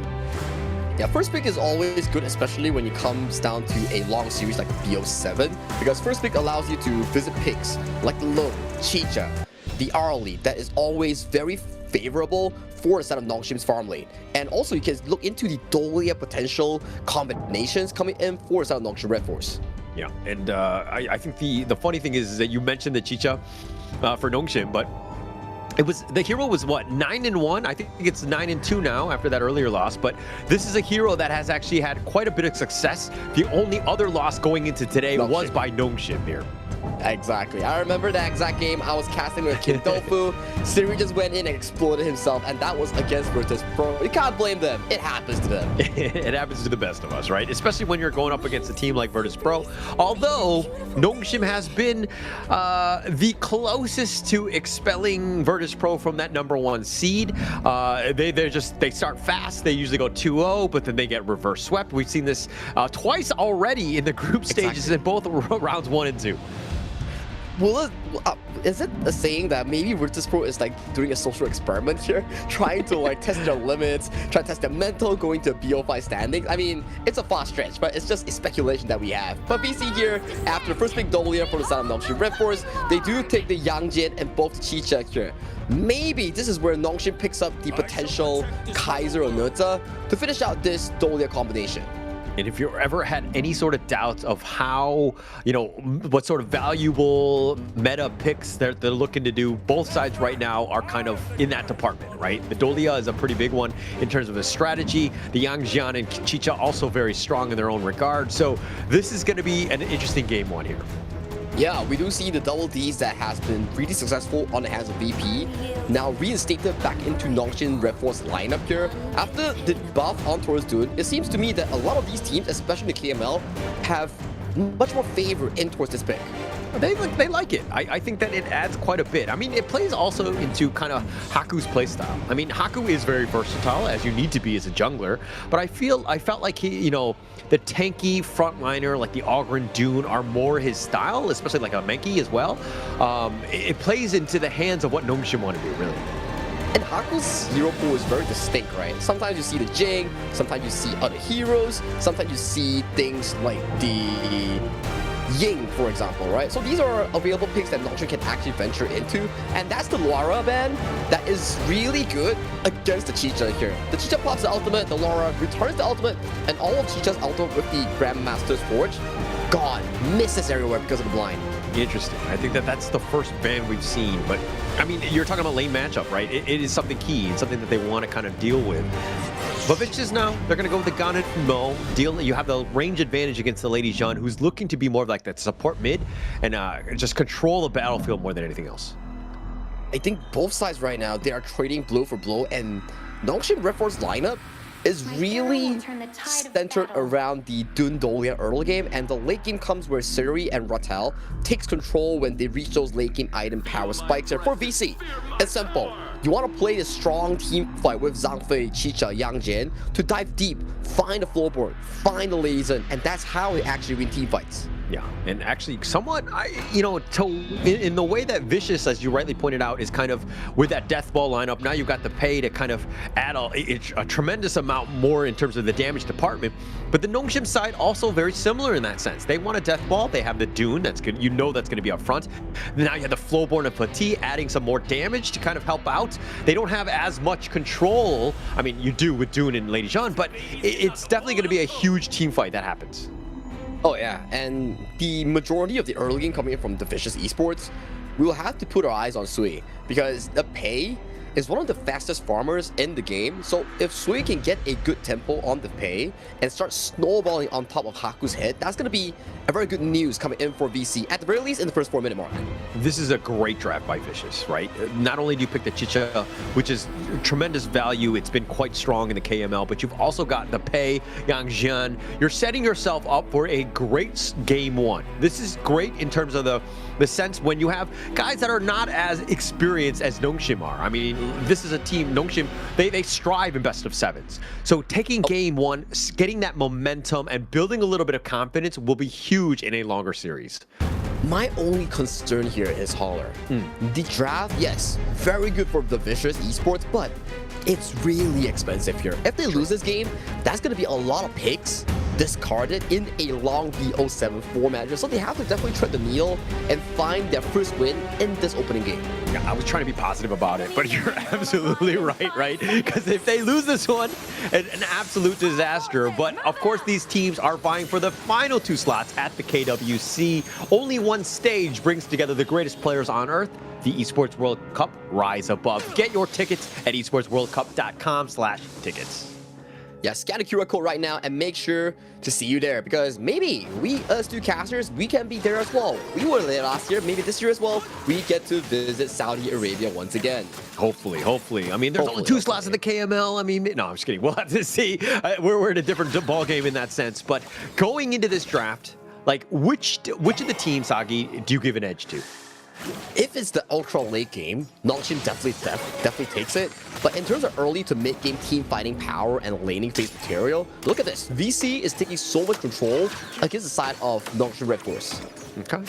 But I mean, the space, like a little bit of space created by Nongshim, that's the biggest piece. And Kyung9 and Rattel, you know that these two guys were gonna be fighting neck and neck. And the clash laners that they have, kind of more in the damage department, they're definitely gonna have an impact in that mid game. That's a lot of dive potential as well, now that you talk about it. You have Kyung9, you have Do, you have also Faye constantly praying and looking at Siri here. So one wrong move coming from Siri might just spell doom for the Flowborn marksman. So this is going to be a stressful one coming in for the Nongshim farming. Very stressful. And Siri, his position needs to be flawless, right? He cannot get dove on. The hound by Kyung9, as you were rightly pointing out, could be a potential problem. They have so much pounce, ambush ability by Vicious, right? If they're able to catch you off guard or from an angle that you didn't see, you're just going to get instantly deleted. Oh yeah, and the perks of having a Clash lane Yang Jian is that you get a flash, so you can use a spell 2 flash as an initiating tool as well to guarantee that spell 1 guarantee hit here. Do here, looking for an angle on towards Siri though, but as level 3, unable to get any sort of advantage from that bush cat. He's a little bit behind in terms of the XP. Siri has been a bit of a bully. The Firehawk, Phoenix kind of helped accelerate his speed a little bit. And now Vicious playing a little bit more on the defensive. But in terms of the overall net worth, this is still, neck and neck. Yeah, it's neck and neck. Early game is awfully quiet as of this point here, because both junglers are consistently controlling their own pacing. But this is the difference that we talk about, right? Haku is the front shield, the front meat, coming in force instead of Nongshim Redforce. But Sui, he's pacing, he's farming, he's just trailing, blazing on towards the map. All right, Haku is more than a piece of meat, okay? I feel like you're just, categorizing, you're putting him in a box. Haku has been that jungler that we all like. No, all jokes aside, I think that he does need to be that frontliner, right? Because once he falls, the rest of the team literally will crumble. Yeah, Sui comes in here, gets the position on towards Illusion though, but that's a nice Coolio stack on by Illusion to get himself away towards safety here. So Coolio is the new spriteling that gives you extra movement speed and a small knockback when you click on towards it. The price, 60 seconds cooldown and 10% damage reduction during the time that you press it. Yeah, so it's all about speed and just getting into position more than anything else. Not really about that team fight. So the mobility, definitely key, right? It will definitely help you in terms of just being able to kind of move across the map when you need be. But now Sui, he's been doing a decent amount. He's keeping up on pace in terms of the farm that Haku has, who's been largely off the map. But now it's going to be setting up for the 4-minute Tyrant here. It's going to be an important one here, especially you have Faye who has the Unbridled Outburst. So his trigger discipline will be pretty important coming in towards this point. You can see a lot of focus has been invested by VC to push Siri into a not so comfortable spot. Siri will be slow in this take. That's the one you want though, right? He's the damage dealer. If you take him out, I mean, yeah, you have Rattel, but like Illusion and Namu are kind of more about the control more than anything else. So he's probably the guy you want to limit as much as possible to get yourself a bit of a lead. Yeah, both teams here having the Tyrant and Dancer. We do see Do going for aggressive flag, so he does get the spike here. A fight won't break out between these two teams as they do a handshake, get the Tyrant, and bail out. I kind of felt like Haku mistimed the Wind Slash a bit. He was trying to smite at the same time. I mean, if you get the stun, he can't smite. And unfortunately for him, he just mistimes it just a little bit off. Sui, though, gets the better of Haku. Yeah, pretty good spite so far coming in. So Sui does get the upper advantage against Haku here. In towards the top side here, we do see ultimates for ultimates being traded between two junglers and clash lanes just to get the benefit in terms of that laning phase HP bar. And this is also a difference that you're seeing in terms of playstyle from the first series of the day where Virtus Pro, when they had Pei, when they had Rock, he was constantly invading. You're seeing Sway just kind of timidly invade a little bit just to check things out. Where's the Azure Golem? Where's it at kind of thing? But I think that Vicious, if they really want to utilize this Pei, they need to be more aggressive. And now with this Arrow Storm, decent amount onto Do, who dashes away. That's a pretty good poke here coming in for Nongshim. Redforce here does put Do into an uncomfortable slot. Same could be set in towards the top side though. Rattel giving Do deep by the side of Sui. Yeah, just staying alive. I mean, the minions are there so dealing with it, and they just shrug off the aggro, and it looks like Rattel will give up first blood. It was a 2-on-1 though. That was an easy pickup coming in for the side of Vicious Esports here. They do get the easy kill and tower against the side of Rattel in that opening here. Dodo does go in for a 1v1 against Siri though, but does get disengaged by the side of Namu with that Dolia. Yeah, Siri just barely getting away. Had to use the flash to get back. Namu was there to kind of help save. But this is where you're seeing a little bit of familiarity, right? Vicious Esports, if anything, they know how Nongshim Redforce play. And they're going to make them pay as much as they can. The leap away by Faye gets back to safety. Well, you have members like Faye and Kyunglam who were once long members of the legendary Nongshim Redforce Ultimate Red lineup here. So they definitely know how exactly they play and the original rotations coming in from this team. So they're doing pretty well thus far. 6 minutes in, you do have the 1,000 goal lead in favor for the side of BC. Yeah, the Umbrella Outburst has to be used defensively, but it looks like they find Do. He tried to be aggressive, but that was way too far out. Cliché was there, but not really in time, and now they're on the run. I mean, the Umbrella Outburst had been used, but it just seemed like they were a little bit off in terms of that skill usage. Oh yeah, that was an overextension here coming in from Do. He wanted to pair up with Sui to get that flank on towards Siri here, but his health bar was really so low due to the previous fight that he has initiated here. So he went in and got immediately smacked in the face by Siri. Yeah, definitely got smacked. I like the word, the adjective there in terms of just getting smacked upside the head. It seemed like Siri didn't really appreciate it, but him staying alive is gonna be key, right? He needs to have that advantage. He has a level advantage over Do thus far, and Do needs to just somehow get back into this game. And with that play itself, you do see that Haku is going hyper aggressive with the double Dundolia ultimate. He does get chunked and forced back immediately by the freshly forged coming in from Cliché, but overall, in terms of map, we do see Nongshim Redforce get a slight lead in terms of that bottom tier 2. This is what they need to get to, right? I mean, Nongshim just taking things across the map. They were down about, 700-800 gold or whatever, and they've kind of, gotten themselves back into it. They have a bit of a lead now, and this is the why they're the ultimate red. They have that never give up sort of attitude, and they're able to find ways to get back into a game. And for people who always watch Nongshim, right, they always come online, especially at the later stages of the BO7 and the late game. And with the draft that's being presented by us for Nongshim, they are a really, really late game draft.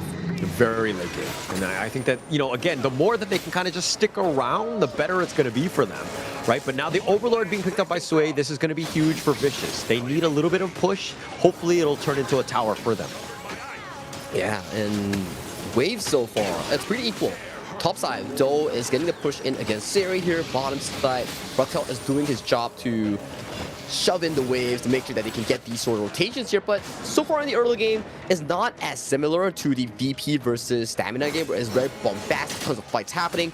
Both teams are farming to their critical core, only they start to fight. So the first initiation points between such a 50-50 squad it will be in the shadow objectives. Yeah, and that's going to be the key one. But the way Vicious are playing right now, to me, too timid. I want them to be more aggressive. They need to take advantage of this pay, and it doesn't seem like they're doing as much. Rattel's going to take a decent amount here from the bottom, from the two members of Vicious, but now they're not in position to take the Tyrant, easily taken up by Nongshim. Well, on the cross side, though, we do see Do getting a free turret on towards this top tier 2. So that's a decent trade. It does survive for another day, but that's just fake health at this point. Yeah, it'll just die. You breathe on it, it will eventually just topple over. But Vicious, I mean, they're doing a decent amount in terms of the split push. I think the bottom T1 is probably going to be the next big target, but Kyung9 and Rattel have been dueling in that bottom lane and not giving any space for Kyung9 to really split push. But Sui is the main advantageous point of this, right? He's level 13 against Haku's level 11 here, so a ton of gold falls into the pockets of Sui. And as 10 minutes is starting to approach, this gold lead matters more and more as time goes by, because this 10 minute is the mid game.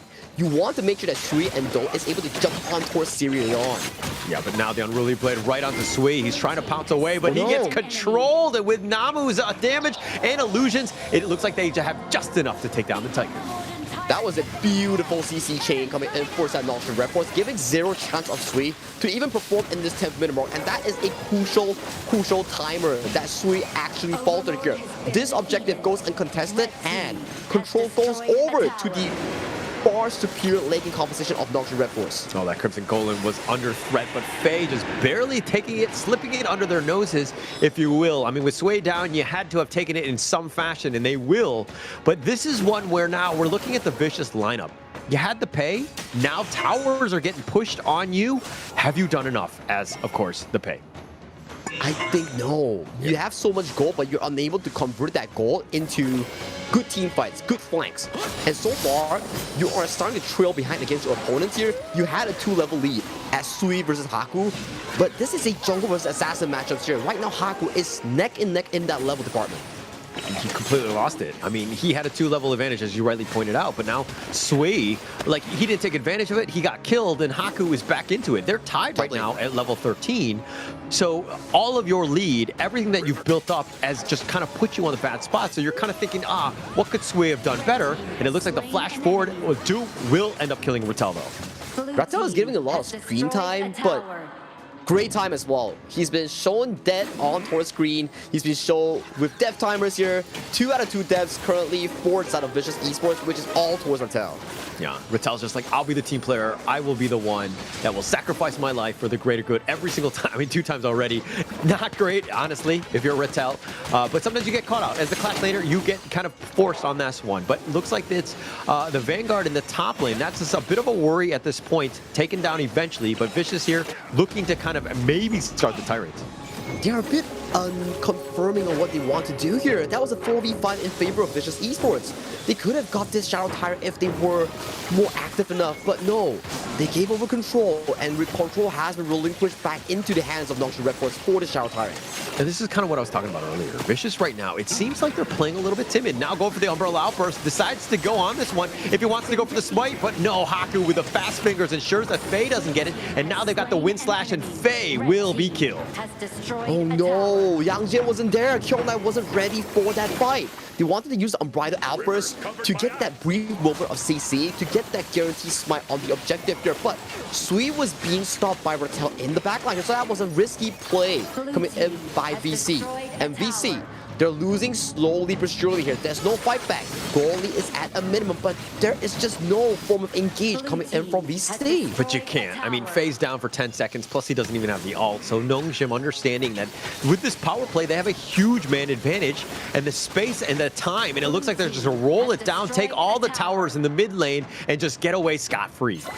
Very clean stuff coming in for Nongshim Redforce here. Only taking pickoffs that they believe that they can actually win over, not taking any major fights. And with that, they are currently trailing with a almost 2,000 goal lead. And this team composition coming in from Nongshim Redforce, they scale way better than VC. They're going to have a great time. I think that they're setting themselves up. I mean, they've got a lead. I mean, I think they've already hit that tipping point of just being able to kind of overcome the slight edge early game advantage that Vicious had. And now Vicious right now on the back foot, they need to figure out a way to get back into this. And it's a bit worrying because out of the last 14 minutes, hang on a moment though, we do see a 1v1 in towards the bottom side here. Kyung9 forces to use the coolio here to run away. He's going to run for his life, but Kyung9, he tends to play this macro style, but I mean, they're going to focus all in on this one. Nongshim understanding that if Kyung9 goes down, their split push is way gone, and he'll just try to burn a little bit more time. And the Heaven and Earth mode is going to be used, but Kyung9, he will finally turn around and decide to take it, but it looks like the steal happened elsewhere. It was all a little bit of a bait in that sense, but Haku with the smite takes out that Overlord.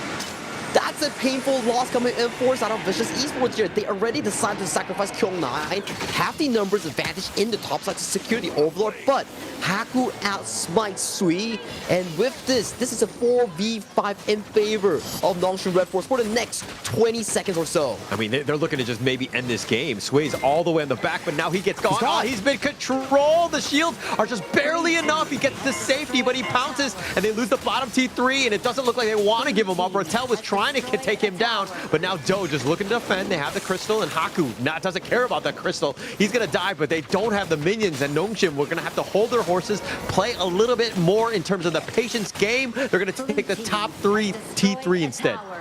Now with 3 towers all being burned down for South of Vicious Esports, yet the Overlords are also marching in. The game is about to end. Yeah, it's looking to end here, but now with Faye, Umbrella Outbursts have been used. Oh, he gets gone on an illusion with just enough. Haku has been this troublesome frontliner, and they will take game number 1 in a hurry. In a clean fashion as well at 15 minutes, but only having 5 kills to Nongshim Redforce's name. That's barely an ace. That's just 5 small kills that has happened across the map. I don't think in this game itself we have seen a full-on blown-out 5v5 from either teams.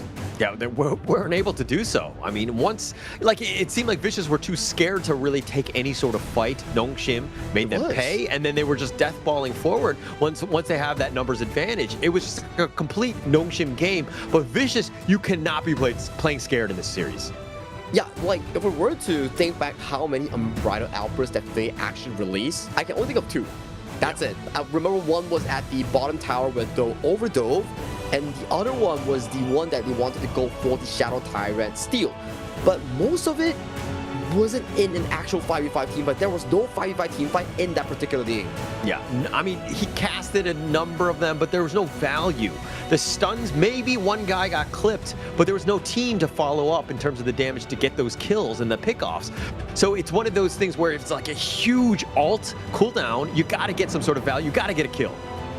Yeah, and they just couldn't find any sort of marker here. We're talking about Sui on the Pei, we're talking about Do on the Chicha. All these are prime picks that excel super duper well in the 8 to 10 minute mark when they get 2 core items here. But no, Sui got caught out multiple times. Do had some mistakes in the early game, which led them to have no moments of team fights at all. None at all whatsoever. I mean, if we're looking at the KDAs across a very small, 1-1-1, 1-0-1-1, from Vicious side, they really didn't give up a whole lot. But it was just the macro game, and the way Nongshim are able to play the objectives, incredibly smart. Haku, that menace up front, but him and Rattel were taking most of the brunt of the damage from the Vicious side. Oh yeah, and they were just constantly getting the objectives in towards the hand, especially the Shadow Overlord that Nongshim Redforce stole away from VC. That is a painful one coming in for VC. If they had managed to secure that, maybe they still have signs of life, equalizing the waves, stalling the game to a much more later game with potential team fights, right? But no, it was just constant death ball coming in from Nongshim. Early game, we see Rattel being the victim of this play, but after that, it was just dead silence. Dead silence. I mean, this is that Umbrella Outburst that you're talking about, right? Do going in, 1 versus 3, Cliché wasn't really even positioned to kind of help out. Then Sway, when he had that 2-level advantage, he gets stun locked to death. And, Nongshim just making them pay. These are great initiations by Nongshim. I think the stun lock was the most crucial one out of this game. Out of 5 kills, Sui dying there and making sure that BC had no chance at all to set up for a proper team fight at the Shadow objective. That was the most painful one because Pei, with items advantage, not being able to fight at all, that's a waste, man. That's a waste. Absolute waste. But you know who took advantage of that waste was Siri, as he took the MVP here. 2-0-1, 24% of the team's damage. He was just flawless in the sense of his positioning. This flowborn marksman, very difficult to jump onto. And by the time Sway was looking to fight, Siri had his items. He was able to fight, and he was tough to really get onto. He was at least like 4 or 5 items at the very end of the game here. He was super well fed. The #1 in terms of the gold chart here. Props to him for also equalizing and winning out the laning phase. That's why you see Siri gets a lot of priority in terms of the pick and bans here. Picks like the Long, Luara, Arlie, Chano. All these are fave picks coming in for the Nongshim farm lane. Yeah, and actually this is also another thing where you're kind of seeing the evolution of Siri, right? I mean, he plays a monster Arlie, he plays a monster Loom, Chicha as well. So he has the arsenal, but he's continuing to grow. He's just adding things. Flowborn Marksman is definitely something, one of his, he was like mid-game, but I think he's brought it to another level in this one. Oh yeah, those arrow storms were just heading, especially on towards Cliche. Almost Cliche was like 0, 0, and 0. But every time that arrow storm on a level 12 Flowborn Marksman starts heading on you, you best believe you gotta run, because one ultimate coming in from Flowborn Marksman can actually delete a squishy. Yeah, I would just love if a Flowborn Marksman would hit on me, or any girl for that matter. But it is what it is. As we go into game number 2, the draft, this is going to be an interesting one, because you're thinking, wow, like the amount of meta value picks that Vicious picked up on this one, how do they respond in kind? Because game 2, now you're thinking, we've expended so much, do we go heavy again in game 2? I think they definitely have to, right? I mean, even if they do, it's gonna be even more expensive, and if they go to game 5 or game 6, ooh, that's not gonna be easier for them, because let's see what VC actually pick, right? Yangjin, that's a Clash in jungle. Chicha, that's a Clash jungle and farm. Zhangfei, one of the premier roamer picks in this meta, and Pei, top tier as well. So that's a lot of picks already in game 1 alone. It was actually maybe too many, right? It was like a must win for game 1, right? Vicious. I think that they might have handicapped themselves in this series, and that's the brilliance of the global ban pick, where you can't go all in on a draft at times, especially in a 50-50 type of matchup here, and they might have paid for that one in terms of their sins for this game 1. In the BO3, you can go all in, but in a BO5, BO7, and not winning the first game, that's going to be added pressure on towards the player's hero pool, the coaching staff's pick and ban planning. So these are things that they have to venture into later on in the series here. But pick and bans are on its way right now. I'm interested to see what Vicious picks on their side. It will be the blue side. So blue side does enable them to look into premier picks like the Long, like the Dolia. These are available ones for VC. Yeah, and I mean, while they're looking to kind of set the tone with that first pick, I think the biggest piece is to kind of get as much intel as possible from Nongshim, right? The way that they were able to draft, it seemed like they were kind of, caught flat-footed, because they were like, okay, it doesn't matter what they pick. We're going to pick our best heroes. But Nongshim's draft was actually counter-picking quite properly. Oh yeah, especially the late game potential coming in from the side of Nongshim Redforce. They did really well in dragging all the way to the key power spike of both Seri and also Ratel, which led to those team fights. If you're on VC, you're like, man, if I engage on this, can I really win? Which makes them wonder like, nah, I can't win this. That's why the trigger discipline coming in from Faye was just so solid. He wasn't pulling any ults at all. Yeah, he wasn't pulling them, but he wasn't hitting too many, where they were able to kind of capitalize and get those kills. But Vicious gonna go with that first pick. They're gonna go with the Loon. Really set the tone and just getting themselves a good matchup for Do against Siri here. I think it's fine, but considering the fact that there's so much counters available in the meta right now, you have the Arlie, you have the Channel, these are prime picks that can put a lot of pressure against the Lone here. So we need to see how Do plays around this Lone pick. Can he find value in this Alien? I mean, you hope so, right? You have to, right?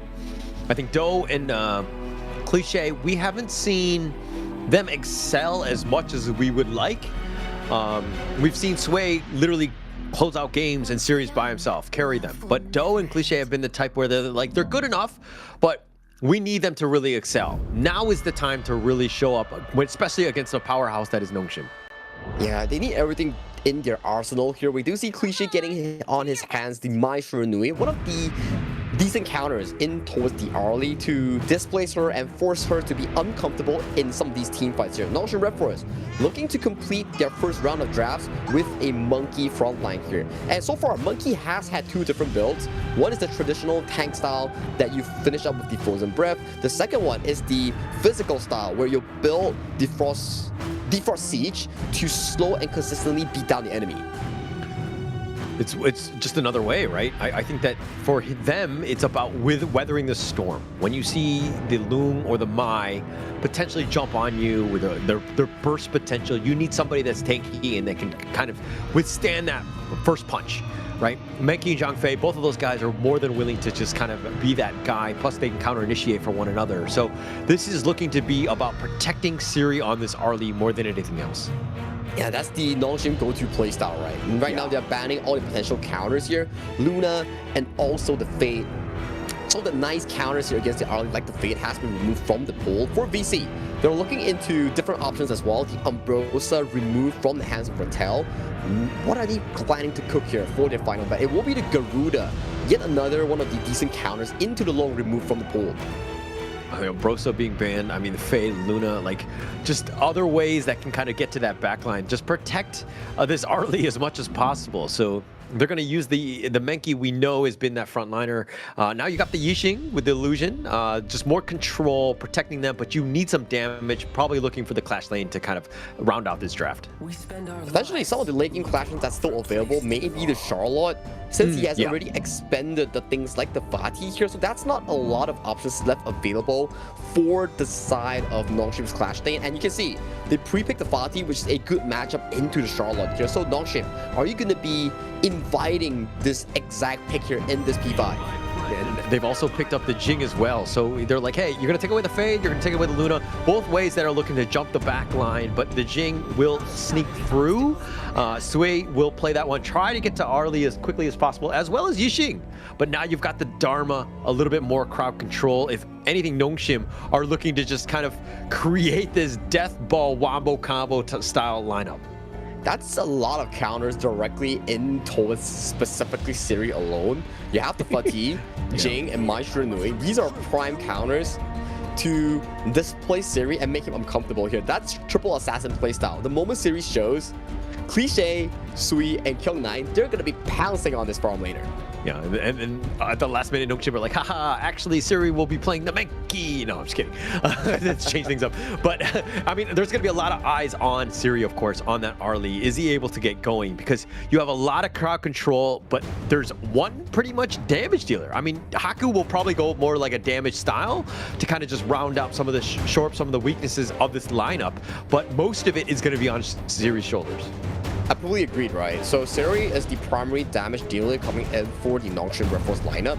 And then you are countered by the VC lineup here. If VC gets Siri, it's practically game over. Where's the damage coming from Nongshim Redforce? Yixing is a one-time. Monkey is a one-time engage. Dharma is one-time damage as well. So the only consistent DPS coming out from Nongshim Redforce is Arlie. Siri falls, it's JJ. Yeah, but are they able to do it? Is the Jing enough? Is Sui gonna find ways to get to that backline? Find Siri. You have Do and Cliché that can potentially jump in as well, but it's all about that front line from Nongshim. It's like the protect the president style lineup that they got. If Siri is hiding in the wings, they might have a tough time. But if Siri gets caught out or in a bad spot, again, this lineup is just gonna crumble. We'll have to see how the execution actually unfolds here coming in for the side of VC here. Like you mentioned, if he gets jumped on, that could spell practically doom for Nongshim Redforce, but this is the team composition that they have picked themselves into here. We need to see how they actually escalated here. With the rotation so far, Siri does give himself a free Spike-tail Beast from the hands of Rattel and Kyung9. So if you're in the shoes of Siri and this team drafts everything around protecting you, like, walk me through the mind, you know, the mental state for you. Is it more pressure for you? Are you able to kind of, you know, is it something that you like? Like, walk me through that. I think in terms of pressure, it's definitely very alarming because you know for a fact that the moment you die, this game is pretty much over, even a single time. Yeah. Because Arlie is such a tempo hero. Back then, it's like premier prime picks, but ever since the release of like Fade, of like channel, Ollie has really lowered in terms of play rate and also first pick priority. So this is the same that applies. If Siri falls behind in the early game, it's super difficult for him to control the game pace. All right, interesting. I like the insights that you provide on that one because, again, you would be the guy where, you know, being able to kind of tell us normies what it would be like to be in that situation, right? Because for me, I would be overwhelmed, right? And be like, oh crap, if I die. And then I would play timid. I wouldn't be aggressive looking for plays, which Siri needs to be doing as he goes aggressive now, finding Kyung9 a little out of spots, but it looks like he will just step on back. Hey, pressure is what forged diamonds here, and if Siri can manage to pull this off, he's definitely going to be feeling even better going into game 3. But so far in the early game, it's a lot of goal sharing, it's a lot of resource allocation. Make sure that Siri gets majority of the farm going in towards his pockets here. We've seen him avoid the laning phase against Dill. We've seen him get the topside farm, take the teleportation strike, get more farm in towards his own pockets. But at the same time, Nongshim right now, just like, it's using the buddy system. Everybody's like, protect the president from minute 1. We will not let Siri out of our sights. Illusion and Namu have just been circling around, ensuring that he gets as much farm as possible. And now, finally, Siri into the bottom lane for the first time, I would say. Yeah, and Cliche here already making sure that he may find an angle on towards Siri. Siri goes in. Oh, the light step, the umbrella outburst used as a counter play, and it looks like they knew something was up because they actually queued up the leaping savior in advance, giving him the shield to kind of walk forward because that brush, something was astray.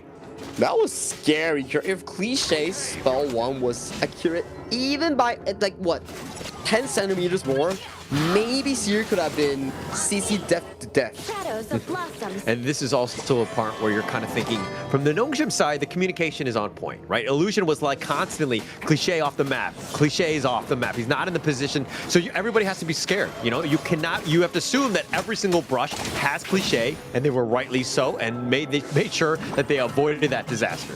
Oh yeah, you have to be really careful when doing all these plays here. At this 4th minute mark is really similar to the previous game. Not a lot of kills happening. Both teams just trading blow for blow in terms of map pressure here. But take a look at topside here. Cliche, he's plotting for something. Yeah, he needs to make a play happen, right? That's the biggest piece. The flash away by Rattel will keep him safe. But Cliche as the Mai, this is a hero that kind of has a huge, damage burst potential, but you gotta go early because later on you're very much a range creep in a way where, you're very squishy. So you need to play it safer later, but you can be aggressive now.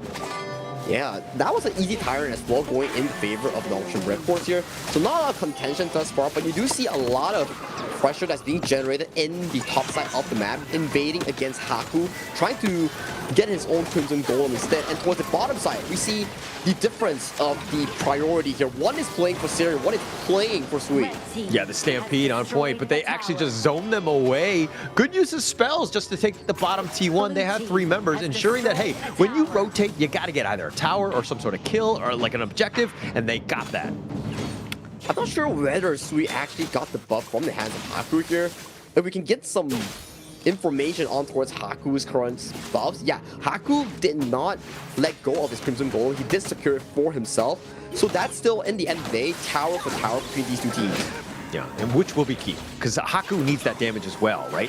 You cannot rely completely on Siri to get that sort of, be the only damage dealer. He needs to be there as well. So if anything, he understands the assignment. He's innately tanky. That's not going to be the problem. It's going to be about being able to burst out some of these vicious members.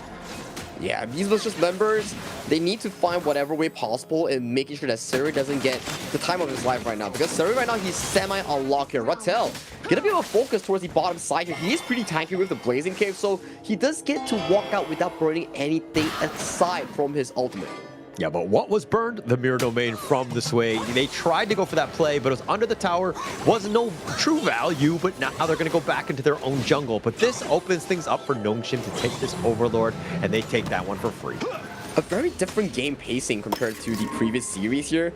The two Korean teams are definitely playing towards their own macro advantage, trading blows left and right. You see, every time something happens on towards the half map, the other team immediately just ditches and trades on the cross map. They only want to fight when items are available here. Cliche in the positions here, yet to be spotted out. He does see Rattel in the bush. Rattel gets jumped on. Oh, he gets jumped on, and there are 5 members, and they all pounce on him. Excuse me, 4 members on this one, and they actually take Rattel down. And now Haku looking to fight, at least with Faye. Maybe he goes for that steal on the Azor, but Haku just, again, this Cliche guy has been a nuisance. A mosquito, if you will, gets the knock up onto him. They have the damage, but he just dreams roams on out of this. And meanwhile, all this is happening though, we do see Doe getting a free turret in towards the mid lane here, and this Azure Golem might be in danger due to the death coming in from Rattel. Beautiful stuff thus far coming in from BC, getting every single objective in towards their own hands. And they disengage it essentially for free right now. It looks like they're backed up. Nongshim not able to find any sort of catch, and it looks like Nongshim are just caught left wanting more than anything else. That was a good trade coming in for side of BC here. Umbrella Alpha, this catches on to us 2-tier Siri, trying to go for the mid turret here. Fight does break off. Sweet goes in, doesn't get the engage. Oh, Haku got super greedy, tried to knock out that mid T1, but he will fall. The infinite fastest. It looks like Doe is going to go aggressive. He flashes forward. He goes right to Siri. He wants him, but he does get the pick off, and they find Namu as well. He will be taken down, and now with Rattel in the top side with the boards, actually taking down Kyung9. A great trade, 3 for 1. Only consolation prize coming in for South Nongshim Redforce. VC comes out on top, though with a very daring Infinite's Vastest re-engage, finding Siri with the last critical hit on towards the early here. And with that, they get yet another turret in towards the bottom side here, pulling Goldie into almost a 3,000 comfort. There were questions as of if they were able to find Siri on the back line.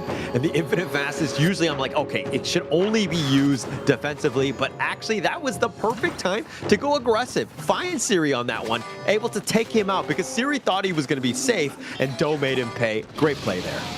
That was a lot of payment that you're talking about here because Namu, he's been fighting Umbrella Outburst, but it's too deep into enemy territory for players like Haku or Rattel to realistically follow up, and still, we have yet to see Illusion Rattel combination here. Where's the port into the Truth Mantra composition coming in from Nongshim Redforce, because there's still no signs of that wombo combo. Yeah, we haven't seen it yet. I mean, they've been queuing it up, but I think it's also to Vicious's credit where they've kind of avoided it. They know it's coming. They know that it's potentially there. Nobody really gets caught out in those boards. I mean, maybe 1 or 2 members, but they haven't gotten too much value out of that. Yeah, we do see Nongshim Redforce do get their hands on towards that mid lane turret here prior to 10-minute mark here. Board doesn't lock anyone inside of it here. Haku does get hit by the flaming palms. Fight is dispersed by both teams here, so we will have to wait until the 10th-minute mark for the Shadow Objective tussle. Yeah, actually, if that board gets set up, I mean, Illusion, if he gets any sort of board where there's like 2 or 3 members, like Rattel with the Truth, Namu with the Umbrella Outburst, and then you have the Dream Roam on top. Like, the Dream Wombo combo is there, but the setup hasn't been set up properly for them, and Vicious has just been spaced out perfectly where they've kind of alleviated all of those issues. That's commanding so well in terms of the map state. They're getting every single tower in their own possession here prior to the 10th-minute mark here. We do see how they set up for this 10th-minute fight here. So far, it's looking much more in favor of BC going on towards this. Haku pacing forward, forces position out against Faye. We do see rotations coming in from both teams, starting to pace everyone into this Shadow Tyrant pit in towards this bottom river. And going in with a 2K net worth lead, Vicious Esports really doing a great job of understanding how to take advantage of the lead that we have. As now Nongshim looking on the backside, they actually go for it. The board is going to be set up and not really catching anybody, just used in panic, I would say, just to keep Illusion alive because he saw Sway on the wings. But with that Tyrant leashing, I don't know if they're going to continue here. Kyung9, Seri, Illusion, utilizing their main cooldowns, all have been expended here. No Frenzy, no Arlie ultimate, no Illusion ultimate, no Kyung9 ultimate here. We do see Kyung9 in the mid lane though, getting chunked quite heavily by the side of Seri here.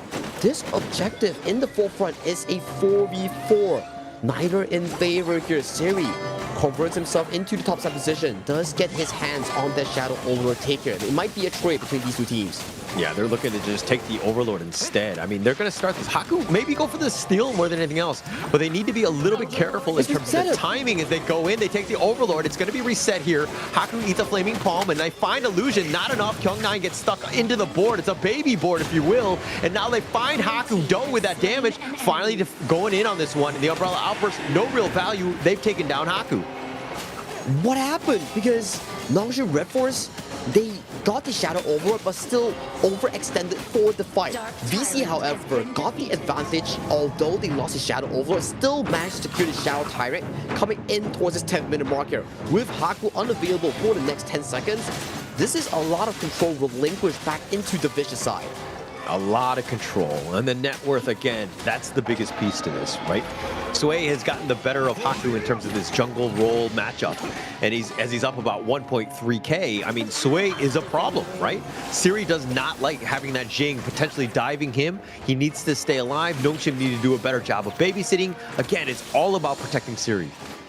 One death coming in from Siri, roll spell due for Nongshim Redforce here. Siri goes in for the aggressive poke here, doesn't unable to find any sort of damage here. Every time that he goes up, he suffers here, but Rattel with a nice camp managed to find Cliche in that exchange. But nice board catches on towards the side of Faye as well. Oh, they've gotten Faye locked in, but here we go. Kyung9 looking for that revenge. The Umbrella Outburst is going to be used, and now the Stampede on top. Sui, he's in a bad spot. Can he deal with 1 versus 3? And he does get killed. Illusion finds it, but Illusion, now Faye, is going to have to use that Umbrella Outburst. But Rattel with the truth, the knockback. Faye is going to be killed. Umbrella Outburst, we had just controlling him. Just a great play by Nongshim. Back-to-back beautiful truth mantras coming in for the side of Rattel, setting on the Cliche, setting on to Faye, and Sui was too deep into enemy territory for that play, which resulted into this comeback for the side of Nongshim Redforce, and that team fight.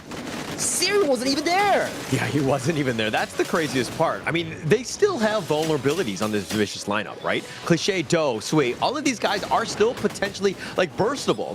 They don't need the Siri damage. I mean, obviously it helps, but you don't have to have them always there to just kill them because they are squishy enough. Oh yeah. So this is the worrying part right now for the side of BC. Although they have the lead, but the way they formulate fights, the way that they take on 5v5s isn't as experienced compared to Nongshim Redforce, which has gave Nongshim a lot of breathing room to come back in towards this game. I mean, they're back. I mean, look at the net worth, right? I mean, it's like 300 gold away. They've really chipped into it. They were down about 2k, finding ways to get back in. That team fight was absolutely monumental for them. Oh yeah, and that's without Siri as well. 4v4 in favor of Nongshim Redforce, and Brighter Outburst doesn't catch on towards Doe here. That's a misspell. Sui does go in and catch those two. Oh, but Illusion, he's going to be going on, and Sway will actually get him down. Cliche does a little bit of work. They find Siri, and now it looks like Namu 3 running for his life, and it looks like he will get... No, he gets picked off. The Infinite Fastest used now by Doe goes right onto Rattel, who dashes away, but they're going to take the top 2 T2. Nongshim down 3 members. That is the difficulty of playing a Protect the President composition here. The moment Siri gets piled on by Kyung9 and Cliche, it's over. There's no damage coming in for that Nongshim Redforce to sustain that team fight here. Dream Roll does engage onto a sweep, but it is just for the funds. Yeah, I mean, he was just completely out of position. There's Dream Realm. It's a one-way enter, but the truth on to 3, actually pushing them away. That bought time for Siri and Illusion to respawn. And Vicious are like, actually, we can't fight. We're too low. Too low, too uncomfortable right now. Without Haku, this is a free Overlord going in favor of BC. They're in total control for the next few minutes. And after this, they can still go and revisit that Shadow Tyrant. This is a key moment for BC to end this game.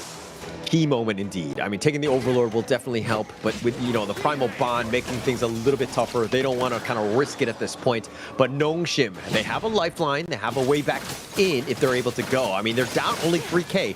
Not the end of the world. They still have 2 T3s. The potential for comeback is there, but Siri needs to stay alive. Oh, that's already a lot of cooldowns burning here coming in from Siri. No Frenzy, no Sun Chaser here, and that's only with Kyung9 burning his Purest Sky and Ultimate only here. This early will be less of a threat later on going into these team fights. Yeah, fixing the lanes is going to be key for Nongshim here as they look to maybe get some sort of catch, you know, for invading their jungle, taking things away. Haku right now throwing out them bubbles like they're going out of style, but he's about 2K behind in terms of the net worth against Sway, who's gotten the better of him in this game. And Sui has been really consistent on the Jing here. Really good mirror swap, really good mirror domain catches, and he's been optimizing his build for that Blazing Cape and Frostguard Embrace, making it even more tanky and less of a assassination threat against the Dharma from the hands of Rattel. He's done such a great job of finding targets too, because like when you go in, the mirror domain is one thing where you're like, you know, you need fast fingers to kind of outplay him, but to get it and find the right targets, which is of course Syrian Illusion, he's done a great job. Like it seems like he's has like that homing missile to find the right target throughout all the chaos. Fully agree here. We do see a bit of a poke damage landing on forward space here. Minion wave marching in towards the bottom lane here. Unable to capitalize on this initial push, but there is, however, a Shadow Overlord pummeling towards that top lane march. Yeah, they don't have any minions in the bottom lane, so the top lane will be easily taken care of by Nongshim here. But if they had those minions, it would have been a much better chance for them. But Vicious playing it the right way, right? Again, putting control in terms of just like taking over the enemy jungle, let Nongshim fight for scraps. Yeah, Nongshim still has an opportunity if Siri can survive through all the chaos. And thus far, we do see Rattel putting a lot of pressure against Do here. They're all trading blow for blow. It's about one team fight, and that potential team fight might be at the Tempest Dragon, which both won in the next 3 minutes. Most times when you see a team winning, you're kind of like, okay, the losing team needs to win like 2 more team fights and they win, right? But I think in this one, it's still very close. So if Nongshim were to find the right like team ace, they could potentially win, right? They're not out of this one. They need to continue on thinking about just more of like this Tempest Dragon, just holding on to that moment more than anything else. Siri light steps on back. That is one way to kind of get at least my heart rate up. Yeah, that is a very dangerous play coming in for side of Siri, but these are the moments that you need to be finding to get that potential comeback here. He's trying to get the health bar advantage coming in from Kyung9. And to talk about that, yes, it's still possible for Nongshim to come back, given the fact that Siri doesn't falter in the late game team fights. Itemization swaps, fast fingers, these are essential elements for those late game markers. It's all about the positioning on Siri though, right? If he's able to stay alive from Sui, and then somebody like Sui accidentally goes for somebody else who's not as important in terms of like a target priority, if Siri's there to clean up Sui, they got a chance. He's like, again, the protective president on the other side. He's like the go-to. But who's going to handle Do? Do is untouched for the entire game, and Sui, he knows for a fact that if he falls, the team will fall into a very difficult situation. Hence, he went for the tank build. Nongshim here, starting off the Shadow Overlord here with waves of minions marching into their base as well. This could be a potential issue right now, but the Overlord is going to be the start on this one. Haku will take this one out. The Unbridled Outburst finds the play onto Kyung9. He's going to be the first to fall, but it looks like Sage's Sanctuary. He wants to turn this. They have enough. Siri just barely hanging on. No, he will die as well as Illusion. And now Haku would do it a little bit of work. The Infinite Fastness is right on top of this, and it looks like Namu 3 will be killed as well. Cliche doing a little bit of work, finding Rattel. Haku running for his life. He's not able to fight 1 versus 3. Maybe he gets on Sway. He's not able to do so. 4 members down from Nongshim. Rattel just looking to hang on as he does get the kill on the Cliche, but he's the last man standing. Fortunately, there is the Shadow Overlord security coming in from Nongshim Redforce, getting them another breath of life going into the upcoming Tempest Dragon. But this is the key issue here. Siri, over-aggression, yes, he does take down Kyung9, but the moment he falls, there's just no more threat that can damage Sui, Faye, or the remaining members in the VC lineup. This early is just too darn important for Nongshim Redforce. Way too important, right? They know, right? Vicious knows that Siri's the guy. They have to just focus him. And it's so tough. Sui's done a great job of ensuring that he doesn't have tunnel vision with the other players on that team. He's always going for Siri. And once Siri's down, again, as you rightly pointed out, they really struggle. They don't have enough to deal with the rest of the Vicious lineup. They don't, and Siri forced to use the Frenzy and utilize the Leaf Step to get himself out of safety here. So, bottom wave, this is an interesting one because both teams are hovering away from the Tempest Dragon here. He wants to fix up the wave so it's prior to the objective. Yeah, you cannot be going for that Overlord with that bottom lane pushing. That would have been a GG push any other day of the week. And now Nongshim looking to clear it. They need to manage the outside lanes before they take anything. At the same time, they need to keep tabs on the Tempest Dragon. It's not soloed away by Sui, for instance. VC knows that the only way that they lose is true backdoor, and they're doing whatever it takes to stop that from happening. You see Cliche, Do, Kyung-Nai just matching wave for wave. They're forcing the side of Siri to back off, go back and defend your base. Yeah, and he's there, right? He's been spotted out. Now those minions provide vision. And now Vicious understanding that they have a little bit of a window, at least a little bit of time. They were threatening here, but it's been spotted out by Namu as well as Haku here. Yeah, time for the Tempest Dragon Dancer, but Cliche is nowhere to be seen here, so this is going to be a difficult one. They do reset the aggro, the health bar coming in for the Tempest Dragon here. It's a slow but steady dance for VC. They are not afraid at all because that top wave is consistently pushing in their favor. And at the same time where you know that Kyung-Nai and Faye know how Nongshim play, also the rest of Nongshim know how Kyung-Nai and Faye play. Kyung-Nai likes to split push. He likes to go for those backdoor plays himself. So if they go for that Tempest Dragon, that could be a potential opportunity for them. Still dancing right now, still prioritizing the waves here coming in for both squads here. This is going to be a long Tempest Dragon dance. It boils down to itemization swaps here. Siri did burn the first Sage Sanctuary, so he's down to his last charge of Sage here. One more charge of this Sage going down, he's not going to be having any charges of Resurrection for the remaining of the game. Look at Kyung-Nai. He's in the bottom lane. He's been spotted out. Rattel knows, but they're going to force this Tempest Dragon.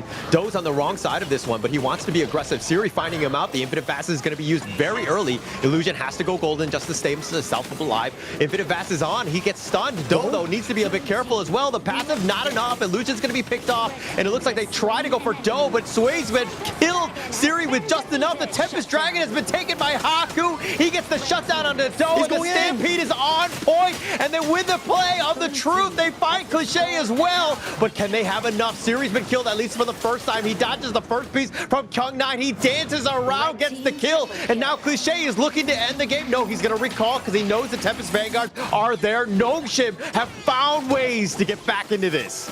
They managed to find the miracle team fight and bring it to the Tempest Dragon secure. Sui is down for the next 10, 15 seconds with Doe, and minions are marching towards the base. Tempest Dragon soon to send and deliver the depths of VC in this game to Cliche is down. Sui is unable to make it, and this game comes from a comeback from Nongshim Redforce. They take it 2-0.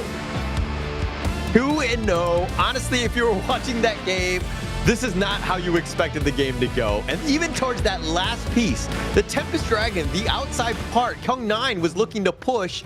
They were looking to end it themselves.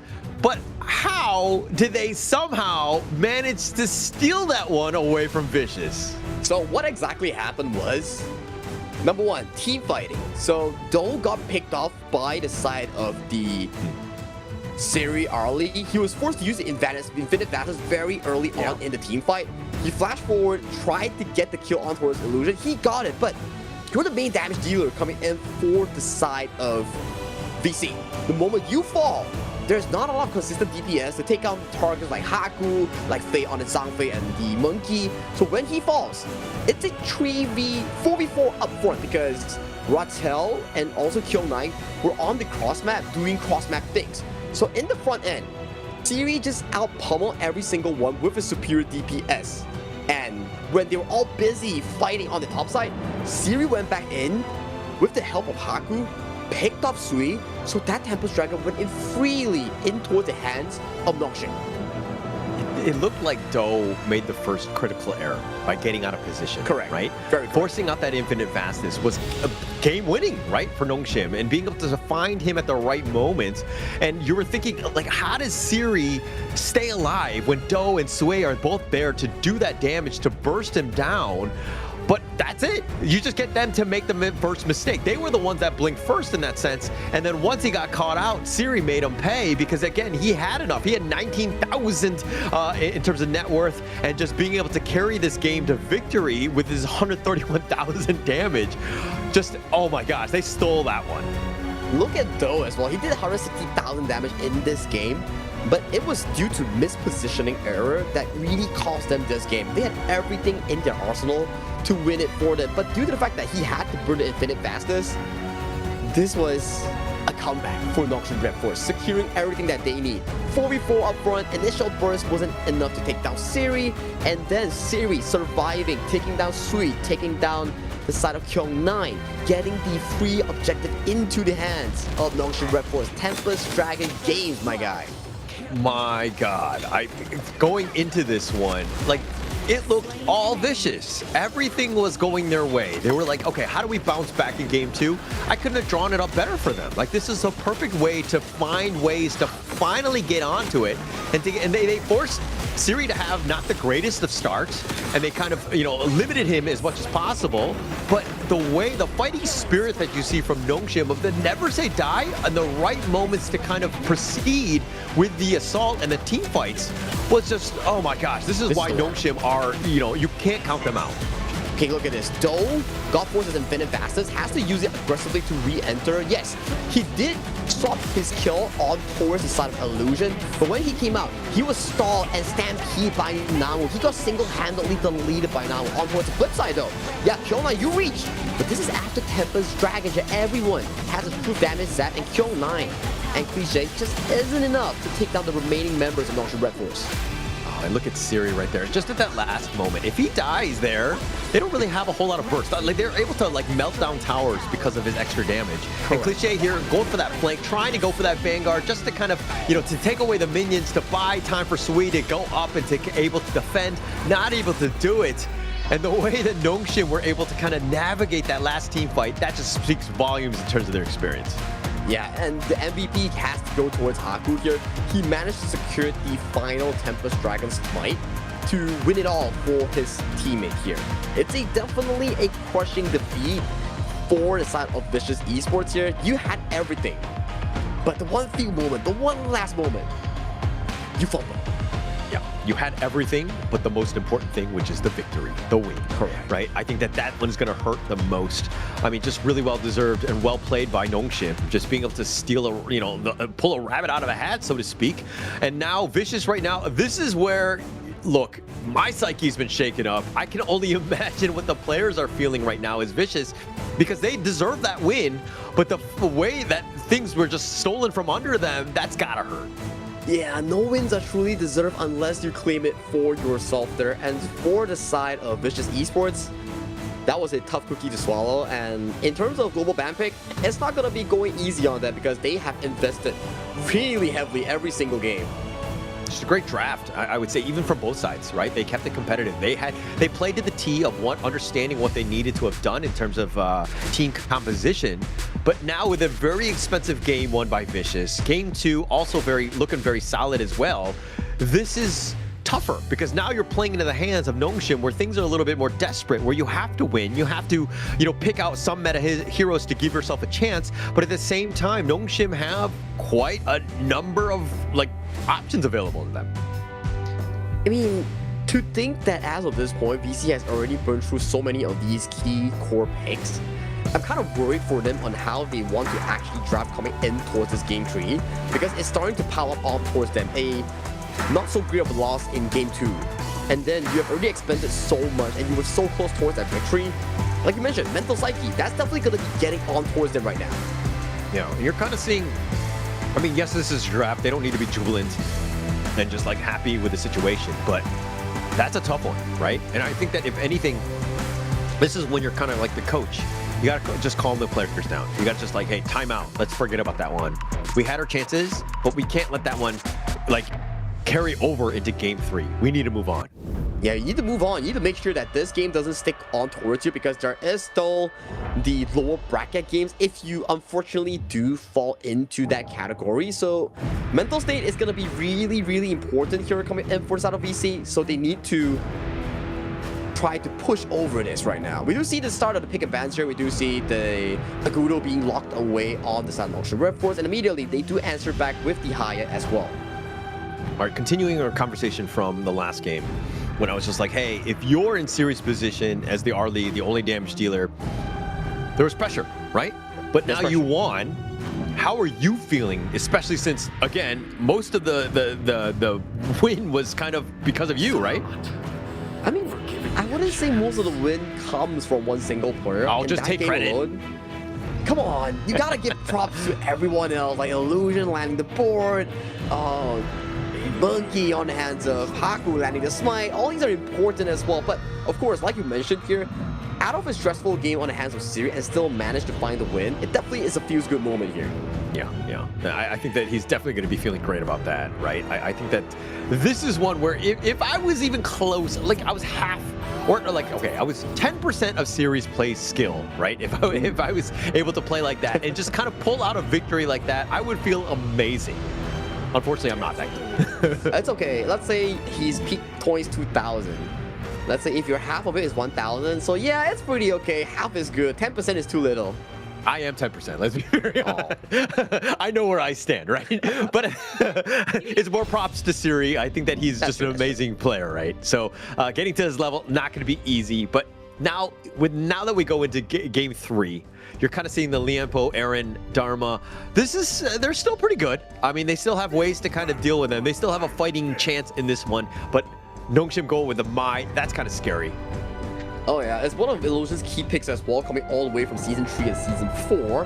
And coming to the second phase of the pick and bans as well, you start to see the priority in locking away some of the key counters against Kyung9. The Ambrosia locked away. If you're Nongshim Redforce, you're probably looking into things like the jungle or the mid lane to be removing from VC's pool. Being able to take that out, yeah. You want to target him as much as possible. I think Sway has been the guy. He was definitely the difference maker in game 2, right? He was the guy on that chain. Super scary. He was really good. Really good. And that's the thing where we knew that this jungle matchup was not going to be the easiest for Haku.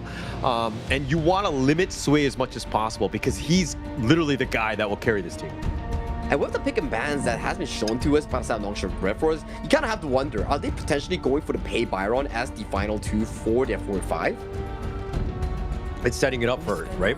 I think that also they're letting it go. If it catches them out, like, okay, it looks like they're going to go with the Ata. I think that's also a very strong pick here. Oh yeah, you get like one more front line here, and Siri can get more room to actually play for these team fights here. So we have a Luna that's being hovered on the side of Nongshim Redforce right now. Considering the fact that once you expend this, you can still save picks going into the game form, which is a very smart approach for Nongshim Redforce. You don't blow all your cards in one go. Yeah. Also, by the fact that you're picking the Luna last, you've seen the lineup of Vicious, and they're not the most aggressive early game. So your buff will probably not be contested too much. So you'll have that space, and you can be aggressive with your own, because you have the Mai as well. So this could be a great turn of events for Nongshim, setting themselves up. It's all about setting up, you know, the success rate in the drafts. And I like it way better for both of these teams right now. It's very identical, right? You have double jungle assassins, Luna into the Fade, you have the mid that can set up, and then you have roam that can set up as well. So both of these teams, they're playing towards 2 things. Number 1, engages coming in from their roam and clash lane. Number 2, the mid lane setup. And number 3, the carry potential coming in from the jungle assassins and the farm lane carries. I want to talk a little bit about the second one you were talking about with the mid lane matchups and with this Mai versus the Yixing. Obviously, the Yixing will be more passive, like a secondary support, if you will. But in terms of this lane matchup, I mean, going up against the Mai who will be clearing waves and being on the outside, what are you looking to do as a Yixing? Alright, first things first, right? You have to identify the 2v2 matchup in the mid lane here. So we do know for a fact that Yixing and Lianpo pushes faster compared to a Mai Shenui and Lapu Lapu here. So at the very least, the first wave that's coming in that mid lane, VC gets to move first if they play their cards right. And that's going to be key, right? Being able to just move from lane to lane, putting pressure on the outside parts. I mean, well, hopefully pincer, you know, Haku and get on top of Luna as quickly as possible, because he's going to be a problem. If he gets to the backline, Dosui, Cliché, all of these guys, very, not the easiest of targets, but definitely a prime target, I would say. Of course, and Dodo, Dio, he's going for the Frenzy setup here. That is a very brave move, considering there's so many engage tools coming in from Nongshim Redforce. Not having a solid lane coming in from Aaron, that's going to be a potentially something to bite after Do in the later stage of the game. I mean, Glass Cannon, it's all about the damage right now. I think that he wants to be aggressive, not just staying alive, because it doesn't want to turn it into Sway having to do all of this. I think Sway was the type, especially when he's on the Fade, he wants to pick his moments So he doesn't want to be diving in, being that initiator. He wants to kind of be more the cleanup. So Do can kind of be there with the rest of them to kind of create that space, let the chaos happen, then Sway will come in later. I'm loving the 2v2 win here coming in for out of VC's mid of roam. Immediately securing the enemy Firebeak, Firehawk, and also the blame priority here coming in for Dio. This is very good stuff here coming in from Cliche and Faye in this early game. Great start to them. I mean, it's all about setting it up. Sway, Do, those are the guys, right? Those are the ones that need that farm. Haku, on the other hand, will be given the free mid lane. He's all by himself. He's actually playing scared because he doesn't know where the rest of Vicious are, but they're all in the bottom lane at now. Yeah, it's a 3v3, a party down bot lane here. Mostly just to unfreeze the wave, allow Do, allow Sui to get more gold into their pockets here, with Haku getting a free buff lane in towards the mid lane here. And as long as Haku is continuing to be aggressive and having the backup of the rest of the Nongshim squad, this is going to be tougher for Vicious, right?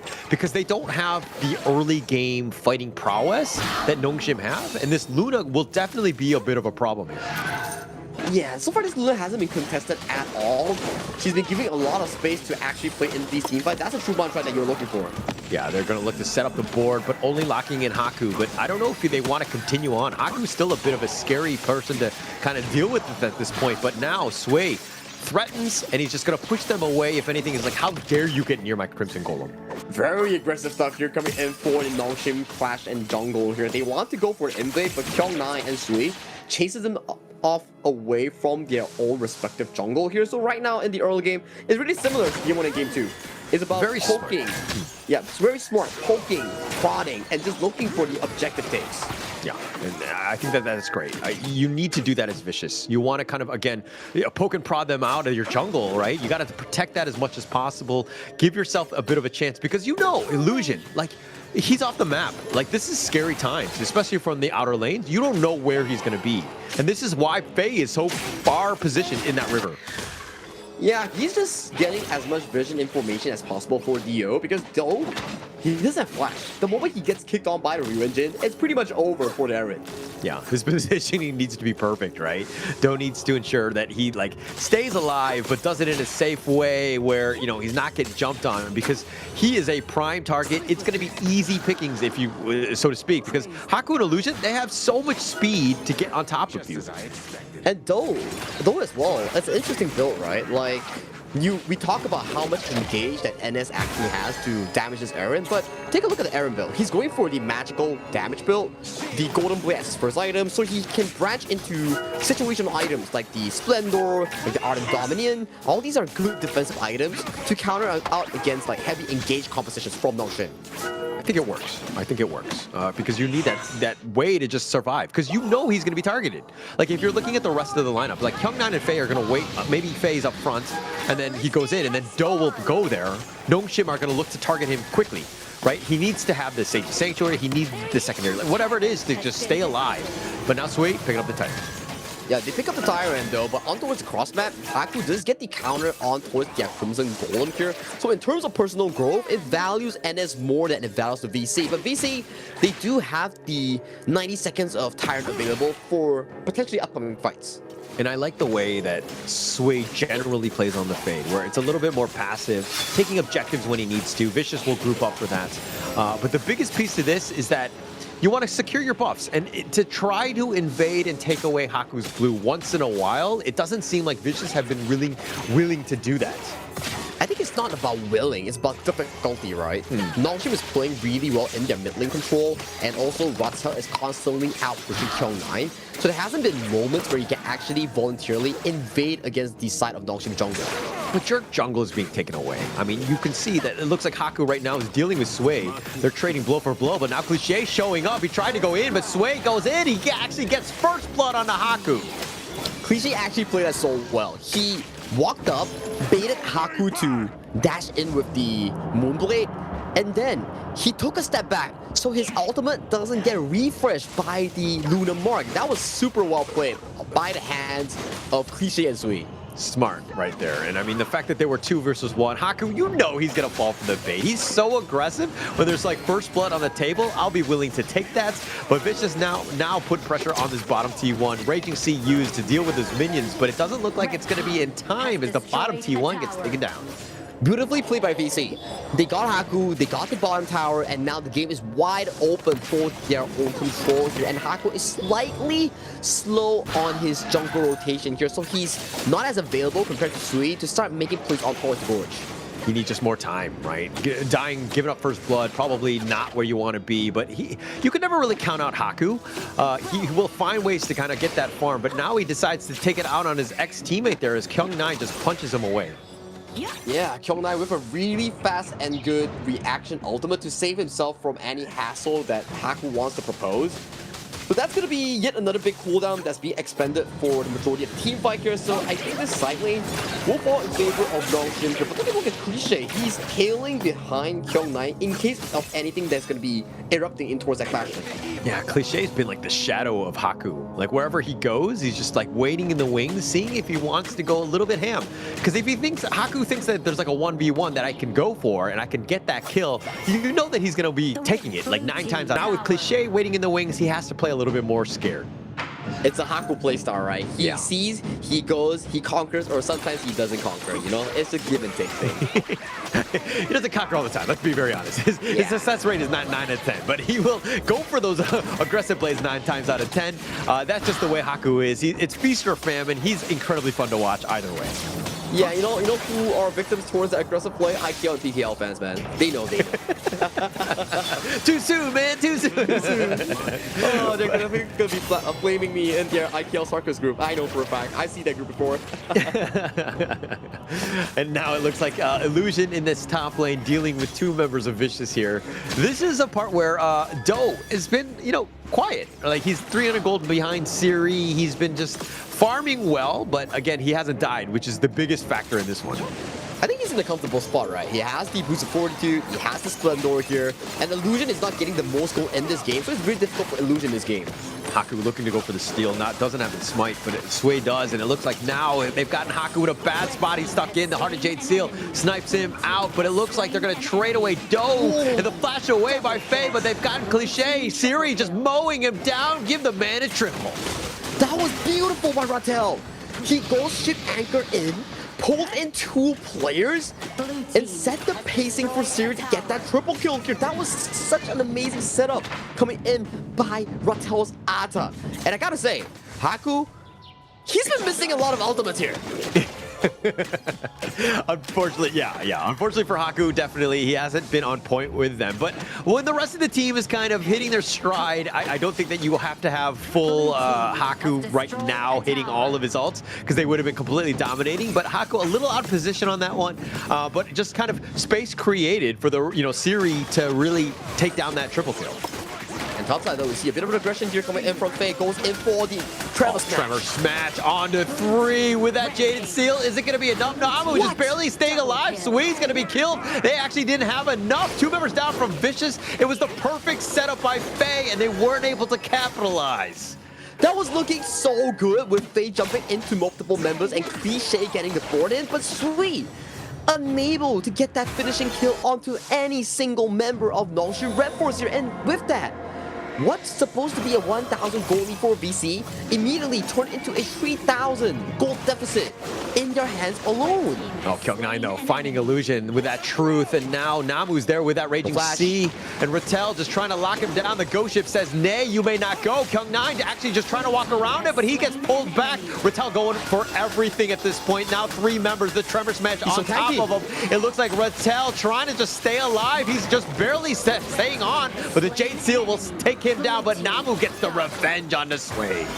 Fights after fights after fights. There's no stopping between these 2 teams, but amongst these fights, who's benefiting? It's Nongshim Redforce. All the minions are crashing into the tier 2s or VC, and all the minions as well doing light work of their base. With that, let's check out the instant replay what exactly went down. VC's Kyung9 found a good truth mantra on towards Illusion, and everything else, it was just history. Sui jumping in, Kyung9 being executed here, blow for blow, but in the end, it benefited Nongshim Redforce. All the objective goes into the hands of the Ultimate Red. the ultimate red. In fact, I mean, it's because of Siri's play. Vicious doesn't seem to is not able to find Siri. And now, Do running for his life, staying alive. Kyung9 was there, but now here comes the flank, the ambush, if you will. Do, all the truth from Kyung9, keeping him alive, but he sacrifices his life for the greater good. Siri with yet another kill. That's going to be a 30 seconds timer without the primary follow-up coming in for the Dharma here. Minion waves, Vanguards are marching in from top and mid lane here. This is going to be a difficult 4v5 for VC Digest. I mean, it's going to be way too long. The Raging Sea's been used. Do is going to have to go golden, but he too will fall. He joins the dead of Kyung9 and Haku looking to go in. Tries to find Cliché, not able to do so, but they take towers instead. The mid T3 down. Faye looking for the Tremor Smash. It's on to 3, which is great, but there's no follow-up damage. Faye all by himself. They're looking to go for the Crystal, but Illusion's going to be picked off, and they're trying to go for this, but Siri's going to be killed. Sway with that double right now. Kyung9 pushes him away, and with this Vanguard, Haku trying to end this game. Kyung9 all by himself. They go for the Crystal, and Nongshim with yet another game. What a flaming hot game this time around. So many fights occurring on towards the full map here, but in the end, it all went into the favor of Nongshim Redforce. Especially the key turning point has to be on the hands of Ratel's Ata here. Setting up a triple kill for Siri, and after multiple fights, he was engaging, sustaining the fights, lasting till the very end, up until the Crystal's explosion. Ratel played so well. I mean, So set it well. up, right? But Siri, Siri will probably have all the stats. He'll probably get the MVP because it looked like he got all the kills and everything, but it really was the rest of the team. Yeah, we're gonna have to see. I know Alexi Shirano is in the chat, but Ratel really deserves his MVP. We're gonna have to see if he gets it because again, I think it was really well deserved by Ratel. Namu played as well with those Raging Seas. It was kind of on point, but Siri, that's just all you need. All the kills are gonna go his way. I mean, in this case, right, it was looking good for VC in both games, where they managed to find the lead, they managed to find all the wins that they're looking for to set themselves up into a good success. But the problem is, as games pace into the mid-game, they start to lose focus and start to lose direction, what they exactly need to do. They're just going into the Nongshim tempo, fights after fights after fights. Yes, you get kills back and forth, but in terms of minion waves, in terms of towers, it all went into the favor of Nongshim. Nongshim are fighting with a purpose, right? They're going in, and then at the same time they're taking the towers, right? Like you're getting some sort of value. It's one thing to win a team fight, but if you don't take down like an objective, it's like, what's the point of fighting? It's like, yeah, there's a little bit of a shift in terms of net worth, but this is something that can be switched sides at a moment's notice. But if we're looking at the gold graph here, Nongshim, I mean, things were not great 5-6 minutes. There were times where Vicious were taking advantage of this, but Nongshim understanding the objectives, taking them down, and this is why that gold graph shifts in their favor. Yeah, they were just getting fights after fights, right? This is the early game where Haku got baited heavily by Sui and Cliché. But check out this one. Look how the Ata plays. Yes, we can see a Dio actually goes in for a really aggressive flank without flash. This is the weakness of not having flash. You get caught out, get pulled in, and then Ratel comes in, pulls in 2 members right into the walls. And even this play as well, it's a good opening coming in from the side of Faye, getting a 3-man knockup, but the board just wasn't on point. I mean, the board wasn't on point, and the follow-up damage. Everybody was so far away from Faye. They needed to have been closer, right? It's a thing where, again, Faye, maybe he goes a little bit slower on the Tremor Smash so that the guys are in position to do the damage to clean up. But it just, like, things are just a little bit off by Vicious to really get those, team fight winning games. I think it's those split-second decisions, right? If you get it, you get it. If you don't, it's desync. It's either you follow faster or you go in slower. That's the general idea, right? For VC, such a young team, maybe that's why there's like desync in terms of those engages that we talked about. There's so many moments where they have nice little stuns, knockups, but then they're not on the same page, and they're not able to kind of, to capitalize on the stuns. And this is all by itself. This is the game ender where Haku and Ratel were there just enough with that Shadow Vanguard, but Nongshim just finding ways to get back in, and of course, Siri as MVP. 8-1-1, 30% damage dealt, and only 14% damage taken here. He was super consistent in that game, although throughout all the chaos, he only died one time, and it was before the end of the game. That's the only time that you really need, right? I mean, he was flawless throughout. He just did such a great time in terms of the ensuring he get those kills because they needed his damage, right? And the rest of the team set it up for Siri to have a great game. Just a good team win, not just with Siri as MVP though. I mean, it's really evident, right? Everyone put their own requirement in winning that game. So definitely Nongshim right now leading 3-0 against VC. One more win sends them to meet their opponents VP in that upper bracket semifinals. Before that, let's throw it to the short break before we bring you the finale of the series.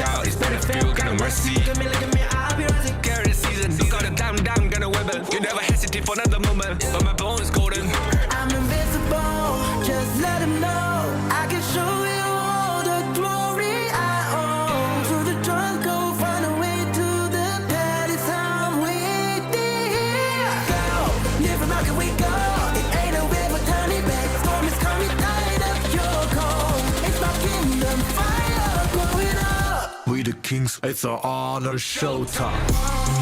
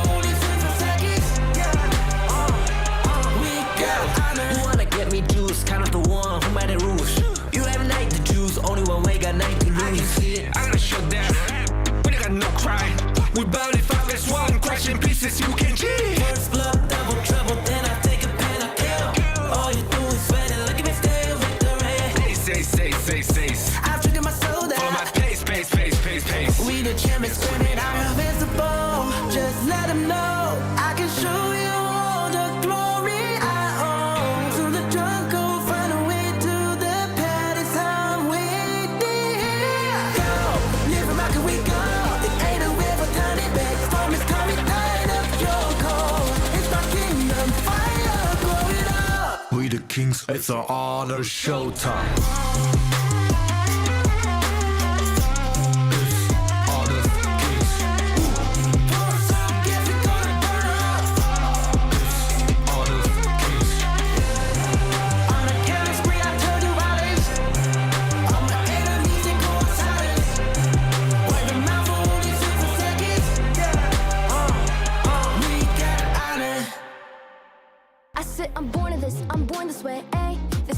My bonus play can't be late, won't hesitate.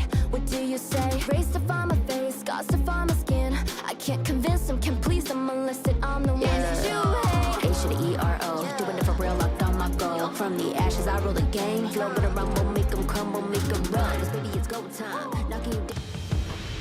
Hello, welcome back to the Honor of Kings Major League 2026 Spring. This is day one of the playoffs here, and this is the second series we're having thus far. Nongshim Redforce currently leading the series 3-0 against VC. How does VC come back from this?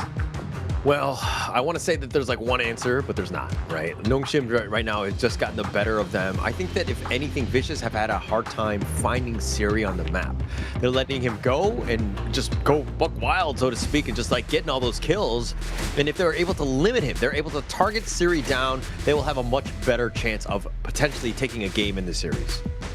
Yeah, that's true, right? And to be honest, Siri has been really consistent out of all these three games, and Nongshim has been playing a pivotal role in providing him space to do the late game footwork, right? So for the lane matchup coming in for the farm lane, maybe consider allowing VC to pick something really strong.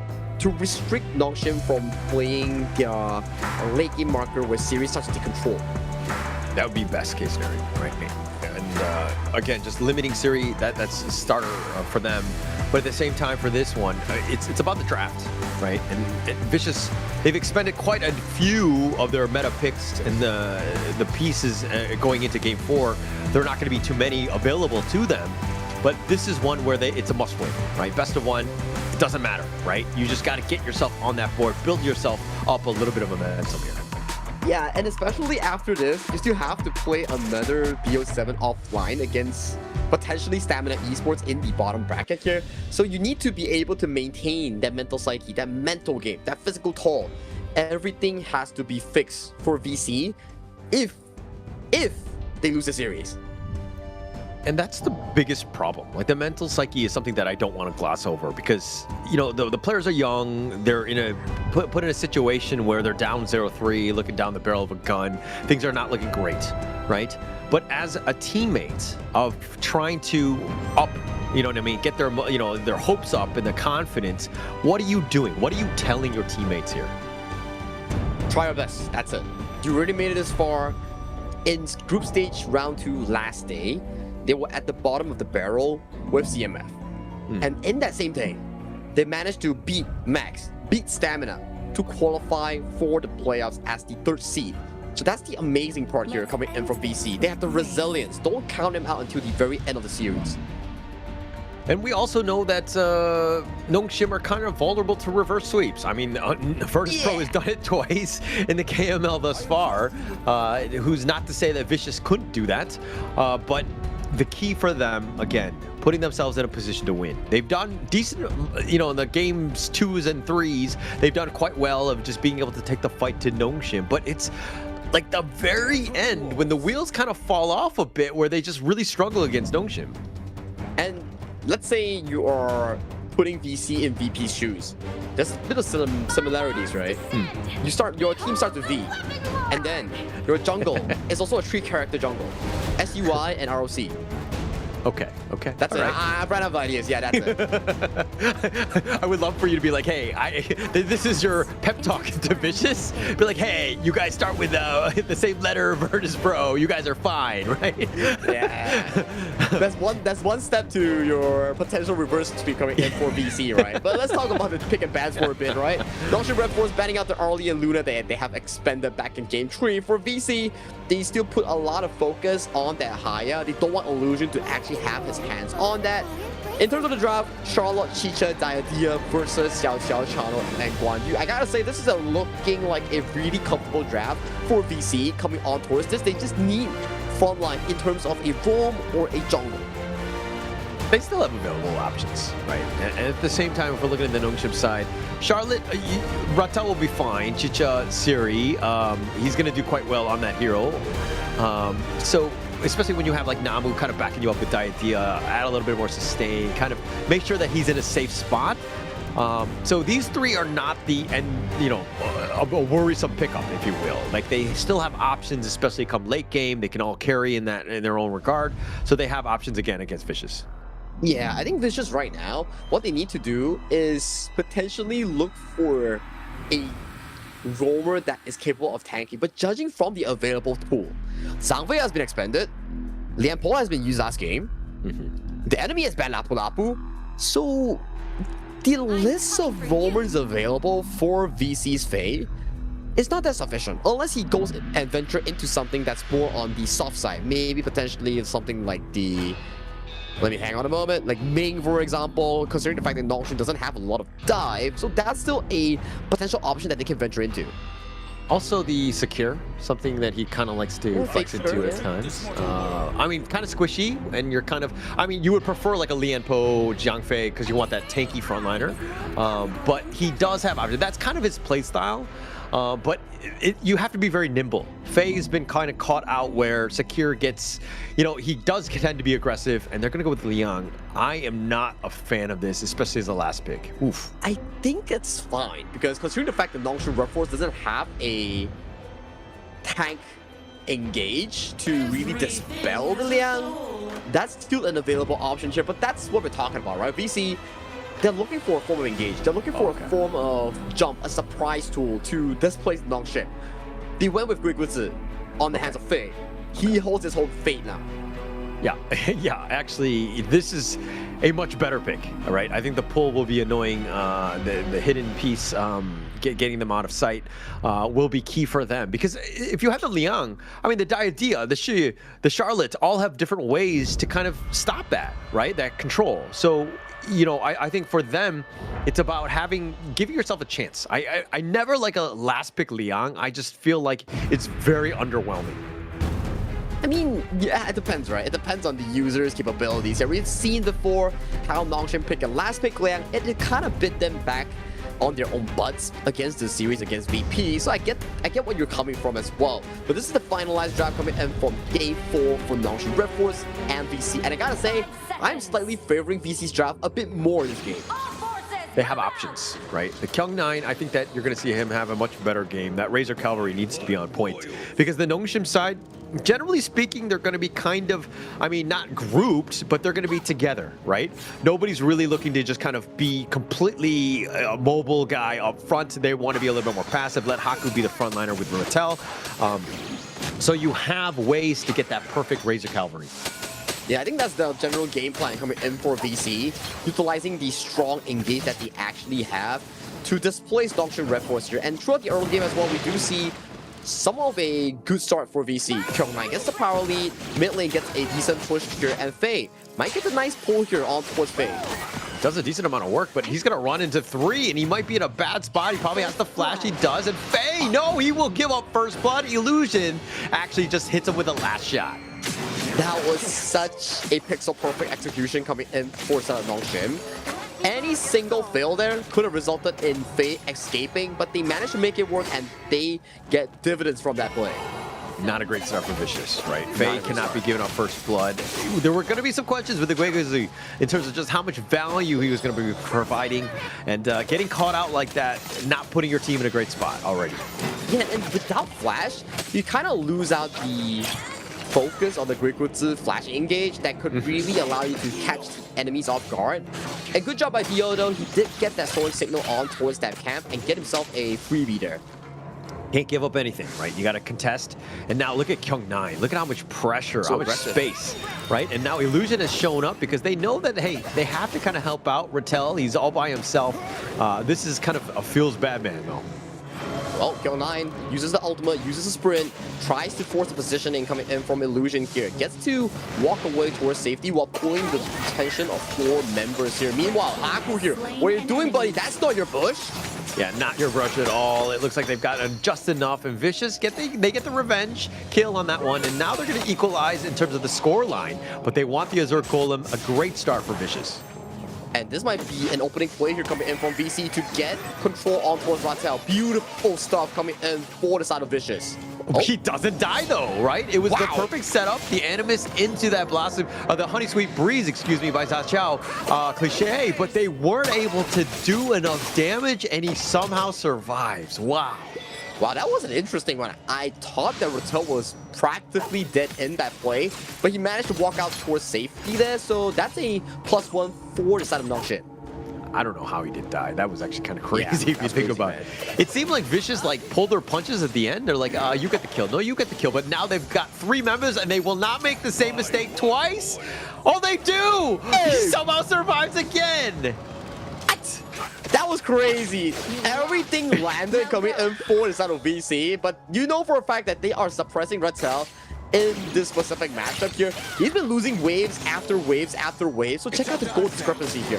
Kyung9 currently at a 2,100 comfortable. Rattel only at 1.6k, meaning Rattel lost at least 2 to 3 waves due to these plays. So it's almost like the kill, I mean, it would have been gravy, obviously adding that value, but the fact that you're limiting Rattel and he's got to do the walk of shame back into the lane, like you slowed him down. So it's a win-win regardless. It might actually be better than kills at times. Correct. So the kill is an additional. If you can make the enemy lose minion wave to the turrets, that's like EXP, gold, lost to no one. You're just losing it because you lost lane. Let the I mean, he struggled because of the fact that they have 3 members up there. They've been like forcing it out. It seems like the rest of Vicious are kind of losing in the sense that you've committed quite a bit, and all you've done is really kind of taken away some of the XP and that gold into Rattel's hand, but you haven't gotten those kills. Yeah, exactly the case, right? And I'm quite interested to see the sprite link setups for the side of VC. It seems to me that's a lot of runsy setups to give you the additional movement speed to rotate towards side lanes here. So it seems like pro play nowadays, most of the people that we see all use Runzy and Big C. Oh, the Honey Sweet Breeze onto Namu. He's actually taking some tower shots, but he barely survives. And they finally take that T1 down, but it took an army. It took all 5 members of Nongshim to ensure that they secured it.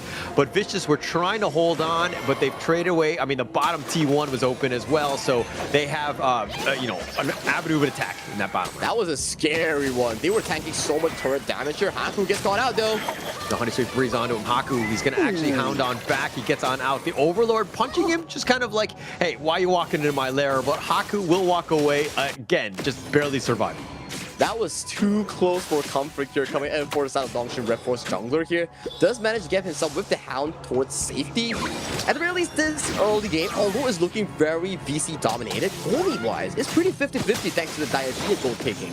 And that's how small the game, you know, the small little mistakes, dare I say, by Vicious. If they're able to get a couple kills under Rattel, just, you know, barely letting Haku go as well, those were options that could really have helped Vicious to build a bit of a lead.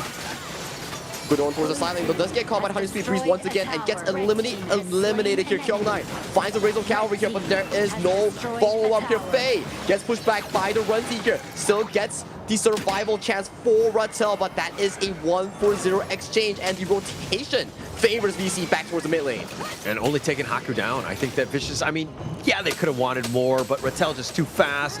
The way that Nongshim were able to disengage is really on point, but the Azure Golem, this is going to be the target that they want. Sway will steal that one up. Good pickup here coming in from BEC here. The idea is really simple.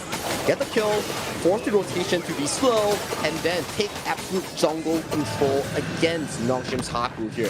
Very well done thus far by the Vicious Esports. We have seen this from time to time. Every time Vicious in the early game, they have such a key idea on what to do, but when 10-minute mark hits, that's where they start struggling in the game. Yeah, that's kind of where the, you know, Nongshim side, oh, nice pull in. They decide to go all in on this one, and they find Namu, but Haku is just somehow surviving, and Sway now is going to get going on as well, and he's going to just try to get back onto safety. He's been pulled away. Rattel finally gets the snipe onto him. 2 members down from both squads. Well, Cliche here finds a beautiful Honey Sweet Breeze, does get the umbrella right into the face of Rattel. He still survives, but not a Razor of Cavalry. That's the second one right now coming in from Kyung9. Kyung9 gets pinned, gets hit, gets targeted by the fail arrow, but he doesn't fall. Overall, a 3-for-3 in favor of neither parties here. But Nongshim does get premier tower damage and the mid-tier 1 coming in for this early game. I think Nongshim are going to be happy with that. I mean, just being able to take the objective. The Vanguards were kind of pushing on the outside lanes, but being able to get a couple of kills, it's a bit of a wash in that sense, and a slight net worth lead in favor of Vicious, but opening up the map with that T1, going to be key for Nongshim here. And I think that was a bit of a misplay here coming in for side of BC. That was a 4v5 in favor of them. They got the initial pull, but D.O, he was all the way in the front phase of Haku, and he got punished heavily for that.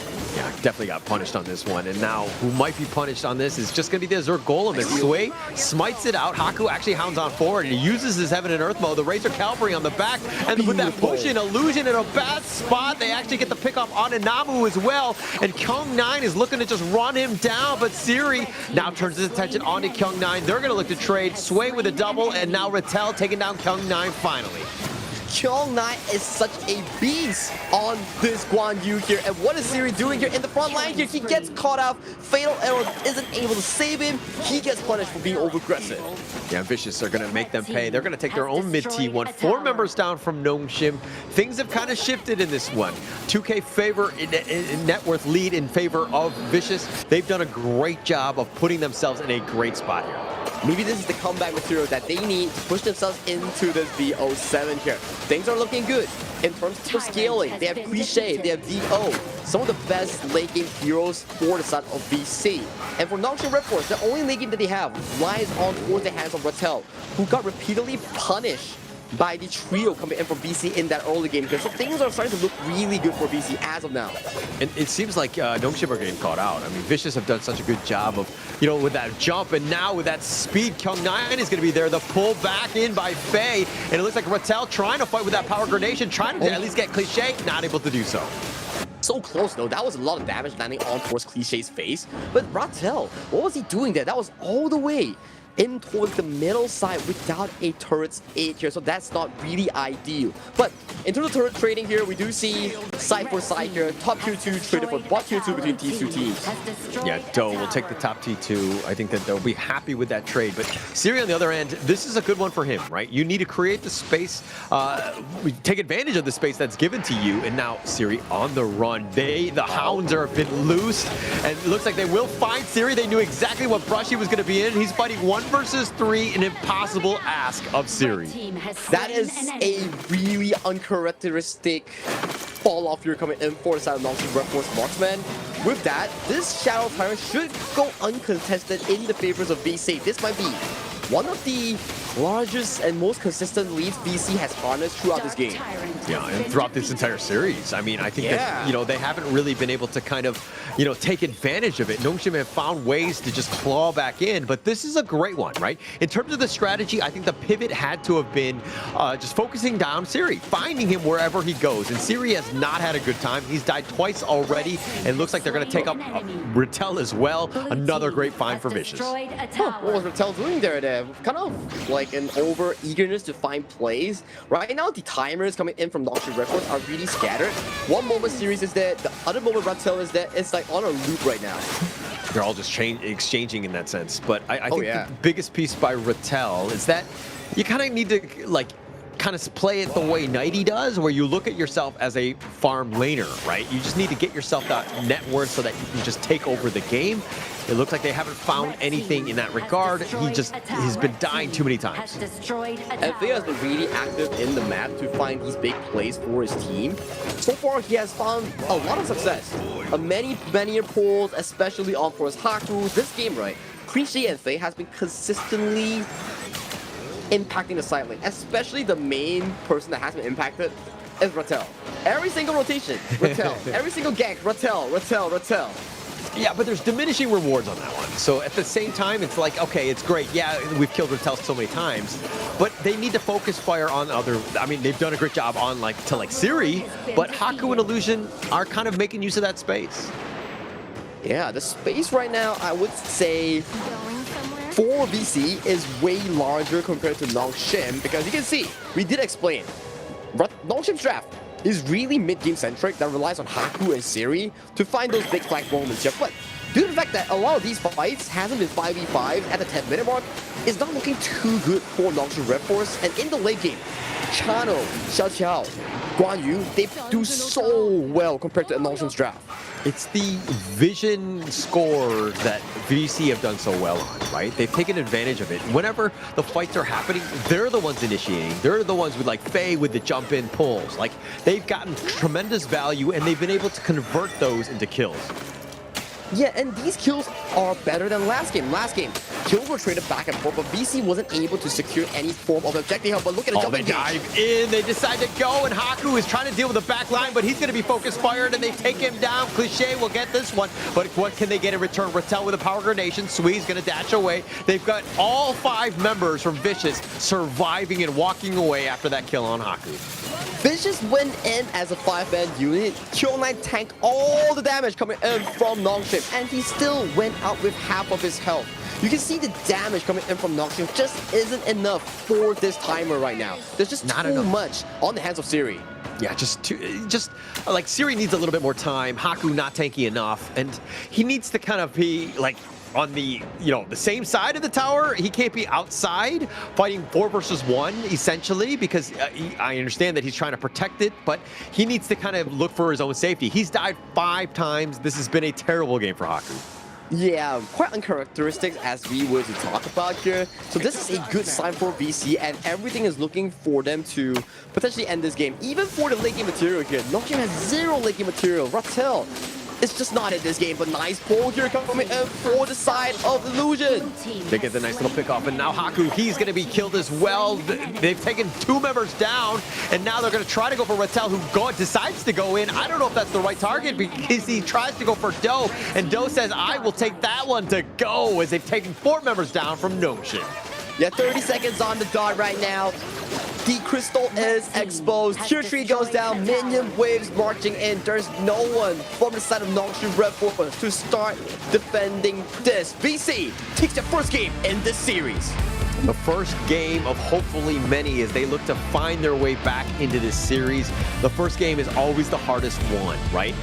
It's a statement game to say, hey, we're not going out that easy. We're going to play to the bitter end. We'll find ways to get back at you, and they made Nongshim pay in this one. And we did talk about it, right? Like VP, VC, as all V's, 3 words in the jungle, ROC, SUI, and they had a fantastic performance in this game number 4. We did see before. VP managed to reverse sweep against Nongshim once in group stage and once in round 1. So maybe the last game is really the curse for Nongshim.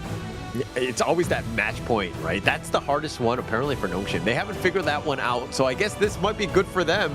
But they have, what, 3 more games to figure it out. They need to, because again, they don't want to be in the situation where they're going to an ultimate battle after they thought that this was going to be an easy series against Vicious, going up 3-0. 3-0 is a big statement, but how you finish is definitely going to be really, really important right now. For Vicious Esports, like we talked about, it's a good start. A fantastic one indeed. Out-fighting, out-rotating, out-macroing your opponents. Wonderful. It comes down to the worry that we had back in 1, 2, 3, game 1, game 1, game 2, and game 3, where you spend a lot of heroes here. How do you formulate your composition with the remaining bits that you have until game 6? We're going to have to see, right? In terms of just what is available in terms of the hero pool. I think the Vicious have expended quite a bit, but the clear MVP on this one, the one that sticks out, Sway, right? 9, 1, and 7 on the Ying. Just tremendous value, getting to the back line. And again, focus firing Siri, that was the biggest difference. A Faye, though, you gotta give props to the Roamer, but give some love to the Roam. That Guigutsu last pick did wonders for his team. He was just jumping multiple times on towards Haku, on towards Rattel, and every time sending his team, the full squad, into the backlines of the Nongshim Redforce squad. Yeah, it's all about that value, right? And getting into this one. And Vicious here, this is the gold graph. Finally, something that favored them as they were able to build it up, find ways to close it out, which is something that they've been struggling with in this series, right? And if you're looking into, the next potential, game, this is the way that they want to play. Vicious have gotten the better of Nongshim in the early games. Oh yeah, but this is the first 2 plays that Faye actually mispositioned himself, which led to an easy first blood for Illusion. But aside from that, everything went so well for the side of VC. They played very well. This is the exact bounce back game. I mean, we wanted to see this earlier. They're still not out of the woods yet, but this is a great bounce back game, right? Again, looking at things at best of ones. If Vicious were able to pull off the Virtus Pro of the reverse sweep onto Nongshim, this would speak volumes for that team. And think if Nongshim were like, hey, we were up 3-0 and we just got swept, reverse swept, and now we have to play Stamina Esports later, that would be so frustrating. That's gonna be really a test of their stamina that actually happens here. So for this game itself, you can see the key decision making coming in for the side of Nongshim Redforce. They want to fight, but the timer of their respawn, the mid-game decision just isn't as clean compared to the first 3 games here. Hence, you can see VC continuously jumping in towards the backline, getting kills after kills after kills on towards the Nongshim squad. Yeah, Kyung9 actually played so much better this game, right? On the Guan Yu, finally, this is the value that you're talking about. And the way that he's able to initiate, this is the Kyung9 of old. We've been waiting for this Kyung9 to show up in the series. We finally get to see it now in that game 4. But a great play, but you were talking about the MVP. It had to have been Faye because of the amount of pulls that he had.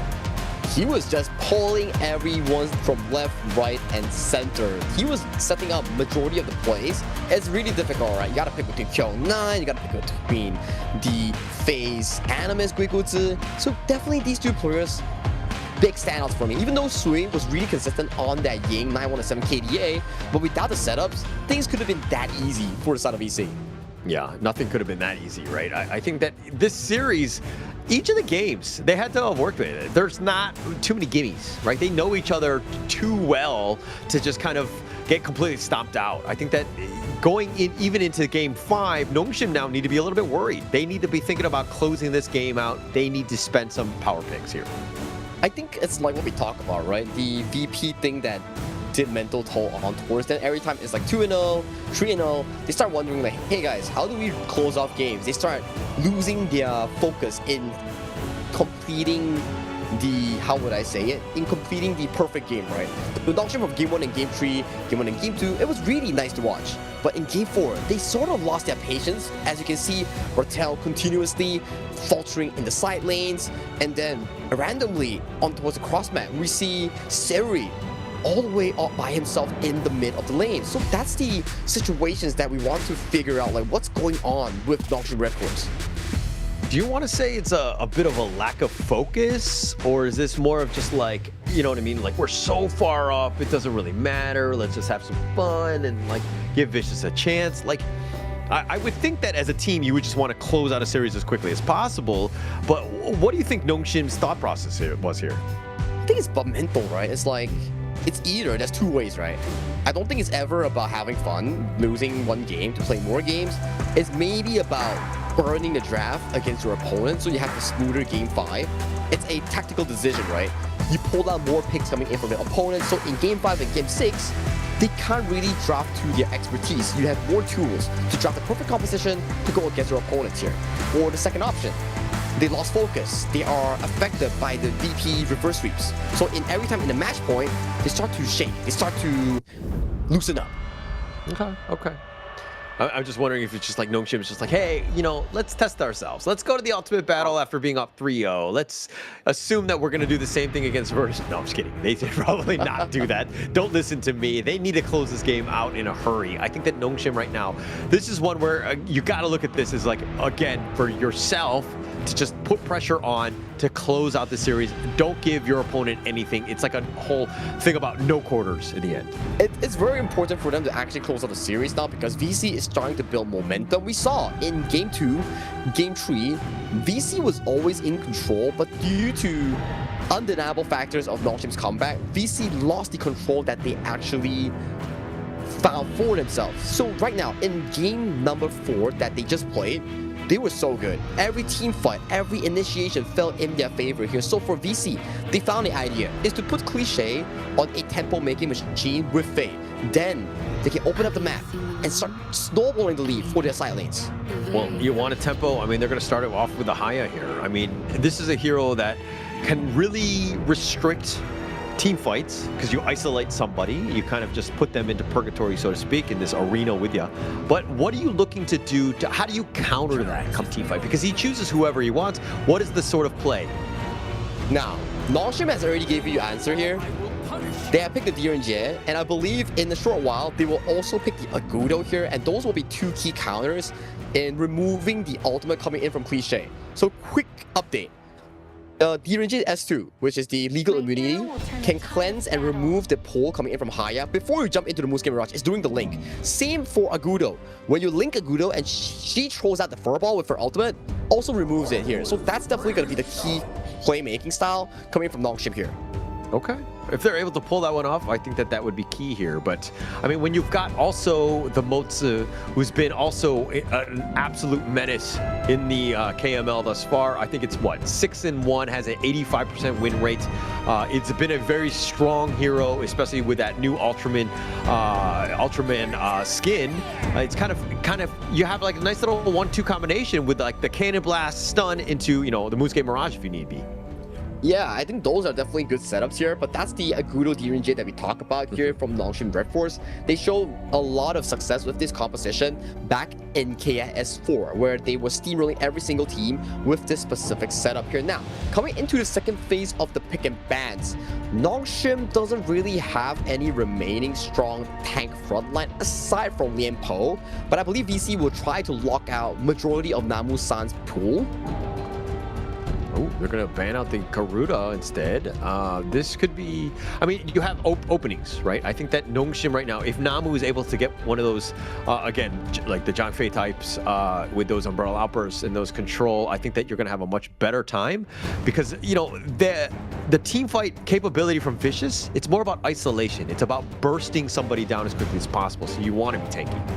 That's true here, and you can see Nongshim's direction is to ban out all the available counters to the Agudo jungle. The Lam, the Luna are all removed from the pool.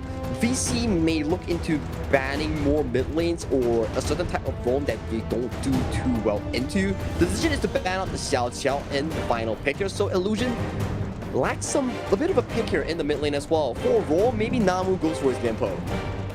It's an option, and I think that's an option from the Nongshim side. The Nua, this could be a great way to kind of deal with this, because you know Moonscape Mirage roughly when it's going to end. You can just set up the perfect annihilation, and then you have the range advantage, so you're not going to be too close where Moats is going to be looking to cannon blast you all the time. I think in terms of drafting as of now, Nongshim has had a really strong advantage with the double counter against the Haya.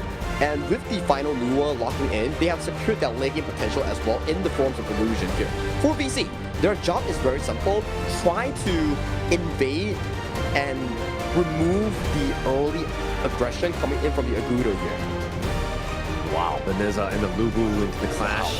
Super late Trouble. Let's go. Super late game, and just dealing with the Byron, which is like the Neza, the potential jump in. Because if you find that backline, D-Renje, Nua, potential targets for that Skyfall, you have options of being able to engage. Then you have the follow-up, how the team fight is going to go, and then you have like Cliche on that Mirage. So this is kind of roughly how this team fight is going to go. I'm a bit worried, to be honest, for the side of Nongshim Redforce. I mean, not to say Nongshim Redforce, I'm a bit worried for VC because, yes, their composition looks really good, but their late game potential is too high. But their early game, it's a bit worrying because their early game is not solid enough, and you can see this Quay pick that has been finalized in Nongshim. They want to continuously disrupt Nerza's jungle pathing, making sure that he falls behind of Haku in terms of jungle pacing. Wow, picking the Quay here. Yeah, I mean, just helping out, accelerating Haku as well, and just having those hooks. This could be a potential issue, because you know if the Neza is going to be looking to dive in, another bit of control into the void with those join me's. I think that you could really just like protect, Siri here and Illusion. Yeah, Siri and Illusion is definitely going to be the key two targets here, but when we look at D-Renji and Agudo, we think about the extreme tower pushing potential, right?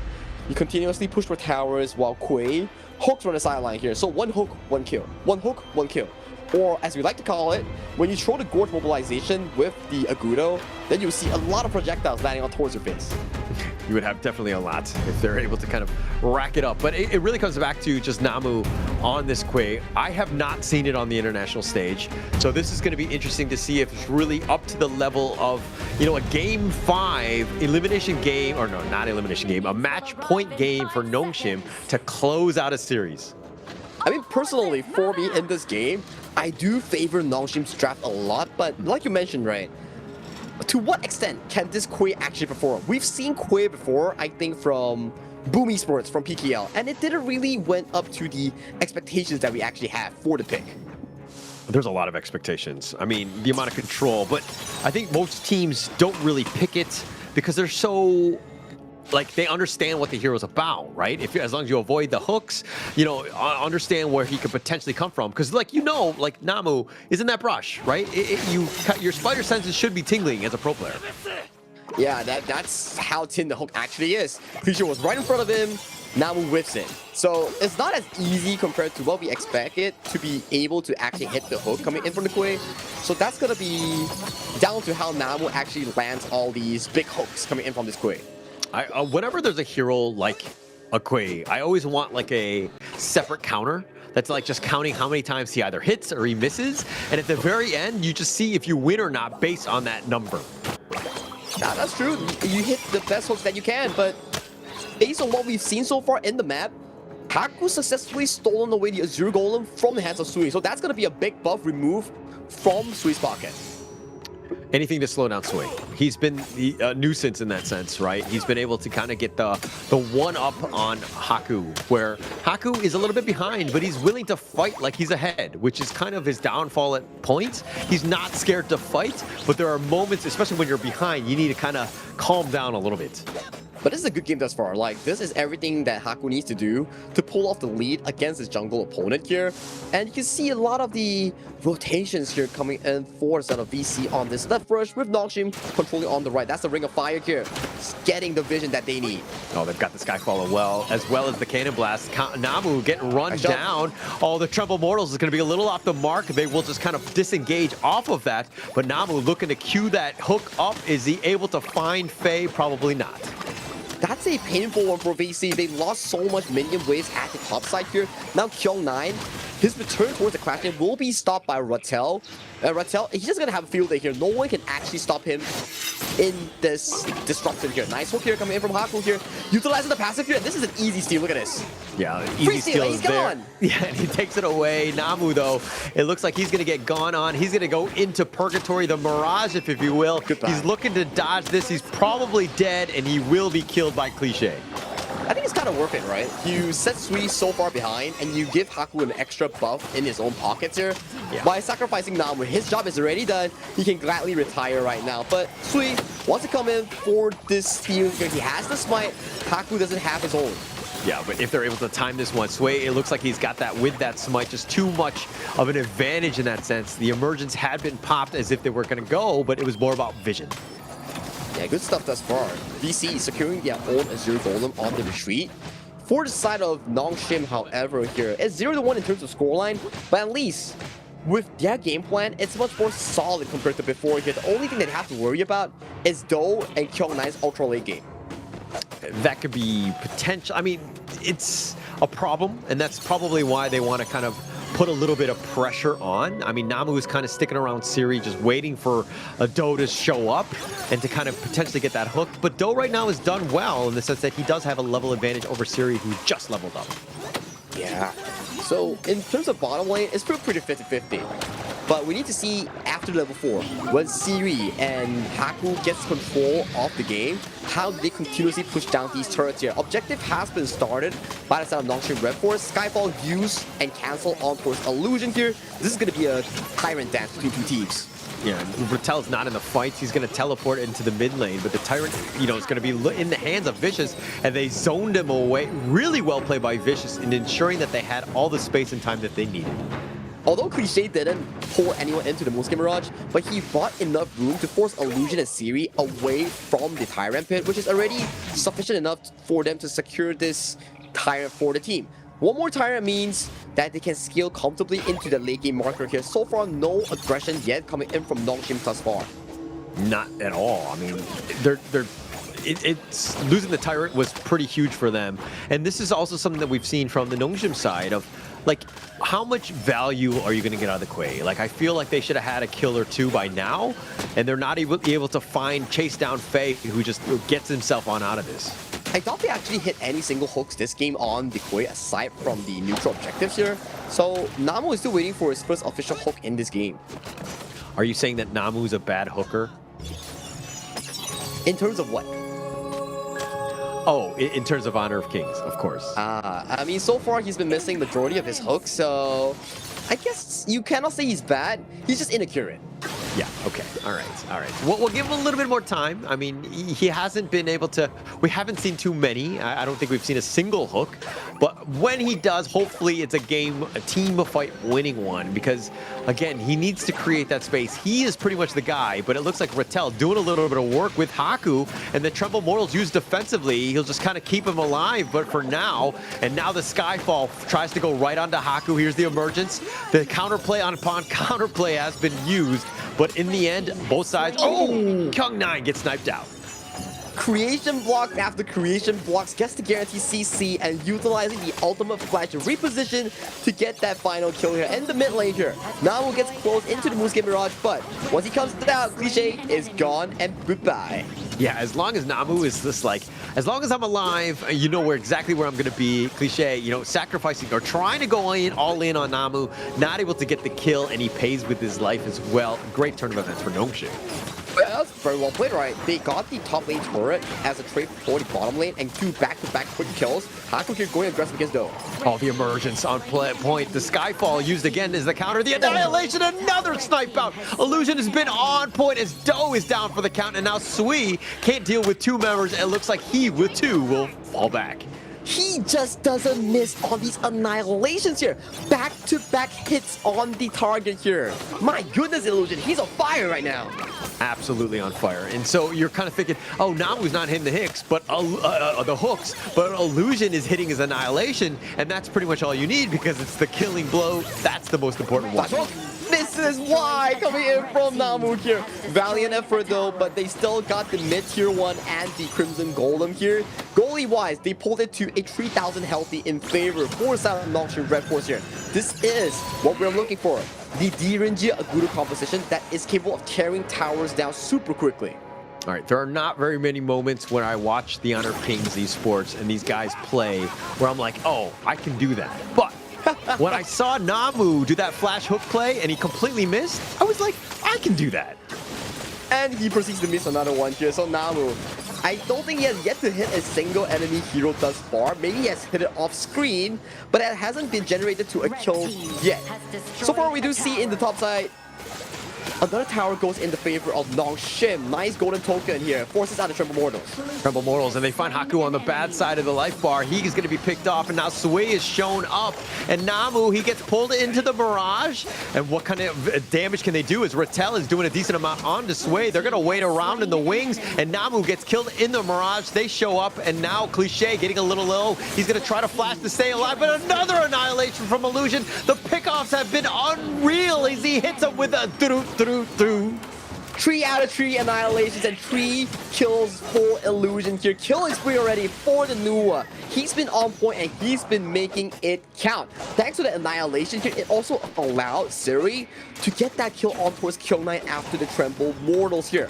Even though they lost 2 at the start of the fight, the annihilation, the creation blocks coming in from this last pick Nuwa has been paying dividends for the side of Nongshim Redforce. So much value, so much, you know, like the CC as well as the damage, all from afar. Illusion has been that one target that, like, Sui, if you're Neza, you're probably looking for him to kind of set things up, get the kill, and then maybe rotate off of him into Siri as opposed to the other way around because of how much Illusion is doing in this game.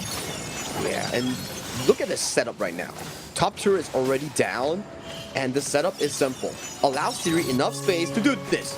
Tokens in, tower gets to take more damage, and when minions arrives, immediate tier 2 gets removed from the pool because Cliché's Haya isn't capable of wave clearing as good compared to Illusion or the range of Haku. And Haku's just been this menace, right? With this wild growth. This is that value. When you put pressure on and you're able to just have that wild growth on top of that, it's going to be tough. And Faye's in a bad spot. It looks like he's going to use the box. He tries to lock him in, but Faye's going to be killed first. And now on the side, it looks like they find Kyung 9 as well, but they're trading away for Namu. Sui running for his life. Is he going to get chased down? Is he going to get sniped out? He will survive. And now Nongshim with 4 members looking to take this mid T3. Yeah, 2-1 in favor for the side of Nongshim Redforce without Clash and also Roam and blinking health bars here. This is going to be an easy 2-3 pickup coming in for the side of NS. And with that, they also get a straight beeline right towards this objective at the Shadow Tyrant. Sui wants some sort of revenge. I mean, they've lost the mid T3, a bit of a gaping hole in that sense. And this Tyrant, the Shadow Tyrant, the first one of the game. The Skyfall, he tries to go on in, but it looks like Haku's going to pick up the Tyrant, and now he's in a bad spot. Sui with the suicide mission. It's a nice counter engage coming in from Haku. He timed the Gorge mobilization at the brink of the moment. So when he lands the Skyfall, he throws out the Gorge mobilization, the Furball, to disrupt the CC. But nice hook here coming in from Namu here, finally landing on towards kill 9. Oh, that was in the Tremble Mortals as well, and they're willing to fight that one out. And Namu says, okay, thank you, I will take that. As Nongshim take down yet another kill, and now they're going to look to take this bottom T2. My goodness, Haku's iframe usage of his ultimate is just so darn magnificent. If Sui actually got the Skyfall knockback, that could have been an easy Tyrant for the side of BC for the potential comeback here. But the Deathfall has started here, Tyrant secured, Kyung9 not available. That's the Aguro here in this start that we're looking at. Turrets immediately gone. Immediately gone, and now the Moonscape Mirage onto Namu. It's a little personal at this stage, and now with a respawning Kyung9, he's going to be looking to join this fight. Reptel is there, the Skyfall on the side, tries to go for at least Haku, but now it looks like they find Namu 3, who actually flashes forward. He's going to use the Void, but he's going to be knocked around. He's going to be picked off, and now what gets killed in return? Kyung9, they find the return. It's a 1-for-1. 1-for-1, but Taurus don't respond here, so Nongshim Redforce still gets the upper hand after that play. After this, they can immediately rotate themselves towards this Overlord if they want to here, but health bars look not as healthy compared to before here, so they have to be careful of Sui Skyfall coming off from cooldown again. If he's able to get that one off, I mean, if he's able to jump in, but where do you go? There's no space. The mid T1 is there if they wanted to potentially just retreat into this, but now they're going to start the Overlord here. Overlord knocks out 3 members here. We do see the Annihilation landing onto multiple members here. Skyfall has already commenced the fight. They've already taken down Sui, who tried to make the play into the heart of the NFT with 4 members, and now Cliché trying to flash away, trying to get to safety. Doe is a little bit low himself. He needs to be careful. The Tremble Mortals used just to sacrifice himself. He looks to turn this. Right goes right onto Siri. They get the pick off with his damage, and the Mirage is going to be there as well, just to kind of lock him in. The hook is now going to be used. Namu gets his first one, and it's on Kyung9. But a good rotation so far coming in for side of Cliché to isolate Haku here. We do see the emergence trying to pick off Cliché, but the creation block just isn't able to find its marker here. A good sign of relief for VC. At the very least, objective is still up and available for the next contention.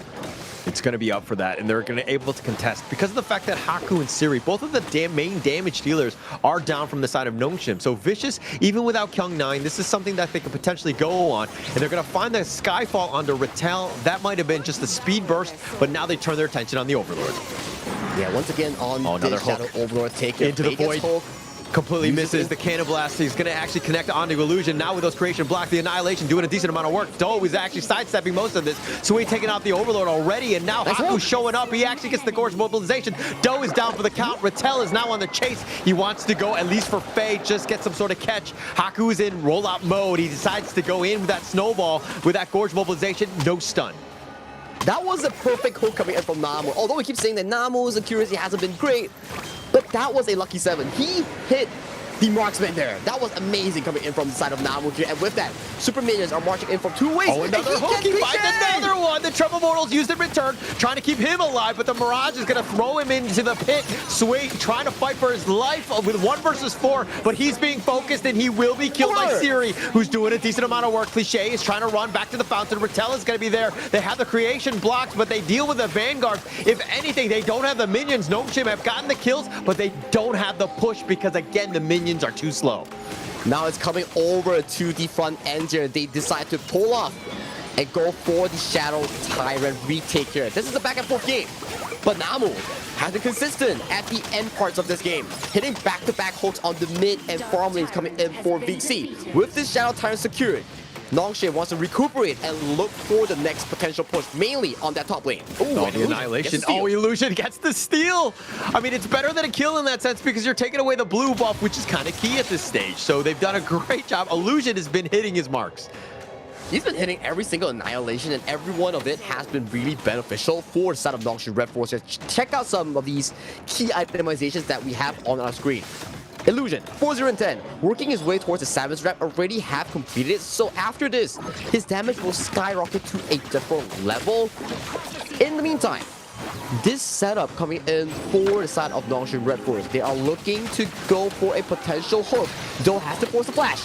Yeah, they find Sui, though. He's going to be looking to go. The box has been used as well, but they've got Kyung9. That's going to be a huge piece. Rattel with the force field suppression, doing a decent amount of work. Sui's trying to run for his life. Doe has been killed as well. Sui just going for the backline. They find Haku, but Cliché now, he's just trying to stay alive. He, too, will fall. Faye with the Cannon Blast, the hook in just for good measure. They've got a team ace. Nongshim are going to roll it down off of this one. Take game number 5 as they have the top lane pushing, and they will move on and meet Virtus Pro. It's a back-to-back reunion between VP and Nongshim Redforce, and no one can stop them for this faithful reunion here. VC, they took 1 game, but it wasn't enough to make a comeback against the Ultimate Red. Nongshim Redforce, our second semi-finalist in double bracket. very good game, I mean, by Nongshim there. Being able to close out the series, they finally needed to have that one piece. I mean, we were kind of like, you know, pointing fun a little bit about Namu 3, but in the end, he was able to hit the right hooks, and that was kind of what you needed to do to really close out this game, because there were some moments that were like, things are not looking good. They need that one little bit of CC, and it seemed like it was just enough in the end. It's not about how many times you fail, it's about how many good times you hit, and Namu definitely proved all of this wrong. But I think if we want to highlight a key member, my goodness, Illusion's Nuwa. That was crazy. That was just literally crazy. He's got to be MVP on that one, right? I mean, the amount of kills, things were very close, but then just the last annihilations, getting those kills was just enough to give Nongshim kind of that, a bit of a snowball.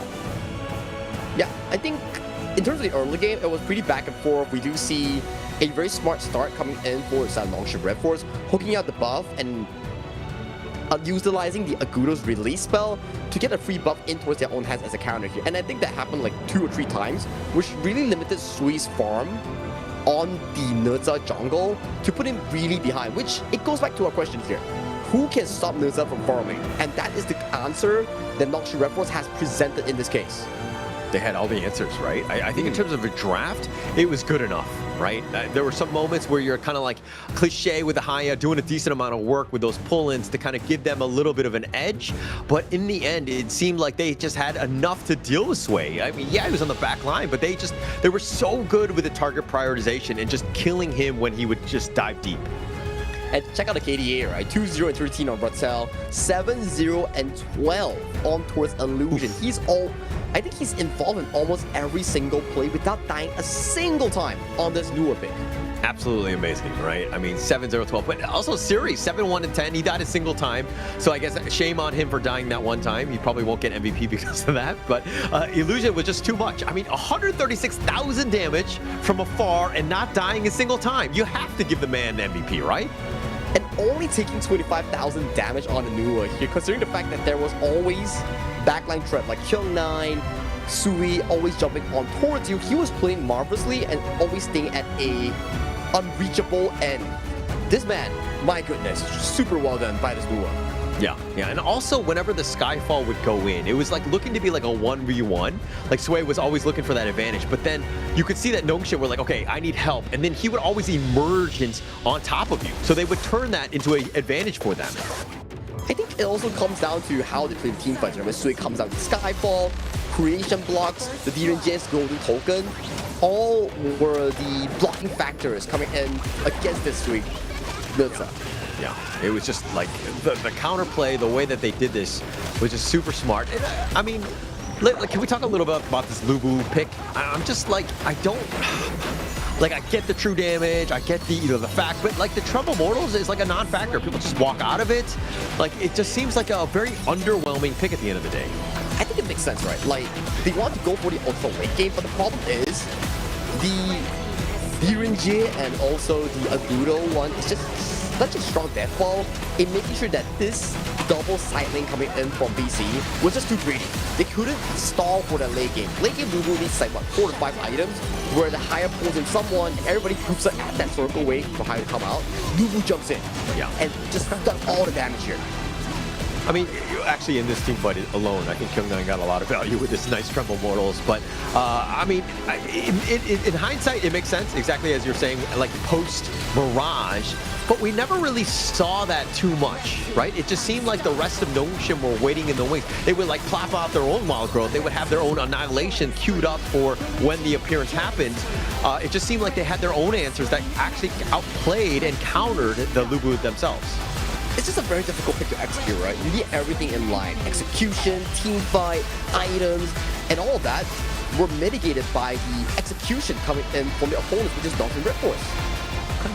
Just the Nongshim Redforce factor, right? It was just too much in the end, and of course, the MVP went to Illusion. 7-0-12, 29% of the team's damage, but he only took 6%, wow. So he was always so safe in the way he played it out, and Illusion has just impressed me time and time again, because there are moments when he's like Nua, perfect positioning, always in the back line. Then you see him other times when he's playing the Mai, he's being the aggressor, he's up front. So he's been able to play almost any sort of play style that the team requires, and he's just played that mid lane to the T.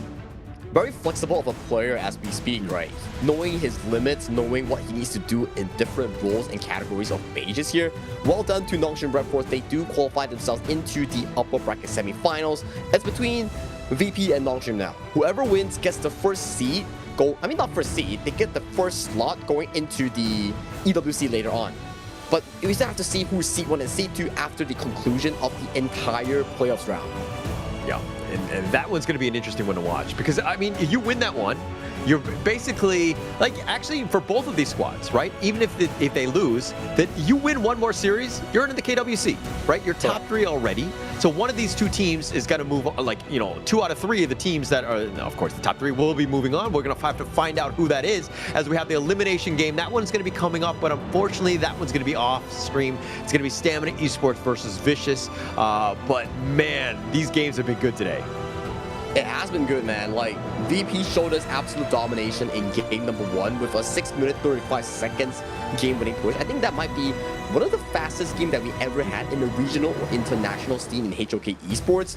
And VP also showed us what it means to be superior in team fighting. And for the Nongshim versus VC series, I gotta say VC did extremely well in that one game, but other than that, they need more practice in solidifying their first 10 minutes and the shadow objective fights.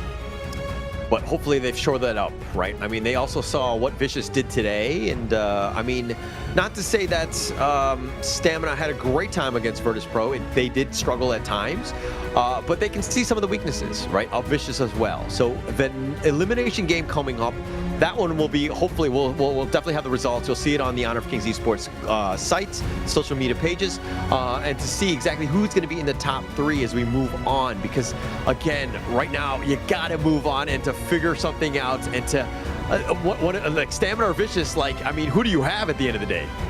It's do or die situation, right? But judging from the recent performance and recent, I would say, results in group stage, VC has won against Stamina before, and it was in a convincing fashion here. So coming in towards this lower bracket here that you see at the very bottom, SDMN, VC, happening off stream, I can only tell you after today who will... Because again, we wanted to see exactly if the teams move on or not, what happens in terms of elimination games. So it looks like we're going to see that Stamina one. That one we would play tomorrow. Good, because I think that you got to give the players a bit of a break too. Yeah, I mean, imagine you have to play like 1 hour after this. That's going to be very stressful for some of the teams that woke up very early today. So that's about it, guys. This is day 1 of the Honor of Kings Major League Playoffs 2026 Spring. My name is Sang, and with me is Holler. We will see you tomorrow and the day after for the finale of KML 2026 Spring. Goodbye.